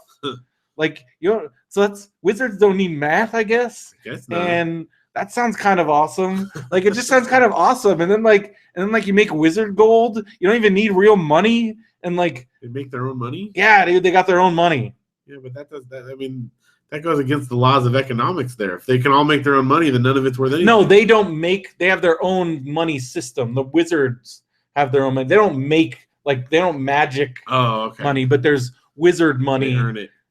But I'm just like on our trip, Matthew was like, we were talking about something, and he's like, we're talking about like doing, working for other people. He's like something about, how you can earn points on video games or whatever. And he's like, if only there was a way, like someday we'll come up with a system in real life where you can like do a service for someone else and they'll give you like these points, and then those points would be good to like spend on other things like services from other people. Like money? That's exactly what we said. And he's like, oh yeah, I guess we already kind of have that. What? I know, it was so Matthew. It was Matthew. Such a great Matthew moment. If only we could come up with a system where you could like earn these points by earning, doing something, a service for someone, and then those points would be good for other people's services and goods. And we could have like an agreed exchange rate for what that would be worth. Like what? Like money. Oh, Matthew. But the wizard jobs sound like way easier. Yeah. Like, I don't know, just like going in and fixing things that go wrong and detecting spells, and I don't know, it sounds like the life for me. And you just wear robes all day. That sounds cool. Yeah. And again, that school just sounds awesome. And you get all that food, and then you go down to Hogsmeade and you buy candy and like all the wizard practical jokes, and so they have the gross like candy, like jelly beans. Yeah, the every flavor beans and acid pops, and that's one of those ones that the kids like tricked me into eating one once. But there's good candy. There's like wizard chocolate and magic candy that like makes you levitate and other stuff. And I don't know, wizard chess sounds awesome because it's like battle chess, but like real, with like real pieces. And you got I don't know, sounds cool. So it's good, huh? I don't know. I want to go live at Hogwarts and and then like you get a nice 4-poster bed, canopy. All right. And you live in like there's like the Hogwarts has like secret passageways and it's a freaking castle with all kinds of secrets and just sounds awesome. Like the Gryffindor common room, you go through a portrait in the wall. It's like secret passage into your common room. Wow. And then there's like secret passageways into classrooms. I don't know. I like it. That's why I'm reading them all, because it's fun. So I finished those first 2, and I'm on the 3rd one. Now I want to watch all the movies again, but I don't know if I'm going to do that. And then on my bathroom reading, because I finished Battle Royale because that was my bathroom reading. Okay. And I almost started reading all the manga again, and then I looked at it on my shelf, and it's like a lot. It's like huge. And I'm like, that would take a long time. And then I just read these, and then I don't know. And so then I looked, I'm like, I should read something I haven't read. And I have a pile of my to-read books over in my cabinet, and it's pretty big. So the first one, it was a book I bought like 2 years ago. It's called I Found This Funny, and it's a Judd Apatow. He like collected a bunch of like short stories and all kinds of different stuff. That's cool. And so far it's really good. All right. And that's what I'm reading. Well, I did read some more of Henry and Ribsy, but I didn't finish it yet. Did you get to Ramona and the PTA? I still didn't. It's the best part. I know. I as you saw from my schedule, this was like a crazy week. I didn't stop for anything. I don't know what I would do with myself if I couldn't like read a ton. It's just been. I got a new Mad magazine. I did read the new Mad magazine, so that Wow, makes it really better. They did the year's dumbest people and things. Was it all about Trump? He was the number 1 dumbest person of the year. Yes. Even the Mad panel was a lot of Trump. Yep. That was kind of a foregone conclusion, but still. And we're almost done reading The Borrowers actually with the kids, so that's been really fun. So that's nice. Good. That's it really for me for reading this week. I did think of another current event though, real quick, that we need to mention. I mean, I guess we could mention at the end, but while it's still there, we got to talk about our 200th episode 200. Yes. We're 2 episodes away, you guys. This is 198. We got one more, and then the 200th, and we came up with what we're gonna do. It's gonna be right after Christmas, and you're gonna wanna watch the video feed at the very least. If you can't watch it live, you're gonna at least want to watch the video, because for episode 200, I know there was various things floating around. A lot of suggestions talking about doing various challenges or something crazy. We have come up with our own challenge. Now, someone suggested we revisit Fireball Island. Yes. Which we're going to take that and we're going to do that. We're doing high stakes Fireball Island. So it'll be you and me. Yes. We're going to play each other. We might try to get like Matthew to be our moderator or our might get a judge mediator or whatever. Because I don't know. It's pretty serious. Yes. What are the stakes here? What are we going to do? The loser has to shave their head with a number 2 clip on the clipper, which is lower than you've ever gone. Lower than I've ever gone, but not like bald to the skin, so that we can, and all facial hair gone, and we're gonna do it on camera. We will set up the sheet and clippers behind the camera here, and when the game is over, whoever loses will be shaved. Tap on camera. So yes, say goodbye to these flowing locks. Whatever. We'll see. Whatever. Even if I win, I'll probably have you do it. Still do it while I'm here. I'll just cut your hair. Whoever loses has to have it cut all the way down to a 2. 2 is very short. Yeah. I've never done that. The shortest I've ever done in college, one time I did a 3, and that was pretty short. Normally I do like a 4 or 5 for a normal cut. So this is short, but the beard, like beard free, gone. That's the big thing for me, because my kids, I was talking to my kids about it, like they don't remember me not having a beard. That's what I was saying. Like they're for them, like they see pictures of it, a lot, and even since Luke was born, I have shaved it, but they don't remember it. But Daddy, you've always had a beard. No, not always. So that could be a big thing. They might freak out. At the end of the night, one of us will be beardless and hairless. So that's gonna be fun. That's the stake. So and that's gonna be like the weekend after Christmas, probably. Yeah. Somewhere in there, like we've got. We it down will to 1 or 2 announce days. it ahead of time. Yeah. So you can tune in. We'll try to do it at a somewhat decent time. But if you miss it, you can always watch the YouTube if you want to see it, and of course you'll hear the podcast as well. But we're gonna set up Fireball Island in here. Yeah. We're gonna have a showdown. It's gonna be good. That'll be episode 200 plus. We're gonna do at some point. We're gonna do a commentary on Radio BrendoMan number 1 and number 11 because that's your first one, right? But yeah, that'll be at some point. But that's part of the celebration, right? Because holy crap, 200 episodes. That's pretty good. It's pretty good. It's like 4 years. Not a lot of podcasts get to 200. I would say. I mean, some do, obviously. And that's like 4 years. Plus, pretty nuts. So it's good. Thank you guys for listening for that many episodes. I know. There's a lot of hours of us talking on the internet. So many. So yeah. Because like at an average of 3 hours. Yeah. That's 600 hours. That's right. No, we didn't start off, but we also had some 4 and 5 hours. So I feel like it evened out. So on average, now, 3 hours. 3.5 or something. So 3 hours. That's a safe bet. 200. Especially if you add in like guest things. 100 hours.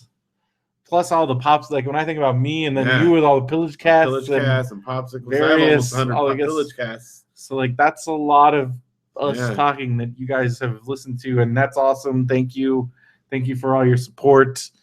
It's overwhelming sometimes. Yeah, and you guys are helping because I think my mom has realized that like I'm doing something cool, so like at least it gives her something to be a little proud of. She's only a little bit.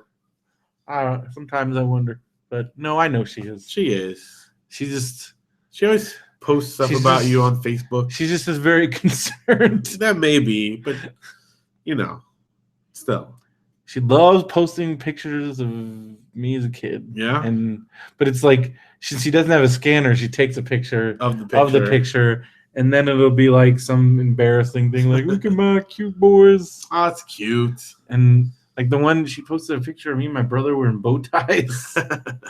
Yeah, it's cute. All right. Well, I had to just mention that. I almost forgot as we still had that on there. I already talked about the music stuff in our other segments. So you watched Pan. So we saw Pan. We actually went to the Dollar Theater. Marina Valley. And watched Pan. The kids had seen it already, but Janelle and I hadn't seen it, and it was playing there, so we went. And I thought it was really, really good. I don't know. I don't understand. I mean, it was very stylized. So it's like a prequel? It's a prequel, yeah. It's like how Peter Pan got to there and how we met Captain Hook. Did you ever see that Pan movie with like Jason Isaacs as Hook? And I didn't see that. That one was really good. It looked cool. I mean, maybe part of it is just that because there's so many Peter Pan movies, people get burned out on them, I guess. But I don't know. To me, I thought it was really good. I thought it was a lot of fun. Some people were offended by the Tiger Lily whitewashing. Okay, I get that. However, in context, the tribe is not like Native American. It's every single possible ethnicity you can imagine is part of the tribe. So she's one of them, but like they have black people and Asian people and Native American people. I'm not even kidding. Like there's like an Aborigine guy. Like, there you go. So to me, that's not whitewashing. That's everybody. If everyone's in there, it counts. So I see that is someone who didn't actually watch the movie saying that. So just like Aloha. Yeah, if you watch the movie in context, it makes sense. That's all I'm saying. And it's fair. So, yes, they cast her role in particular as white, but there are plenty of other ethnicities represented. So, boo. So, I thought it was fun. The kids liked it. And it was a bummer because I want to see, like, the rest of their story and how it pans out. And I have a feeling it's not happening because it did not even make its money back internationally. They'll probably break even with video. I think it, like according to Box Office Mojo, it cost $150 to make, and they made like $126 back. $150. It's heavily Movies special effected. Are so expensive now, man. $150 million, and it made back like $126. So they'll probably in video and such. I want to know like what. I just can't imagine like somebody thinking that like a Peter Pan movie in 2015. I don't know. I mean, it looks really cool. It's a great special effects. Was it even? When was it released? Did it come out earlier this year? Was it like over the summer, or was it during dead time? I feel like it was in the summer. Let's see, Because I guess we could look that up. I don't know. Yeah. Well, if it's in the Dar Theater now, it obviously. Yeah, I think it was summer. I think it was like late summer. That's unfortunate, but I just feel like I don't know. I just feel like that's a misread. Well, because if they had spent $80 million on it, they would have done great, But they spent a lot. Seems like a lot of money to spend on a Peter Pan movie. Yeah, like not really big names. I mean, like some names, but it wasn't like a, that type of thing. Like Brad Pitt's new Pan movie or whatever. Which I'm not saying it has to be, but in order to spend that kind of money. When you spend that kind of money, that's why, because like when you spend that kind of money, it also feels like because that's when you get the movies by committee, and it kind of stifles the whole creative process when you're dealing with that much money on the line. I don't know. Yeah, I don't know. I mean, to me, I felt like it was a creative vision. It was very like unique take on it, and. I mean, it was very stylized. Like they got away with a lot of violence because when someone got hit and killed, they like puffed into like a colored powder thing. But it made. I mean, it was just. So like do you not die? You just. I don't think. No, they talked about death. It just. I think in order to get away with it, and it was. I don't know if it was maybe just the people in the tribe that happened to. It wasn't like ever explicitly explained. It just happened, That's where Hook was really jarring because, like, he freaking killed Rufio, man. Yeah, well, I mean, like Blackbeard, who's the bad guy, Hugh Jackman. I guess Hugh Jackman's in it. That's a big. Why name, Blackbeard?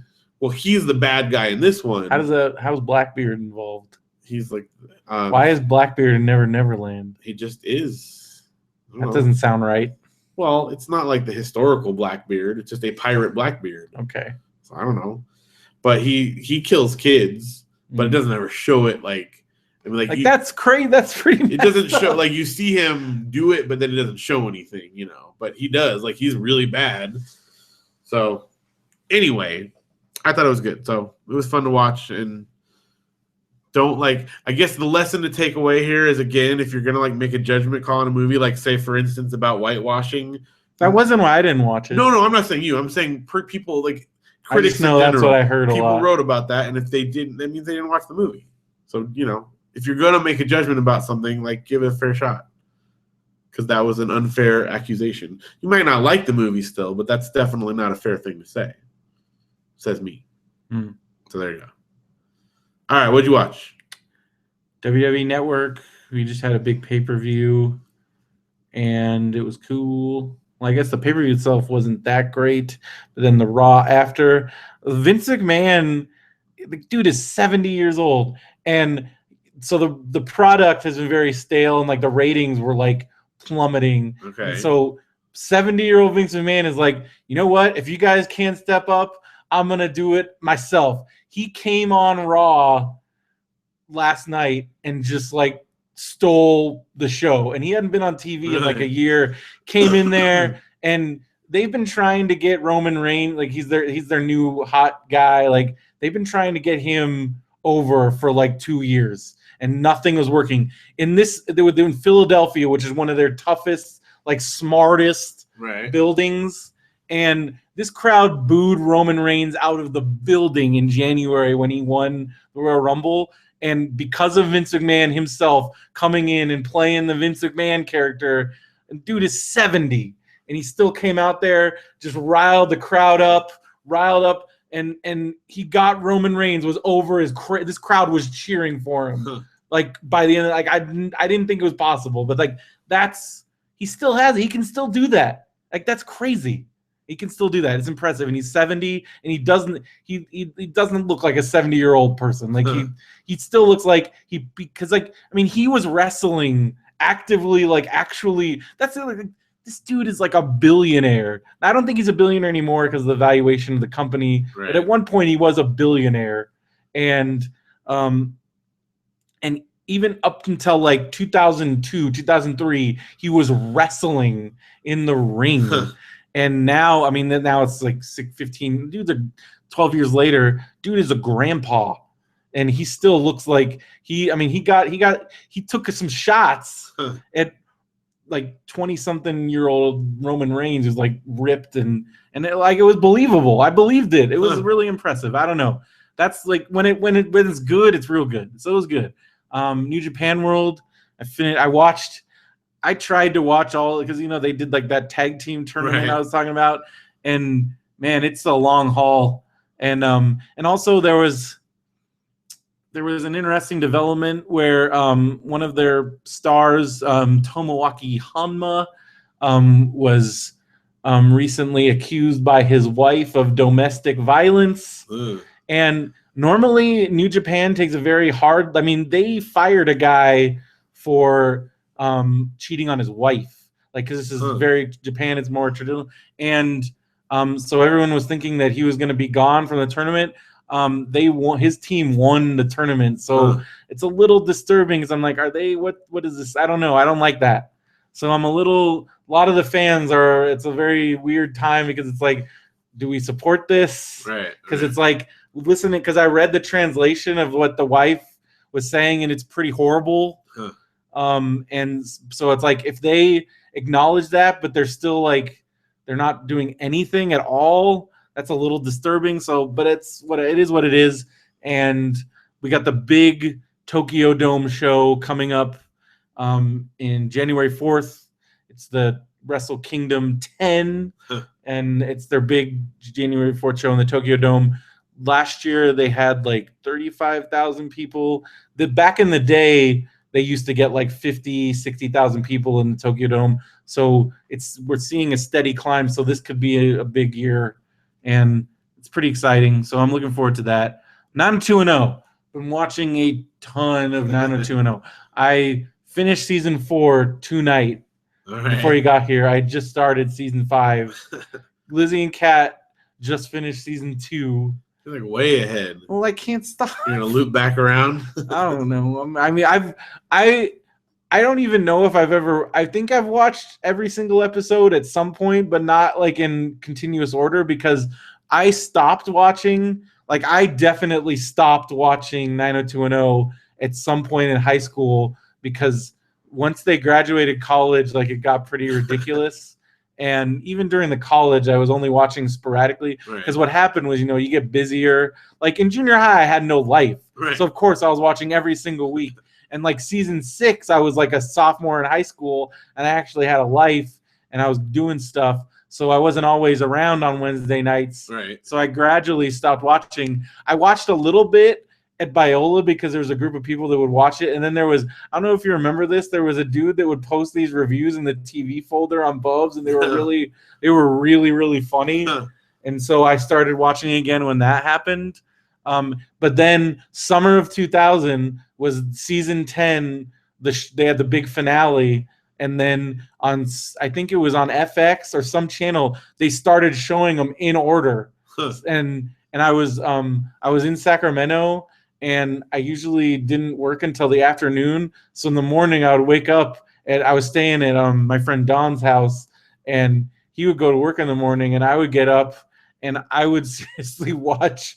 Like I would watch because they were just marathoning them. Like, and I would watch for like 5 hours every day, and I watched the bulk of the series that way through the course of that summer.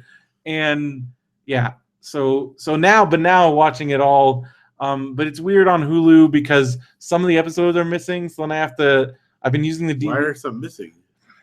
I think if there's too much music to replace, or there's some. I don't know. There's some where they couldn't even bother to replace they claim it's the music, but I'm like, but that doesn't make sense. Like, they replied to me because I asked Hulu, I'm like, why are some of the episodes missing? They're like, well, we couldn't get the music rights. I'm like, but you don't have any of the original music in any of the other episodes. So I don't know. I think it might be there's some music that's like they couldn't even take out, roll to the plot or somehow it's like, because some of them, there's like one where it's like, I don't know why some of them, because like there's some of them where I think it might be they couldn't even figure out how to replace the music. Like maybe the way that it was tracked in there, maybe if they did that, it would take out some of the audio. I don't know. But it's on all the DVDs, right? Yeah, the DVDs have all the episodes, but some of but I think it might be the episodes. Like there's one episode where like they couldn't get the rights to any of of Jamie Walters' songs, so there's like huge chunks of the episode missing. Like even on the DVDs? Yes. Really? Like they couldn't get the rights to this because that's a fictional character in their own show, right? Yeah, but I think it was his licensed music, and he was with another record label. Like he had a record. Oh my gosh, that's ridiculous. Because and then the episode where they go to a Rolling Stones concert, all the concert footage is gone. So it's like that episode is like 30 minutes long because the entire episode. And then there's one where they skip over because I know for a fact one of them they took out like the Jamie Walter because he covers Obla Di Obla Da. So like they definitely that's out of the question. How did they get that in the first place? Well, I think covers are cheaper because it was a cover. Okay. And because like on cartoons, I know Simpsons did this a lot. They would do sound alikes. Yeah. But like I don't even think Fox. Well, I guess it's CBS that does the show. I don't think they would even pay for that. Like because I'm telling you, these tracks, the replacement music, it's on the DVDs too. Because at first I'm like, because I felt, and then I played the DVD because I was so like, was it this bad? And it's that bad on the DVD. Like there is no original, like none of the songs, like very very few.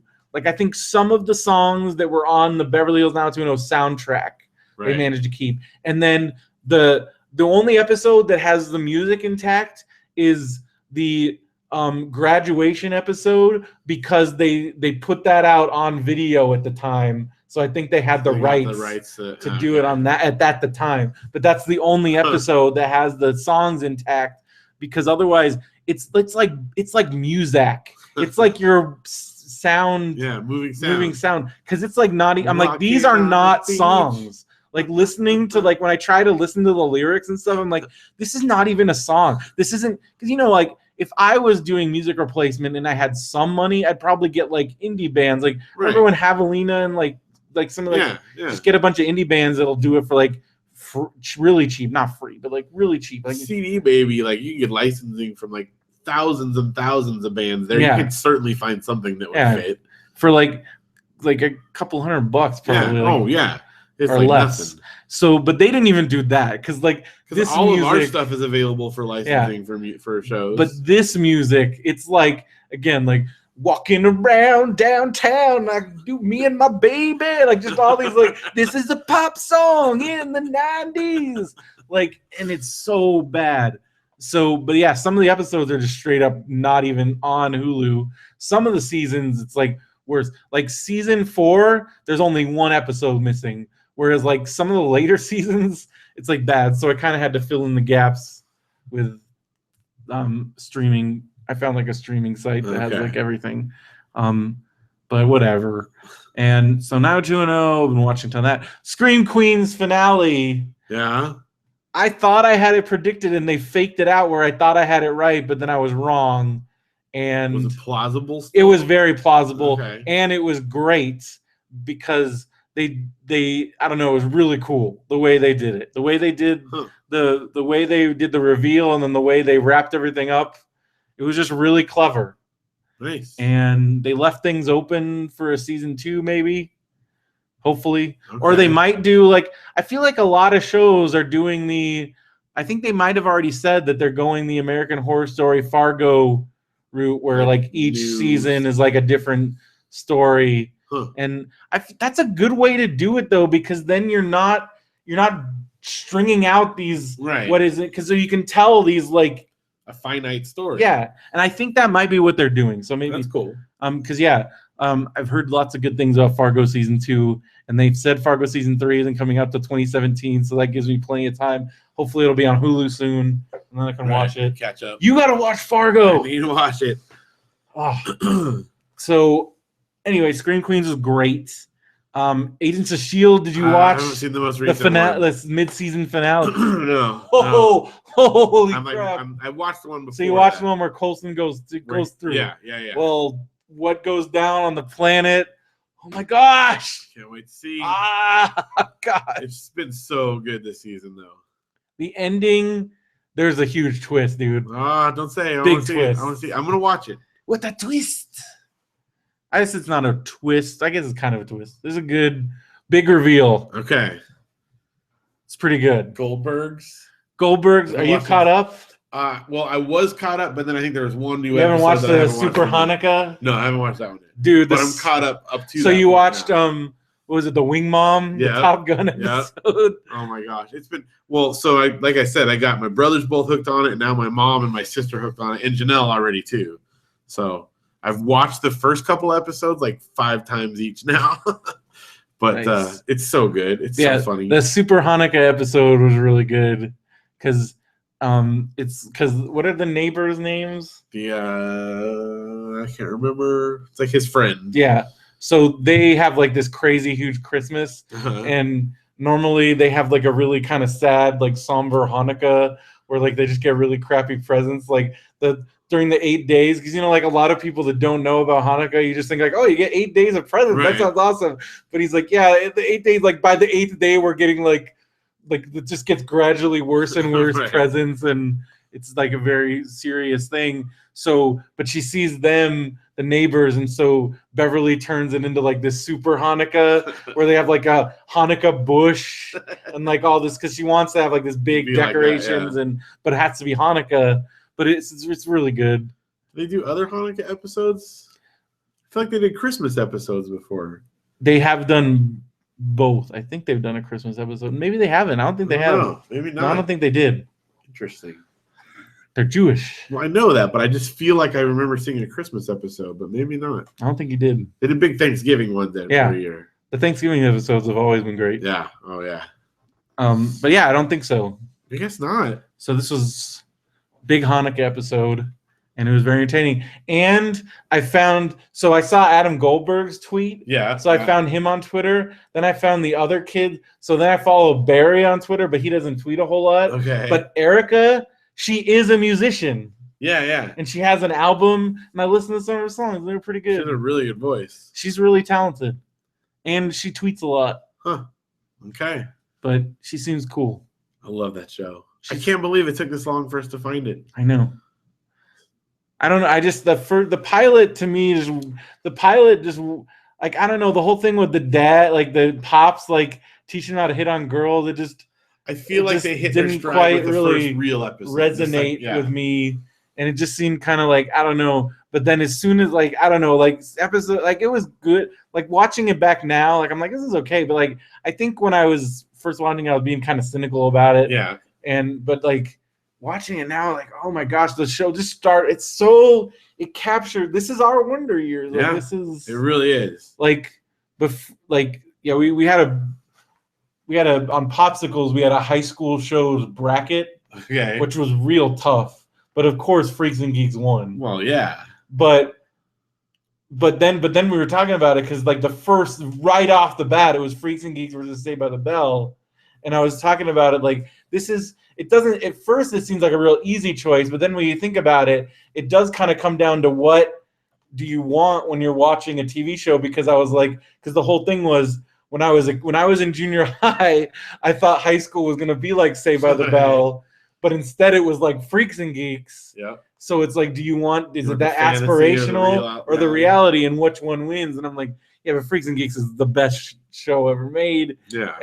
But then later on, it got even more difficult because Derek wanted Gilmore Girls to go all the way. And I'm like, I can't make that. No, I can't do that. It's great, but Freaks and Geeks is the best, my favorite television show, period. The end. Hands down, no question. Like, and then if you just start just talking about it, I get just like it's so, I don't, everybody should love Freaks and Geeks as much as I love Freaks and Geeks. Everyone does. It's universal. I'm fairly certain of that. But like, there's so many people that haven't even watched it. No. So if we can spread the good news. It's gotten way more because like when we were even when the DVDs first came out, like people would be like, "What the heck is this?" Like I remember telling people like I'm like because I would be like because they're like, "Oh man, the 40-year-old virgin," or "This is so good," and they're like, "How?" And they're like, "This is so great. Where do these people come from?" I'm like, "You haven't seen Freaks and Geeks? What are you talking about?" They'd be like, "What?" I'm like, "Yeah, there's a TV show with all these people," and they're like, "What?"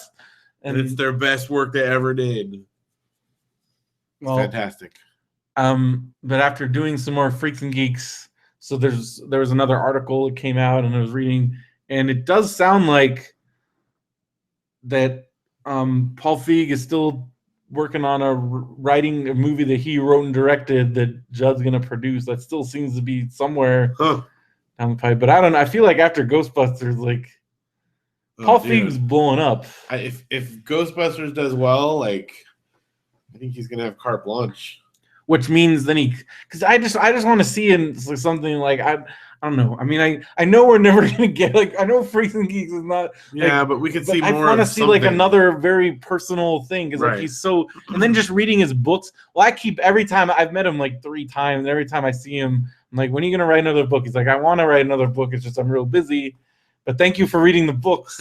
But if you read the books, it's like. This like it's like if you like Freaks and Geeks, like his books, it's like the real stories, right? Because all that stuff happened to him, and then he wrote a book. It's called Kick Me, and then the second one is called Super Stud. They're both awesome. I'm like, you should write another book, and like that. Those could be like I don't know. They could do some kind of movie.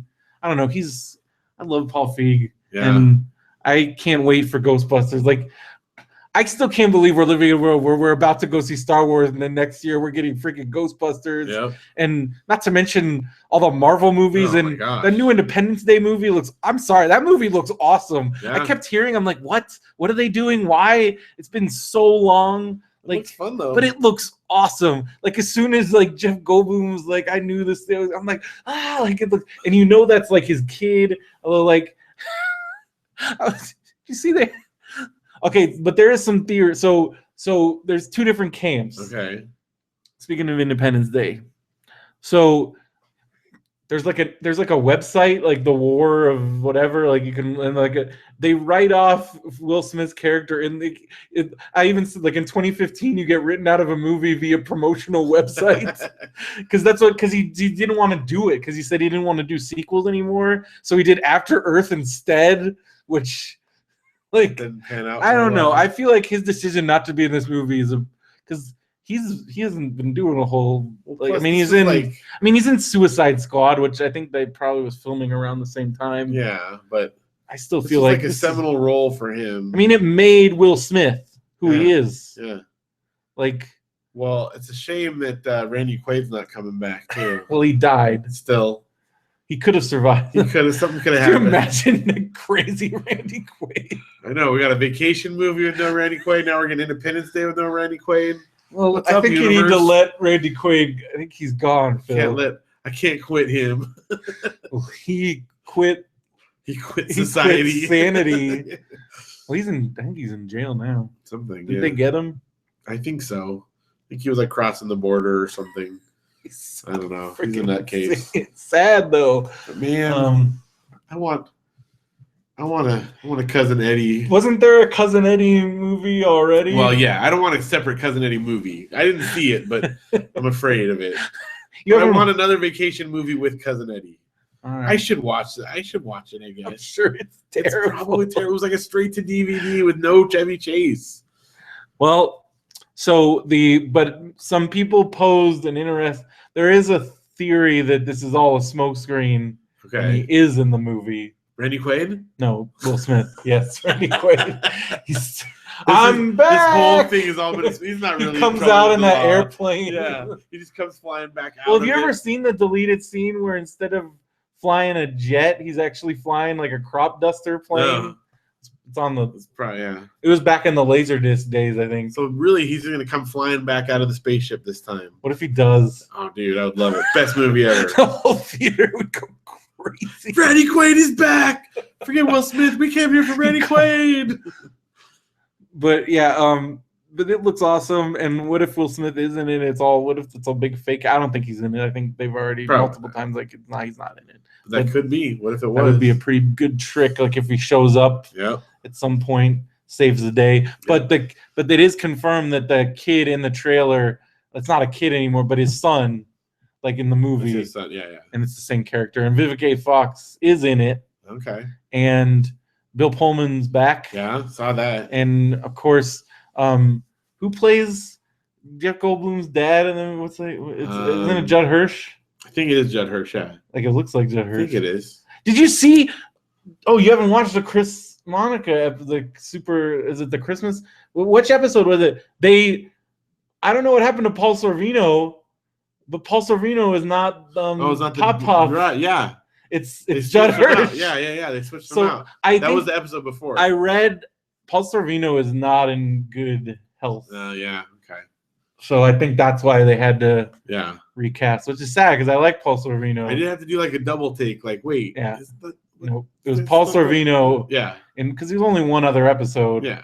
But yeah, because it's Murray's dad. Right. And that was but I feel like Judd Hirsch is a good because he plays Marin's dad. Yeah. In Marin, and he's pretty good. Crotchety old grandpa. Judd Hirsch is great. Yeah. Made me want to watch Taxi. Yeah, so that was the Thanksgiving one because there was that's the whole right. thing of like trying to get them all into the that's same right. That's right. or whatever. Yeah. Okay. I didn't know if you. I didn't want to spoil anything. No, that did it anyways. That was the last one. That's okay. Yeah, they swapped. They did an old man swap. Yeah. And you know what I realized? Because I was trying to figure out where I'd seen like the guy that plays Pops. Because at first I thought he was like, because I'm like this guy. Like then I looked, he's the dude that knocks up Kirstie Alley in Problem Child, and like they go in his office and he's playing. It's the not Problem Child. Not Problem Child. Look Who's Talking. Look Who's Talking. Yeah. That's he's one of those character actors. He's been in a ton of but stuff. He's a character. But at first I thought he was like a big. I'm like, who is this guy? And then I realized, like, oh, he's in like everything. Yeah, he's been a ton. But mostly I know know him from Look Who's Talking, Problem Child. I know one of those kid movies. Yeah. It's fair. That's what I probably most remember him for. But anyway, so Goldberg's awesome. South Park season went out. They wrapped up that story so great. Yeah. I was wondering how the season-long arc was gonna. It was good. It was really good. It was really, really entertaining. SNL Chris Hemsworth episode was good. I haven't watched anything of that. You didn't see the Star Wars? That's been popping up. That's gone pretty viral. Pretty disconnected. It was like a commercial for the toys, and it's like first it's like kids, and then it's like kids collect all of them. You can play with all of them, and then it's like Bobby Moynihan and like older. They're like yeah, Star Wars. They're like, and you can put them in a kid. Like no, don't play with them that way. Like oh no, you got to keep them. And then it shows them like putting them all in like a collector's case and like just all like this is pretty funny. In reality, of course, everyone knows that's a complete waste. That's going to be worth nothing because they're making billions. But then also just like that's just the joke that like these are marketed both to children and to 30-40-year-old dudes. We're the ones who buying all the toys, and it really conveys that pretty well, and it's really funny. And then I forget, there was one of the funniest parts of it was like one of the kids is like looking at it, he's like is this what being an because he's like playing with his adult, he's like yeah I'm Luke Skywalker, he's like this is what being an adult's like, right? And then Brooks Wheelan or something just makes like this really sad face like not Brooks Wheelan, he's the one that got fired. No, what are the other guys? Those guys, the other guys, other new guys. They're good though. It's a good cast. But that was good.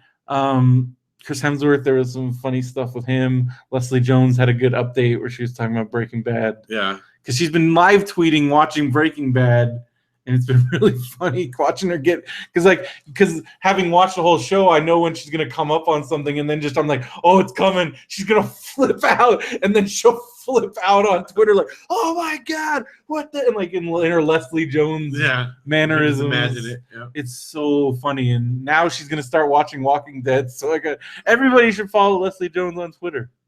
She's funny, and she follows me. That's right. I wonder if she laughs at anything that I tweet. I wonder if she laughed at my ding dong ditch. What if she does? Oh, Brendan. What if she does a thing about being too old for ding dong ditching on next week's SNL? Oh, that'd be awesome. What'd you do? Would be awesome. Would you call her out on it? I wouldn't call her out. Well, I would be like, that's awesome. Hey, thanks for using my joke on SNL. Who should I? At BrendoMan. Oh. What if she said that on the show? I was like, just looking at my Twitter friend. And at BrendoMan. If Leslie Jones said at BrendoMan on Weekend Update, I would piss myself. What? Oh, dude. All right, let's see if we can make it happen. Anybody talk to Leslie Jones? Let her know. That's what Brenda wants for Christmas. She seems like a cool lady, and it's live, so once she says it, it's too late.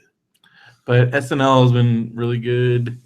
And Last Man on Earth. Spoiler alerts, because we're going to talk about it. If you're, did you watch that? Yes. Oh, that's the one thing we did last night. Holy crap! Insane. Like we left off with, again, major spoiler alerts. You got Phil Miller like dead as far as we know. So as I predicted, like I'm like this is a post-apocalyptic, like no, like. Yeah. even something as simple as an appendectomy, like, so Yeah. he might not make. I think he might be dead.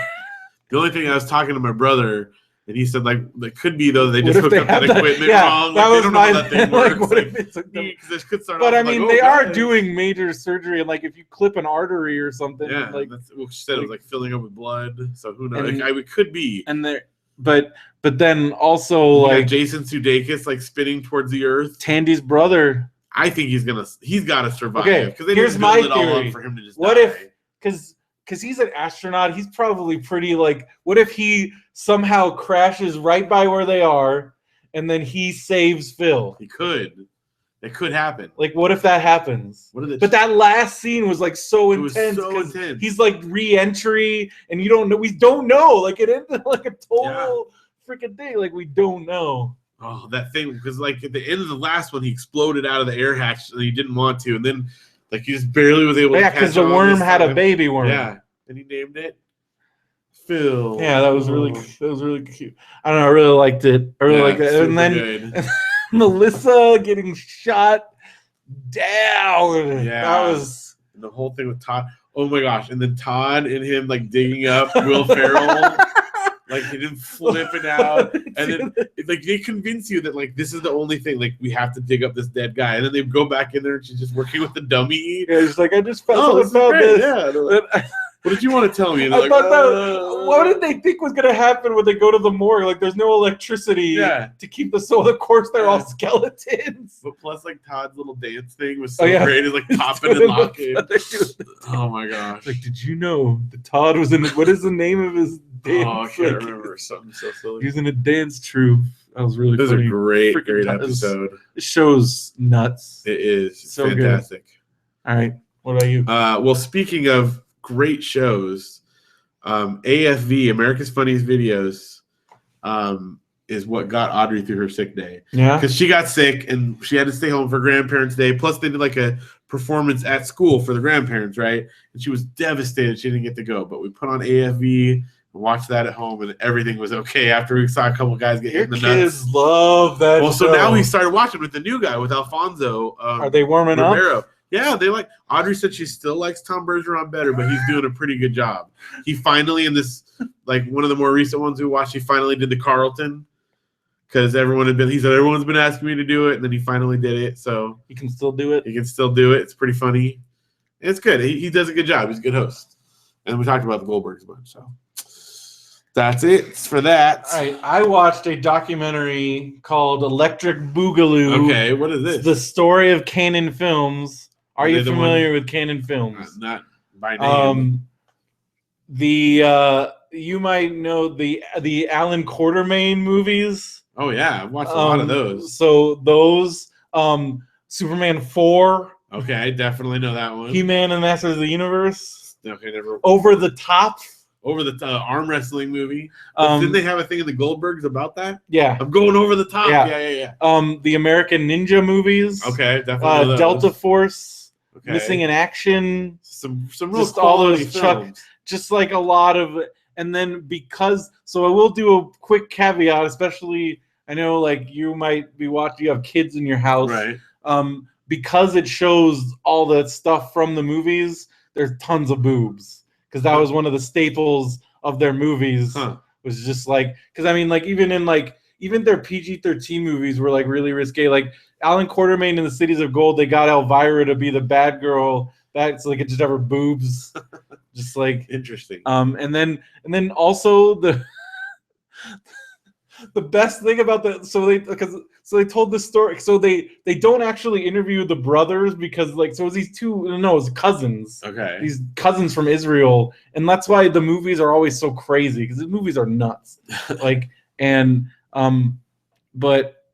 so one of the things that the best story that I never knew this, because I watched those, because all these movies were on like late night on TV all the time, because it's the kind of schlock that they just, or like these were VHS, like a lot of the VHS era, like these all had cool box art.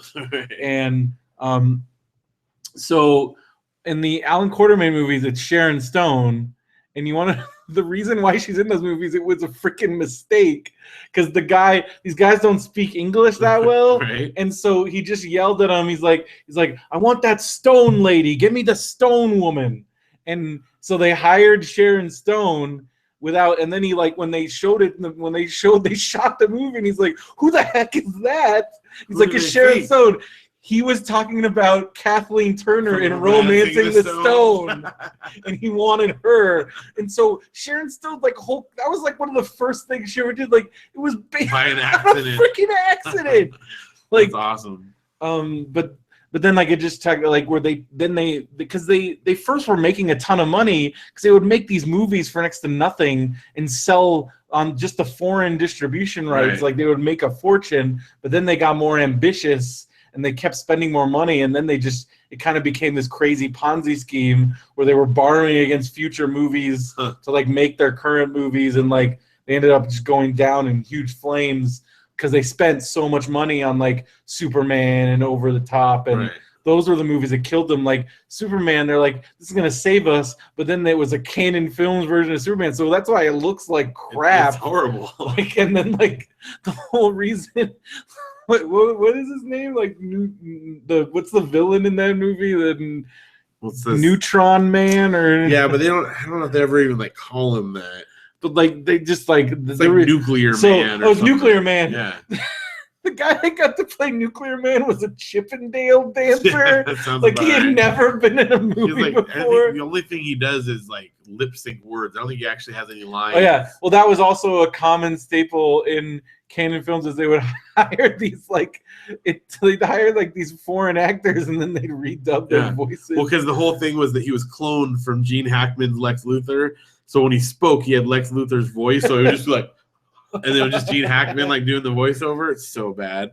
The thing is, that always drove me nuts too. Is why didn't they have so many bad guys that could have been in a Superman movie? Why didn't they go to any of the I don't think they had any. They only have rights to Superman and Lex Luthor. I think it was some kind of licensing thing. There's tons, they didn't go anywhere. I mean, in the earlier ones, I guess, but still.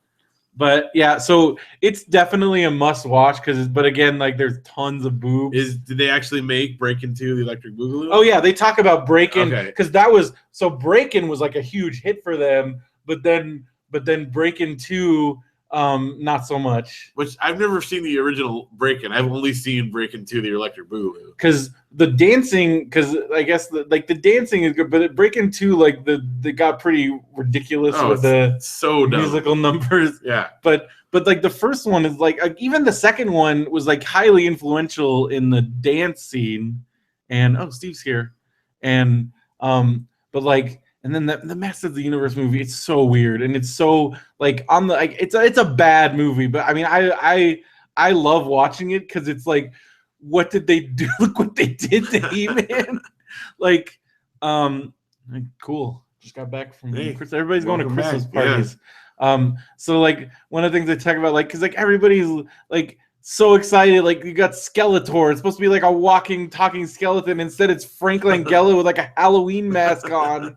And just what they did to it was ridiculous. And instead of Orko, they had this other weird elf guy, and also the funniest story that they told in the documentary was Stallone went to go visit the set, and he sees Dolph Lundgren, and he's like, "You're getting him to talk." Because Drago, he says 2 words. Because Stallone knew, so he's talking. What are you guys doing?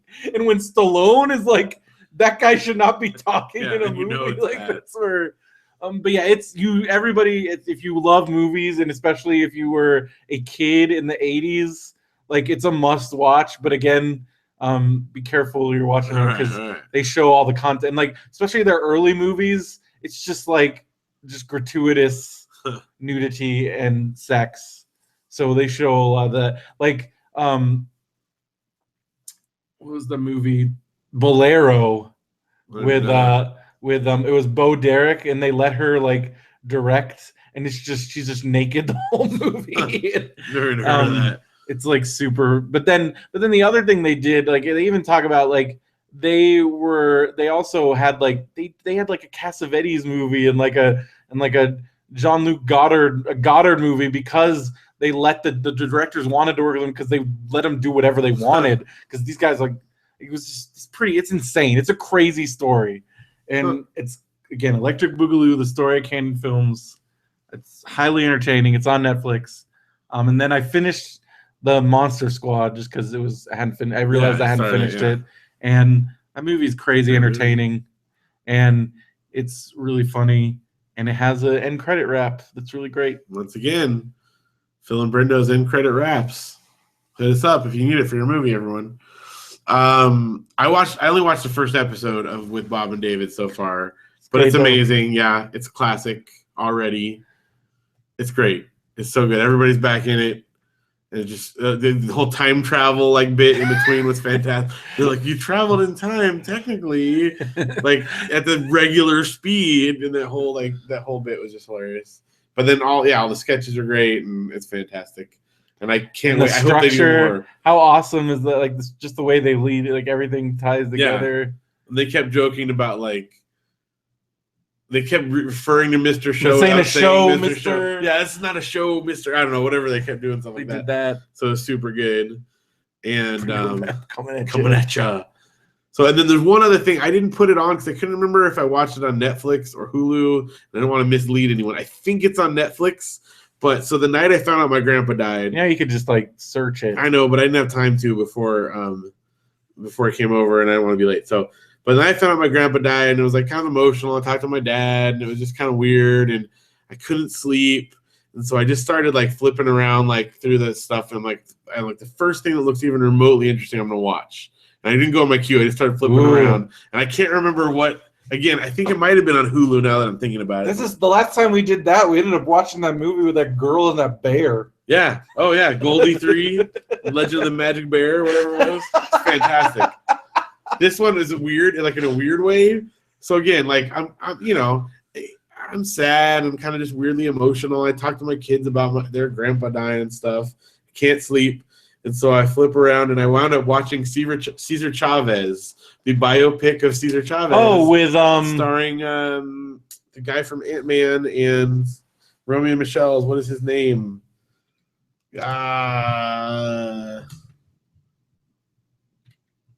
Anyway, what is his name? Okay, you're gonna look that up. So it was the weirdest, morning technique. For whatever reason, I stayed up all night long and watched. Was it good?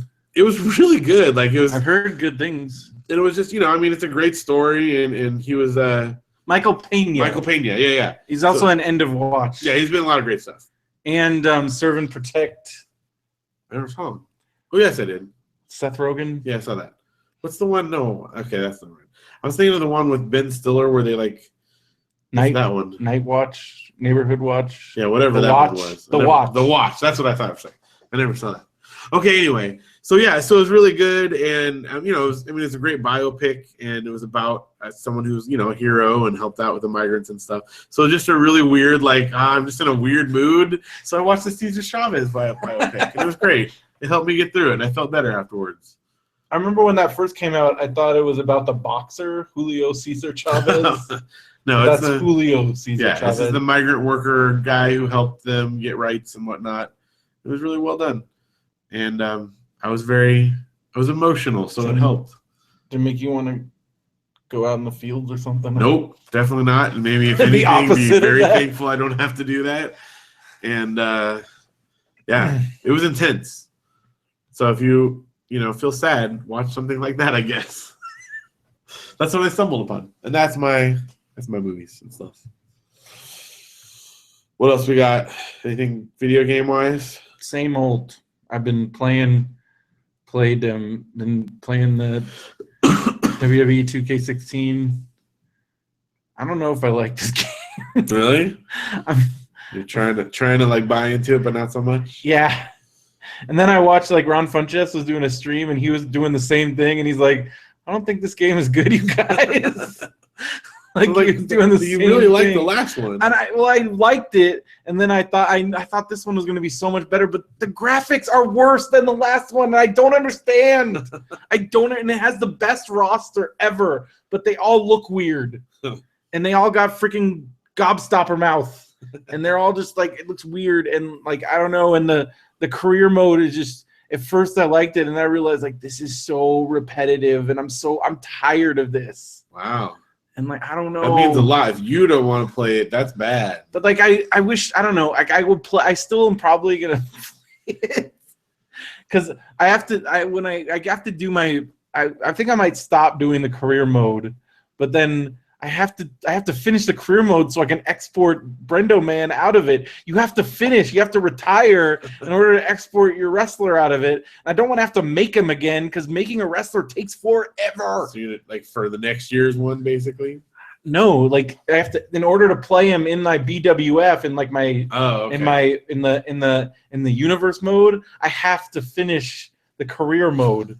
But it's a real slog. Yeah. I'm only on the US Championship, and I feel like I've been playing forever. And my guy is only at 76, and you want to get to like 100 points. And like I seriously have played like 100 matches, and like you'll get so little points every time to like build your character, and like it'll take like 5 matches before I even go up like 1 point. And like you start at like 60. And I got him up to 76, and that's taken me like weeks. And it's like the same matches over and over again. Like when you're in a rivalry, you just fight that guy over and over and over again. Sounds like boring. It's very boring. And I just remember the old games where it used to be like these totally original storylines and like just really cool stuff and just really fun. And not so much. And this is not so much. And I don't know. I really want to like this game, but it's really difficult and it's frustrating because, like, then there's DLC coming out, and like I really don't know. But I want the guys that come with the DLC, but it's like I want to pay even more money. When I really wish I want Fallout 4 like really bad, but I can't justify spending $50 right now on anything, let alone a video game, because like I feel like I'd be having so much more fun. Everybody is having so much fun playing Fallout 4. Like everybody, like Benson won't shut up about it, and I'm looking online, and I'm just like, I should really like this game, but I really don't like the game that much, and it's frustrating. And maybe hopefully next year is better. I guess I could go back to playing, because I haven't played Grand Theft Auto 5 that much on PS4, but I've already played. I played that game for like 60, hundreds of like. I finished the single player. I got up to like 90% completion rate, and then I played like 50 hours of the online on Xbox. So I just don't know if that's all over for the same thing. So the only other games I have are Last of Us, which is too scary. And then there's like some other games. I got Diablo 3. I guess I could start beat Eco and Shadow of the Colossus. I'd have to hook up my PS3 to do that. Worth it. Best I might games do ever. that. Those games are fantastic. I still have Arkham Asylum. I've got a ton of PC games, but like I don't know. Every time I go on my PC and think I'm gonna play something on Steam, I end up playing Clicker Heroes. I don't know what's wrong with me. Man. Well, and you've been playing Adventure Capitalist still? Yeah. I played a couple things. Yeah, you guys had your whole. Well, so for starters, with my brothers, we tried a bunch of different stuff, but Mario Kart Super Circuit on Game Boy Advance. Wow. We linked together with like the original link cables and everything. Played that for quite a while. Can you do multiples? Yeah. How do you do that? Daisy chain them? Yeah. Wow. Yeah, they have all the cords. I mean, I have some too, but I didn't bring them because I didn't know they were going to do that. But they brought it all, so we got it all hooked up. And then also we played Metroid Prime Hunters on DS. Which is great. Man, I played remember that in forever. Last time because we played that at Disney World. That was because like I had gotten it, and then you were like you didn't have it. Right. You connected. Well, the same with this time. I just got used. David hosted it. I forgot to put this on there, but I also played a bunch of Pokemon because they were like wanting to do Pokemon trades. So this is like original Game Boy one. I think it was the yellow one. Wow. So yellow with Pikachu. Yeah. So I was playing some of that. And we never got to the point where we could trade, but we get some Pokemon there. And then also, I forgot to put this, but I've been playing Mario Party on 3DS one. Yeah. because I think I tagged you on that finally and got to do some of those things. We played Mario Party 10 on the Wii U this week also, which is fun. I haven't actually ever played. I played Mario Party with myself. I've never played with other people. I haven't done the DS one with other people yet, 3DS one. I've just been playing, but I also the tag ones. And then finally, I don't know if you've been doing this yet, but Pokemon Picross is on there. It's free to download. Did you ever do any of the Picross games? I know Josh Anderson loves that stuff. Well, I know because he freaked out about the new one that's coming out. I have the Mario one for Game Boy, and I've been playing that. Same kind. Okay, so it's like it's Pokemon one. Yeah, it's exactly the same kind of thing, except they're Pokemon, and you like collect Pokemon and bring them along with you and stuff. And it's free. It's like the free to play. I've been playing it for a while, and I still haven't got to the point where you have to pay for it. Why didn't you tell me there was another free to play game? It's out now. Like you can get it right this second. Why didn't you tell me? I didn't. How long ago did this come out? I downloaded it like before we went on the trip. I didn't get a notification about that. I didn't either. I just always go and check in the stores, and it was there. I guess I don't look in the store because I don't want to be tempted to spend I go money. every week to see what new stuff is.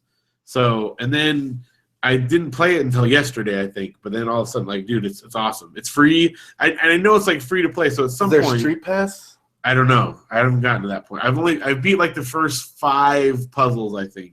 Because it takes a while, like, you know, once it gets, you have to, like, think it out, but it's really, really fun. But yeah, the Mario one, like, if you play on the high level, it's, like, super crazy. Because it's, like, Minesweeper, Sudoku. Right, yeah, it's kind of like a mix of those. Josh likes the 3D one, and I have that one. And they're making a new one, and they're doing a new one, right. Freaked out at. If it won't come from Japan. Well, at first I thought he was joking, and then he's like, no, I'm not joking. Like, this is the greatest thing that's ever. They're super fun. So yeah, you should totally get that. It's free.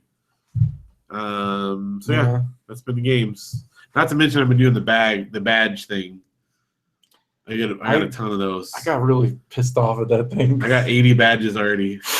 I haven't played it since I played it the first time because I was like, this is nothing. It's so dumb, but it's so fun. I have 80 badges. Are you getting good at the crane games? Oh yeah. And there's like the bomb ones and the hammer ones and the regular. They got real creative in ways they can try and get you to spend money. I'm not spending any money on it. I only do the free ones. But if you're good enough at it, you can do the sample ones each day. Like today, I earned 5 free plays just by doing the like practice one. Yeah.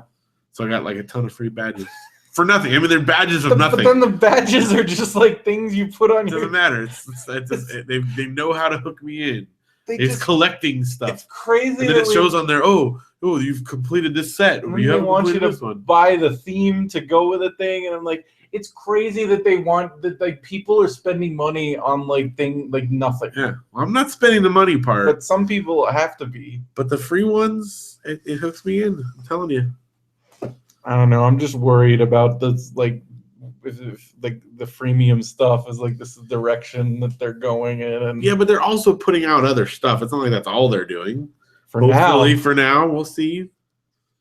I mean, hopefully, that's not all that they do. Just Nintendo wants some of that Candy Crush money. Well, they're getting it because I'm telling you, people are paying for those badges. People are paying for Pokemon Shuffle, probably. Paying for Pokemon Shuffle. I know they are because otherwise, that's who's winning all those like weekly tournament things. Yeah, because how else would you be able to like when you see a guy like some of them on the leaderboards of like the like how the frick and there you played like I remember when I did it like I spent like normally I only do it once and I'm like I'm just doing it once. But then I'm like, hey, I think I might be able to get like within the where you get the thing. Yeah. Like I've never gotten.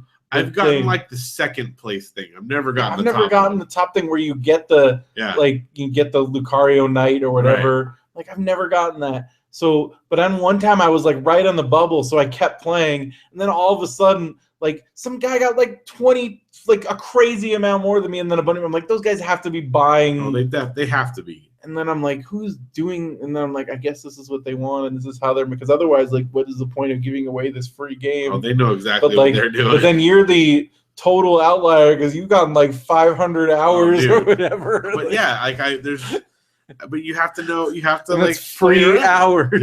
Yep. Well, now that are you still switching in the phones? Yep. I could go indefinitely, and now that I got Pokemon Picross too, I mean, I could just go back and forth with all those. That other Pokemon game, like, quickly... Yeah, I stopped playing that one. I did it for a while, and then I'm like, this is the same thing over and over again. Yeah, it's not like... Is that what Mystery Dungeon is like?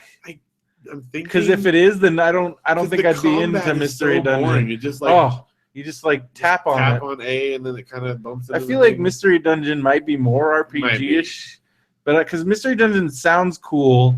Because now this new one, it's like all kinds of cool. Like it seems like sounded really cool, but then I'm like, if it's like that Rumble World, like it doesn't. Yeah, I got bored with it pretty quick.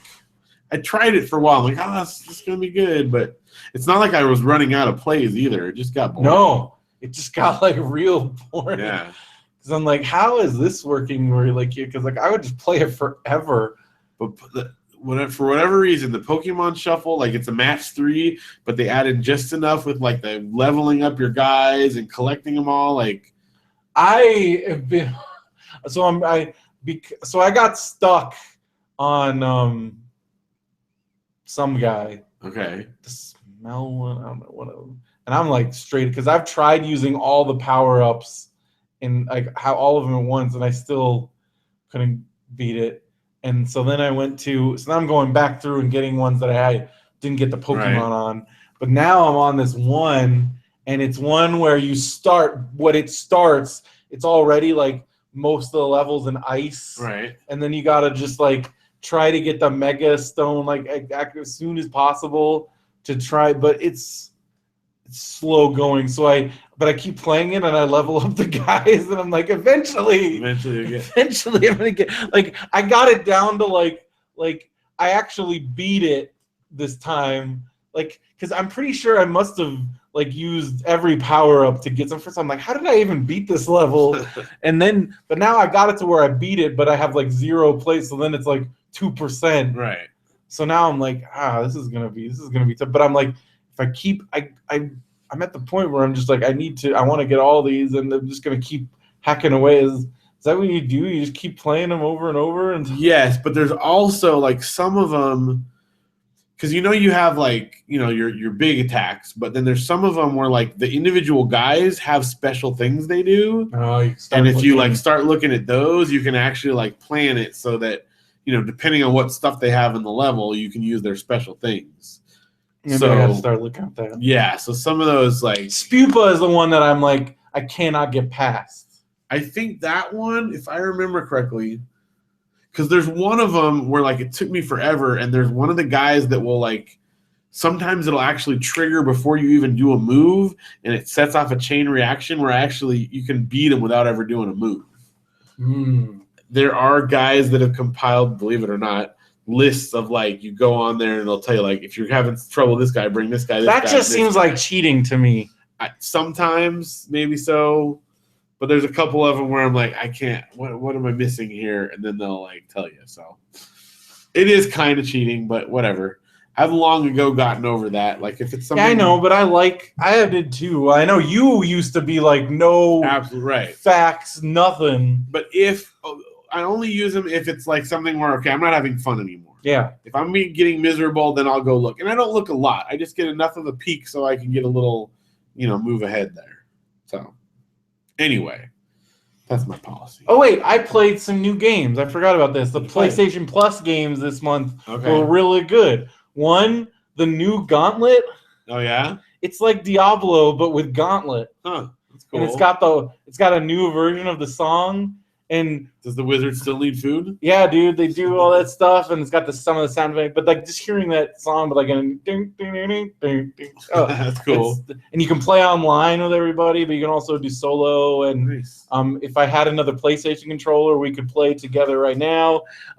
It's also like unlike Diablo, it's like really hard because Gauntlet it was like really hard. Yeah. Like because like if you I mean there are more. Yeah, it's not just. I mean, you have more. There's like runes, and you can upgrade your weapons and stuff. But it's still like you gotta watch out. You can't get surrounded because in Gauntlet you get surrounded, like it's over. Right. Same thing with this. Like if you get surrounded, and there's like tons of bad guys, and like it's a very good reimagine. Like it's a very good update of the new game. It's really fun. And then the other one, you're gonna be excited about this. Okay. The new King's Quest game. Oh, yeah. And they're doing it. I guess they're doing it like Telltale, like in chapters. Yeah. So for PlayStation Plus, the other chapters aren't even out yet, but we got chapter 1, and Christopher Lloyd does the narration, and it's really good. And I love like those like Oh, puzzle adventure absolutely. games. Like I spent hours they're with so those. much fun. And like we were talking about, I got to a point where I almost did the game fix. I'm like, I do not know what to do. But then I just, we get to a point where you're just doing every possible thing. See, that to me, that's less fun. Like I probably would. I'm going to try a lot longer on a King's Quest type game. So that's the fun is solving the puzzle. So I did. I haven't had to go to, but I felt really good about myself because I was about to like throw it in because I'm like, I have talked to everybody. I've tried everything. I'm like, wait, did I do this? And then you do it and then it works. And you're like, on to like, it's just so much fun. And I can see how today's modern gamers like don't find these games exciting, but like this is my bread and butter, baby. Yeah. Like, and then I got it in the latest Double Fine newsletter. I guess they had already announced it, but I must have missed it. They are doing Day of the Tentacle remastered, really, with an all new graphics, redone, like everything. That's cool. It's going to be on PlayStation 4, and Wii U. I think they said like nice. And then they're doing a Kickstarter right now for Psychonauts 2. I don't know if you ever played Psychonauts. No, but everyone like it's said freaking it was awesome. GameCube era, right? Yeah. So they're coming out with a new one. They're doing a Kickstarter for it. Nice. And they just announced, did you ever play Full Throttle?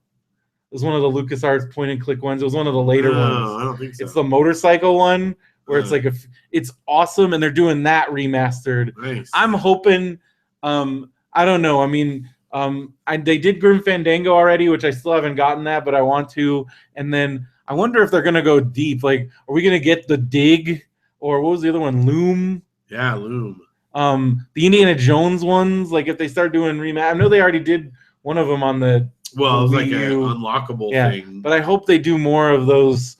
Like, I hope the LucasArts guys start doing more of those. But I am so excited for Day of the Tentacle. Day of the Tentacle, I mean, if you listen to that's like my #1 game ever. Like, I love that game. I'm so excited. They did a commentary track. Nice. And then two of the other guys, I had forgotten that I even, how with Kickstarter sometimes it takes so long. Oh, yeah. Well, that Tower Records documentary finally got released, so I'm finally getting my DVD of it. So that's cool. You got to come over so we can watch that together, because I don't know when it should be getting here soon. The album ones have all come through, but there's a couple documentary ones that I have backed that I'm wondering. The Tower Records that was one of the first Kickstarter. It took like 5 years. Yeah, I've heard lots of good things because he's been screening it, and like it's a lot of good buzz on it. That's cool. Colin Hanks was on Marin and a bunch of other podcasts talking about it, and it just sounds like I'm gonna love it. Derek liked it, and especially like Tower Records was such a big part of our lives, and like record store culture and everything about that. Like, I'm sure it's probably gonna be like one of my favorite documentaries. Oh, yeah. I'm so excited. Sounds cool. So that's gonna be awesome. And then so there's like Double Fine, like, so when LucasArts like split off, like there was the Double Fine guys, and then some of the other guys, they have a Kickstarter. And I totally forgot that I backed this, but they sent an update, and I guess they're finishing it up. It's like it looks like Maniac Mansion. It looks like like the look of it, but it's another point and click adventure game.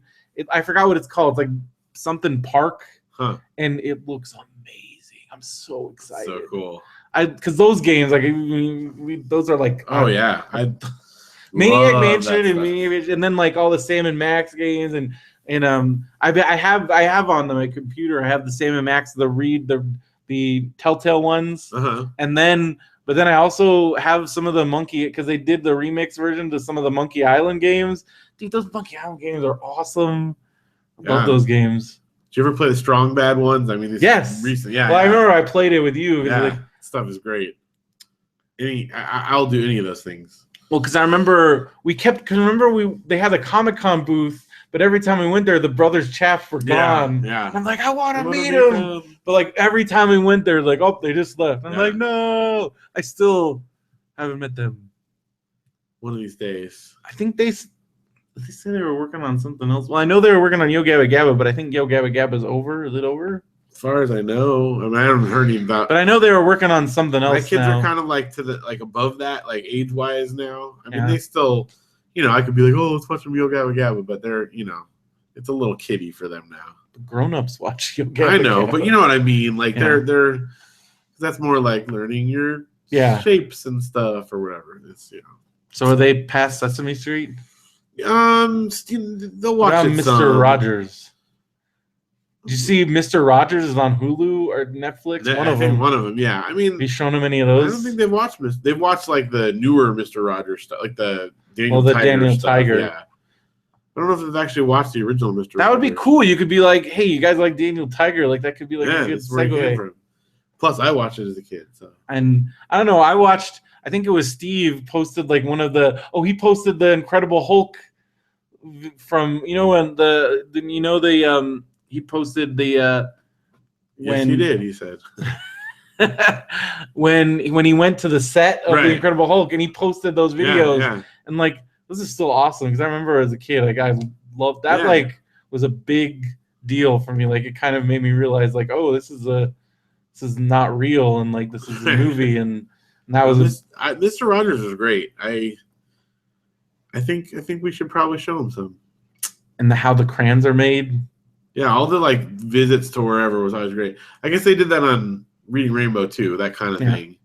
I always love that stuff. I told you I met Lady Aberlin, right? You did, yes. She's friends with Kevin. Yeah. It's pretty cool. She's in Dogma and Jersey Girl, and she's in a bunch. She has a big part in Red State. Really? Yeah.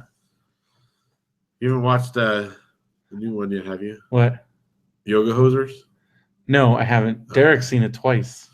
Should I say? Am I allowed to say that? I don't know. Jeez. The Reading Rainbow. Reading Rainbow did Star Trek Next Generation. She was Cooper's wife, yes. All right, are we ready?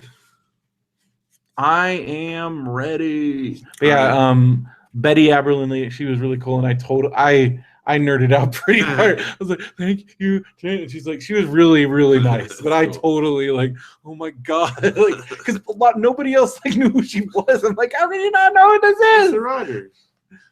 All right, you got to do the song now.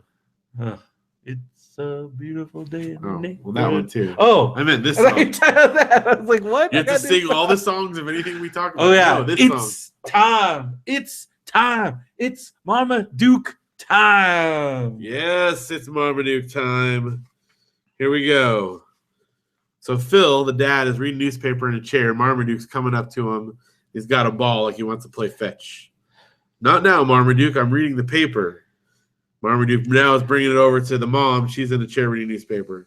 Some other time, Marmaduke. Now the kids are both reading newspapers on the floor. Why are the kids reading? I guess the comics. What? Kids are reading newspapers on the floor. Well, and the dog's bringing it over there, and they say, "We're too busy, Marmaduke. Go away." This is him trying to show, look, people read my comic. The kids are wrong. So, they're like meta. I guess so. Yeah, they're reading. Are they reading Marmaduke? Yeah, you can't really read what it says. Although there's like a dog in that one little comic. What if it was like Peanuts sucks? So Marmaduke's all sad. He's sitting outside, and then a kid's coming by, like throwing newspapers for his paper route. And Marmaduke's excited. And he runs and grabs the newspaper, and he throws the newspaper in the trash can. What? This one makes no sense. The end. No, I guess it does. Because they're all reading newspapers, and so he sees that as like. Wait, so wasn't Marmaduke in the newspaper? So what is this like saying? Don't read my. Was he mad at the newspapers? This was his like thing. He's like striking out at the publishers or something.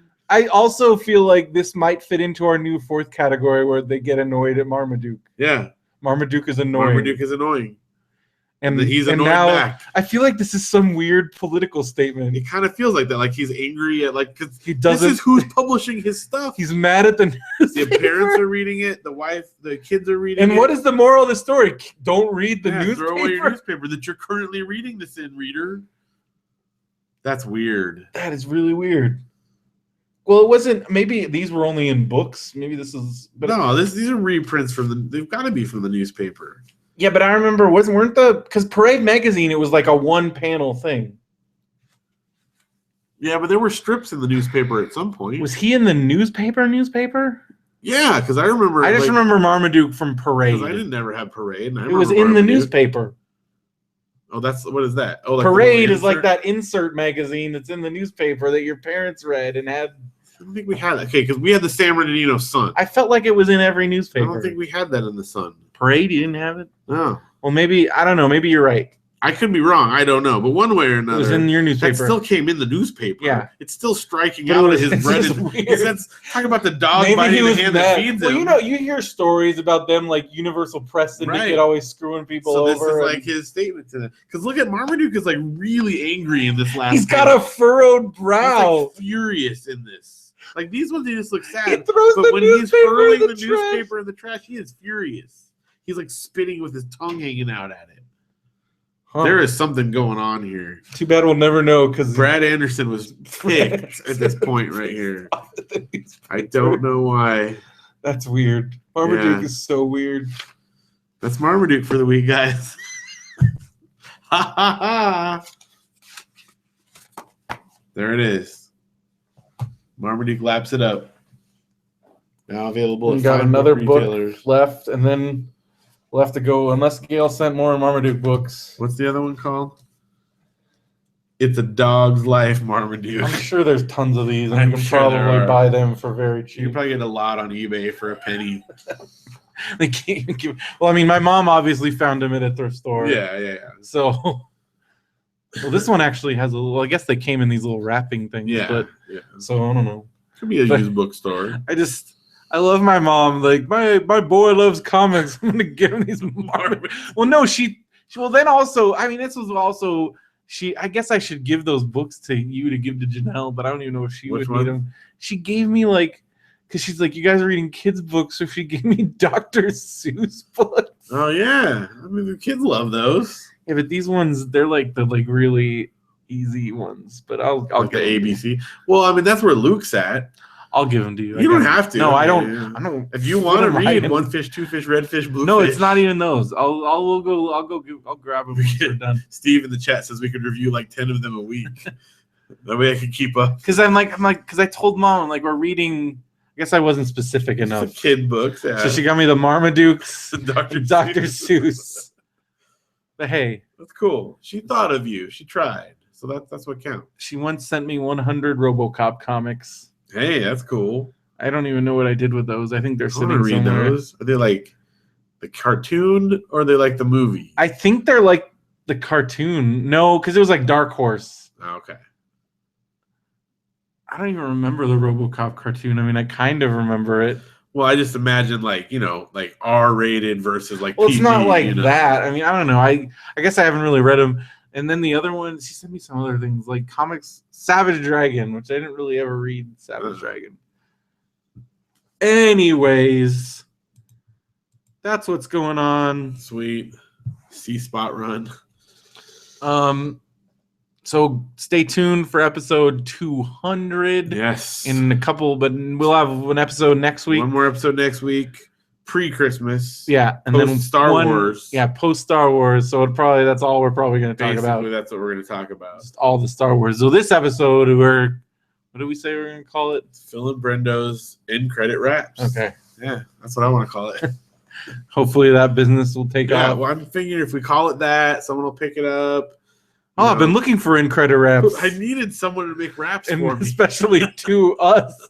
Hey, I need some wraps. Well, in credit wraps is just describe what Yeah, happens in the that's movie. easy. It's easy. We can do it. Any movie. You name it, we'll wrap it. All right. Maybe it could even be like specifically for old shows that like they can't get the licensing when they re-release them. We could rap for shows too. We're gonna do rappers. All the people are dancing in the house. It's prom night. It's prom night. See? Well, also we've pointed this out before. Like Lizzie and Kat have pointed this out before in 90210. They have like really racist music cues. Really? Like the most awful one. So Brenda gets in the car, and this is bad. And this is when she's doing her driving test, and the driving instructor is Asian. So when she gets in the car, there's a music cue that goes ding ding ding ding ding ding. I swear to God. I swear to God. Like, that's not from the original. I don't know. That's like some person like working in a like job, and they're like, no one's gonna even listen to this. I'll Because just she put this looks in there. over and their instructor, and then there's a music cue. Oh my gosh. Oh, is he wearing like a big hat, like holding chopsticks? But then recently an episode where they did a music cue. So Brandon goes and he's like tutoring a basketball player, and so he goes to the basketball court, and it's like two black dudes, and it goes from like generic like score to like like rap music, and I'm like, Man, it's bad. Well, we'll just do raps for anything, not non-offensive raps everything, yeah. but like not just like selective, just like end credits are our specialties though. There's black people in the scene. We got to play hip hop music. Yeah, like that's what the music cues are like. If it's like for the whole show or for the end credits. But I mean, David Silver was into hip hop. That's fair. Brian Austin Green. That's fair. When they do, maybe we could do like for some of the new Marvel ones. Yeah. Civil War, Captain America, Iron Man, fighting at last. They don't agree on what has passed. Bucky's back and he's fighting Black Panther. Yeah. And Black Widow's in it too, I think. And Scarlet Witch. Yeah, and there's other people and too. Some other people. And maybe Ant-Man shows up or somebody. But he's so small you won't see him at all. See? It's good. Oh, we did our Star Wars rap earlier, Steve. You missed it. Yeah. For the end credits. So, yep. That's it. That Ray ain't no ho. Yeah. Yeah. That's our new business. This is happening. I'm so excited for Star Wars. Yeah, me too.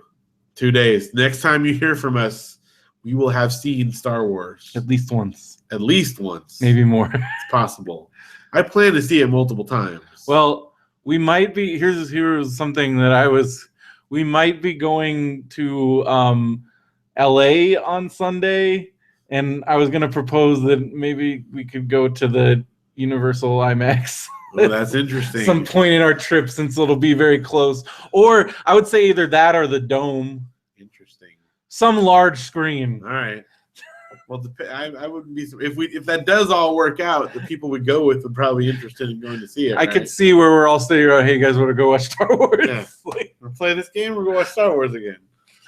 So I'm excited for Star Wars, and hopefully, I mean, I know we all said this, like, because I remember planning multiple viewings and then being like, because I remember we got up the next day, it's like, I don't want to go. No, I think I'm good. I did see the original saw it with your one dad. twice because I saw one again. But I remember we had planned, we were like, okay, they're showing it because they were showing it like every hour. We're like, okay, we go home, we'll sleep, and then we'll get up and we'll go back. Because we were gonna just go, and we're like, no, I think I'm good. Yep.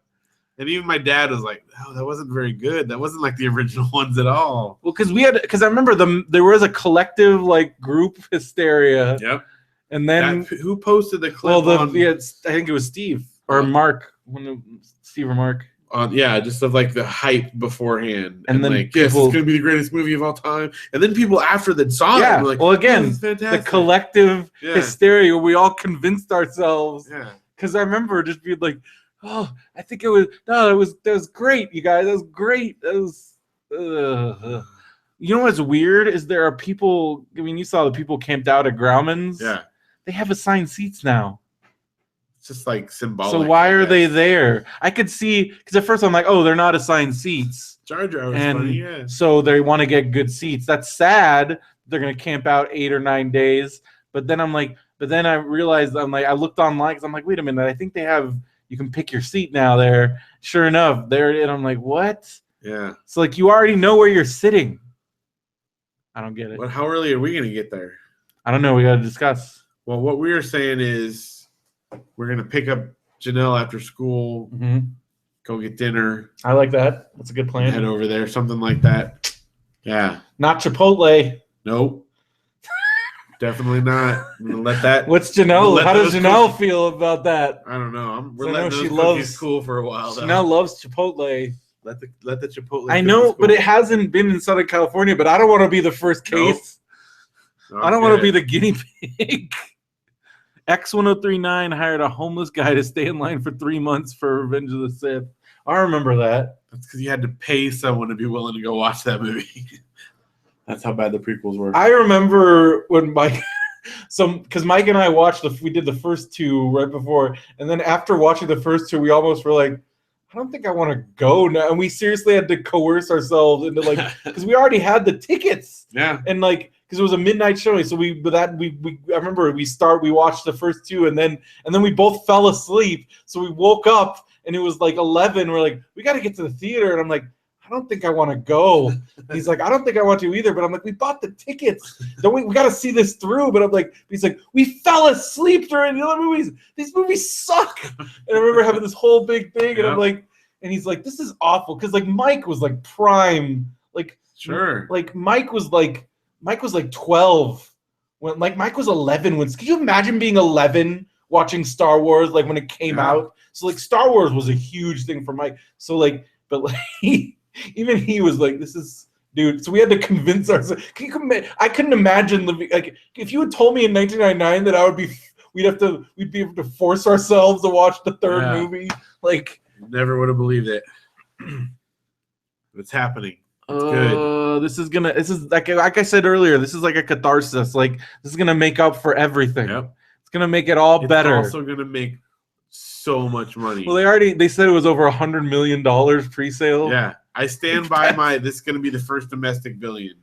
I mean, we've already talked. I mean, like I don't go to the movies that much, let alone like multiple viewings of the same movie. Yeah. I did see Ultron like 3 times, and I think I saw Ant-Man twice. So Marvel movies. Yeah, but this is, I'm telling you, if it's as good as I think it's going to be, this is going to make all the money. It'll be the first $1 billion domestic grossing movie, and it's going to beat everything.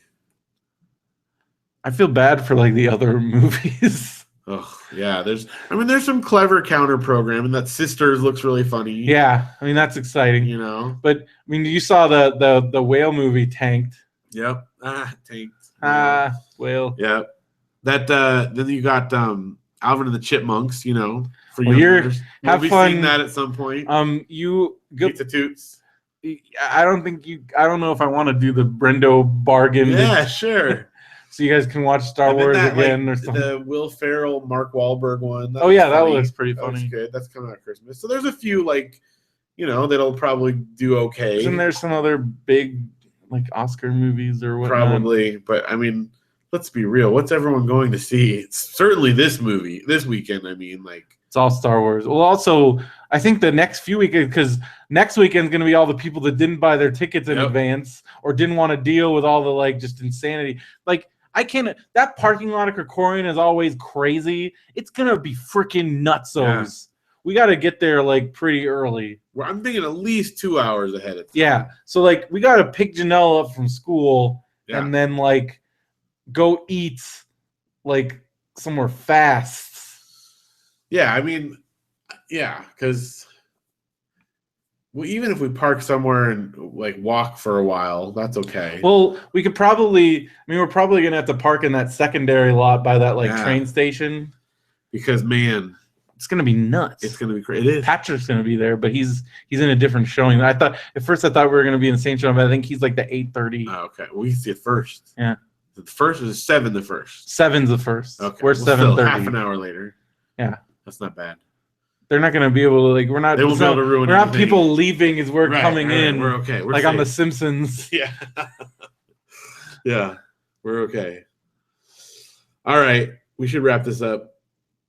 I'm so excited. I'm so excited. Star Wars. I won't be able to stay awake in the theater if I don't go to sleep now, though.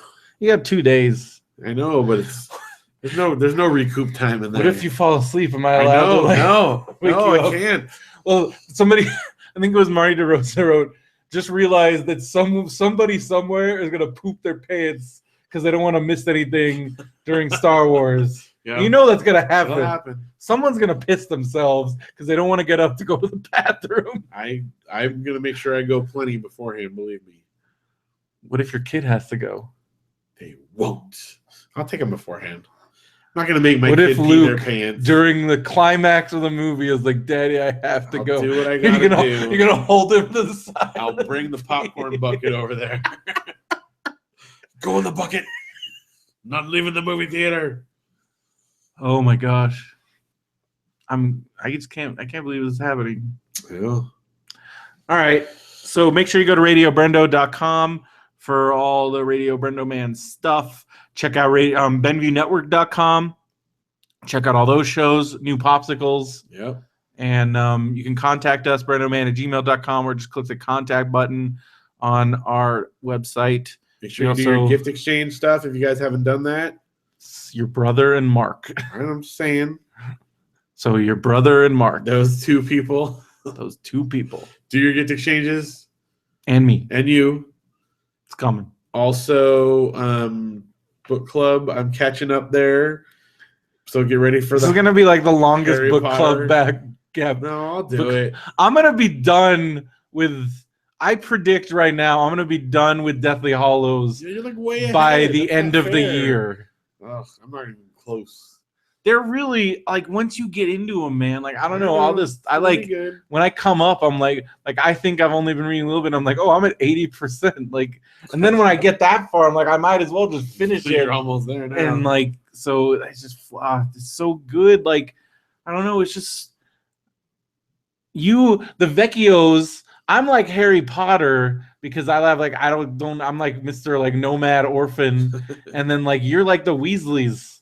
You're like thing? my Weasleys. Like there's tons of you, and you're super nice, and your mom's awesome, and you're like my surrogate family. There we go. See, and you're my Ron Weasley. I'm your Weasley. I'm gonna take that as a compliment. You gotta read because I don't know, You but gotta read them. it sounds nice. And yeah, and it's like I don't know. It's just they're like a warm blanket.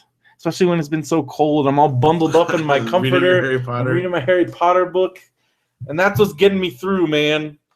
And Nice. We hope you're all having a good holiday.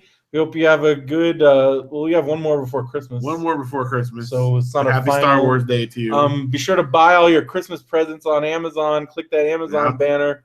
And happy my birthday. My birthday will be between now and then also. Your birthday's on Saturday. Yeah.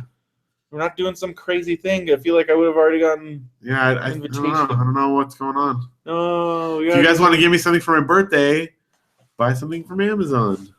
Or buy Vaudeville Theater Volume 2 from popvoxmusic.com. You can get a free CD. Get a free CD. Or you can buy it on digitally if you're into digital. True, if you're into that. That's on thing. CD, baby. Soon to be iTunes. Yep.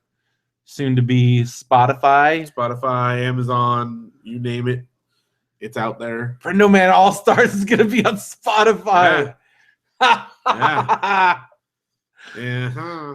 It'll be good. I'm going to have an artist page on Spotify. Maybe because I think you can submit like your bio stuff. You got to fill out the bio. Yes. It's happening. All right. It's real. Tour dates. Oh, yeah. All that. Okay. Well, that's going to do it for us this week. And wait. This episode, we talked about stuff. We talked about raps and other cool stuff like Star Wars. So much Star Wars. And then we talked about the Barforama. Audrey puked everywhere. And there was chunks in the washer. It was so gross. And then we went to the Christmas play, and Phil didn't know how to drive the minivan because he was so tired. We talked about books, video games, and movies too. Harry Potter and wrestling. And this is our end credit rap for you. So for Radio BrendoMan, I'm Brendan Creasy. And I'm Phil Vecchio, yo. Have a good one, everybody. Word. That's really stupid. We had to do an end credit rap. We have to prove to our customers that we can do it. I think we need to work on our freestyling skills. Yeah, we were kind of all over each other there. I didn't know what you were doing. I just thought, we got to do an end credit rap for our end credit rap episode. Well, good job. That was awesome. People are like, what are we listening to right now? What if someone did? What if someone, like an indie movie director, like is a friend of a friend, and their friend is like, dude, you got to get these guys to do your end credit rap. It'll be so good. Because that's the thing they're looking gonna happen. Dude, what if? Could be like an indie film, even like just a super indie film, and someone's like, dude, you got to get these guys to do your end credit rap. They're the best end credit rappers. We'd have to do a little more work. We could do that. We, practice it a little bit. See, Steve said it's better than most of the AWA wrestling from. They have the Rumble Rock. Oh, dude, you got to see this. All right. I got to show you this. Have you seen any of the Glow raps? No. Because the Glow ladies used to do Pretzel Rock Rumble. Yes.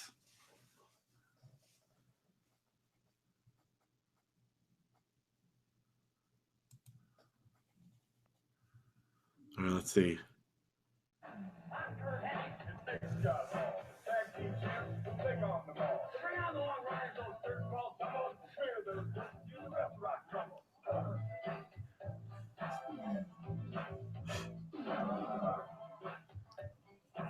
Those people got paid to do this. Yep. Those guys are huge.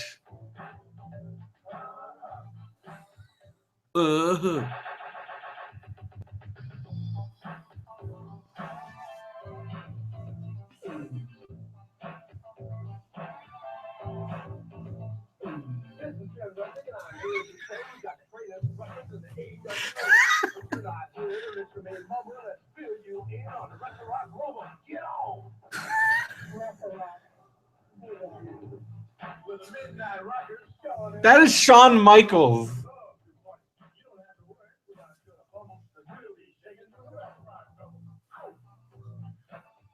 Yeah, if this exists, then there's no reason we couldn't. I got my army and lots of money. If Kanye is my way, I'll make him come back. He be sorry. I did the Rock Rumble. Not even like on beat. I'm Jerry Blackwell. I want to cheat. I want to get my hands on that Cincinnati Heat. Now what's the EDF fumble? I'm gonna make my flag. Like they're not.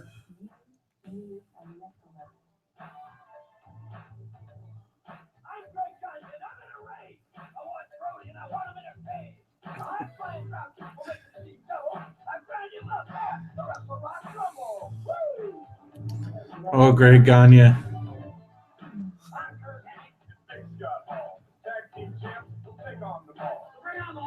We already saw that part. Yeah, like looped around. It showed it twice.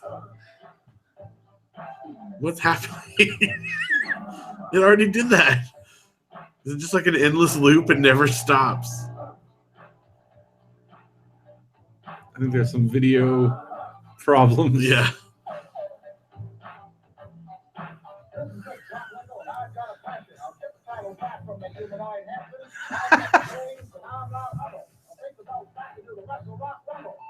Nick Bachman at this time was like in his 50s. They got a 50-year-old dude To rap.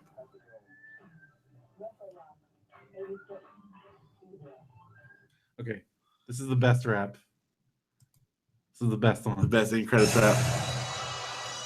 Are we still like on YouTube? We should probably like close it out so we're not like. I guess.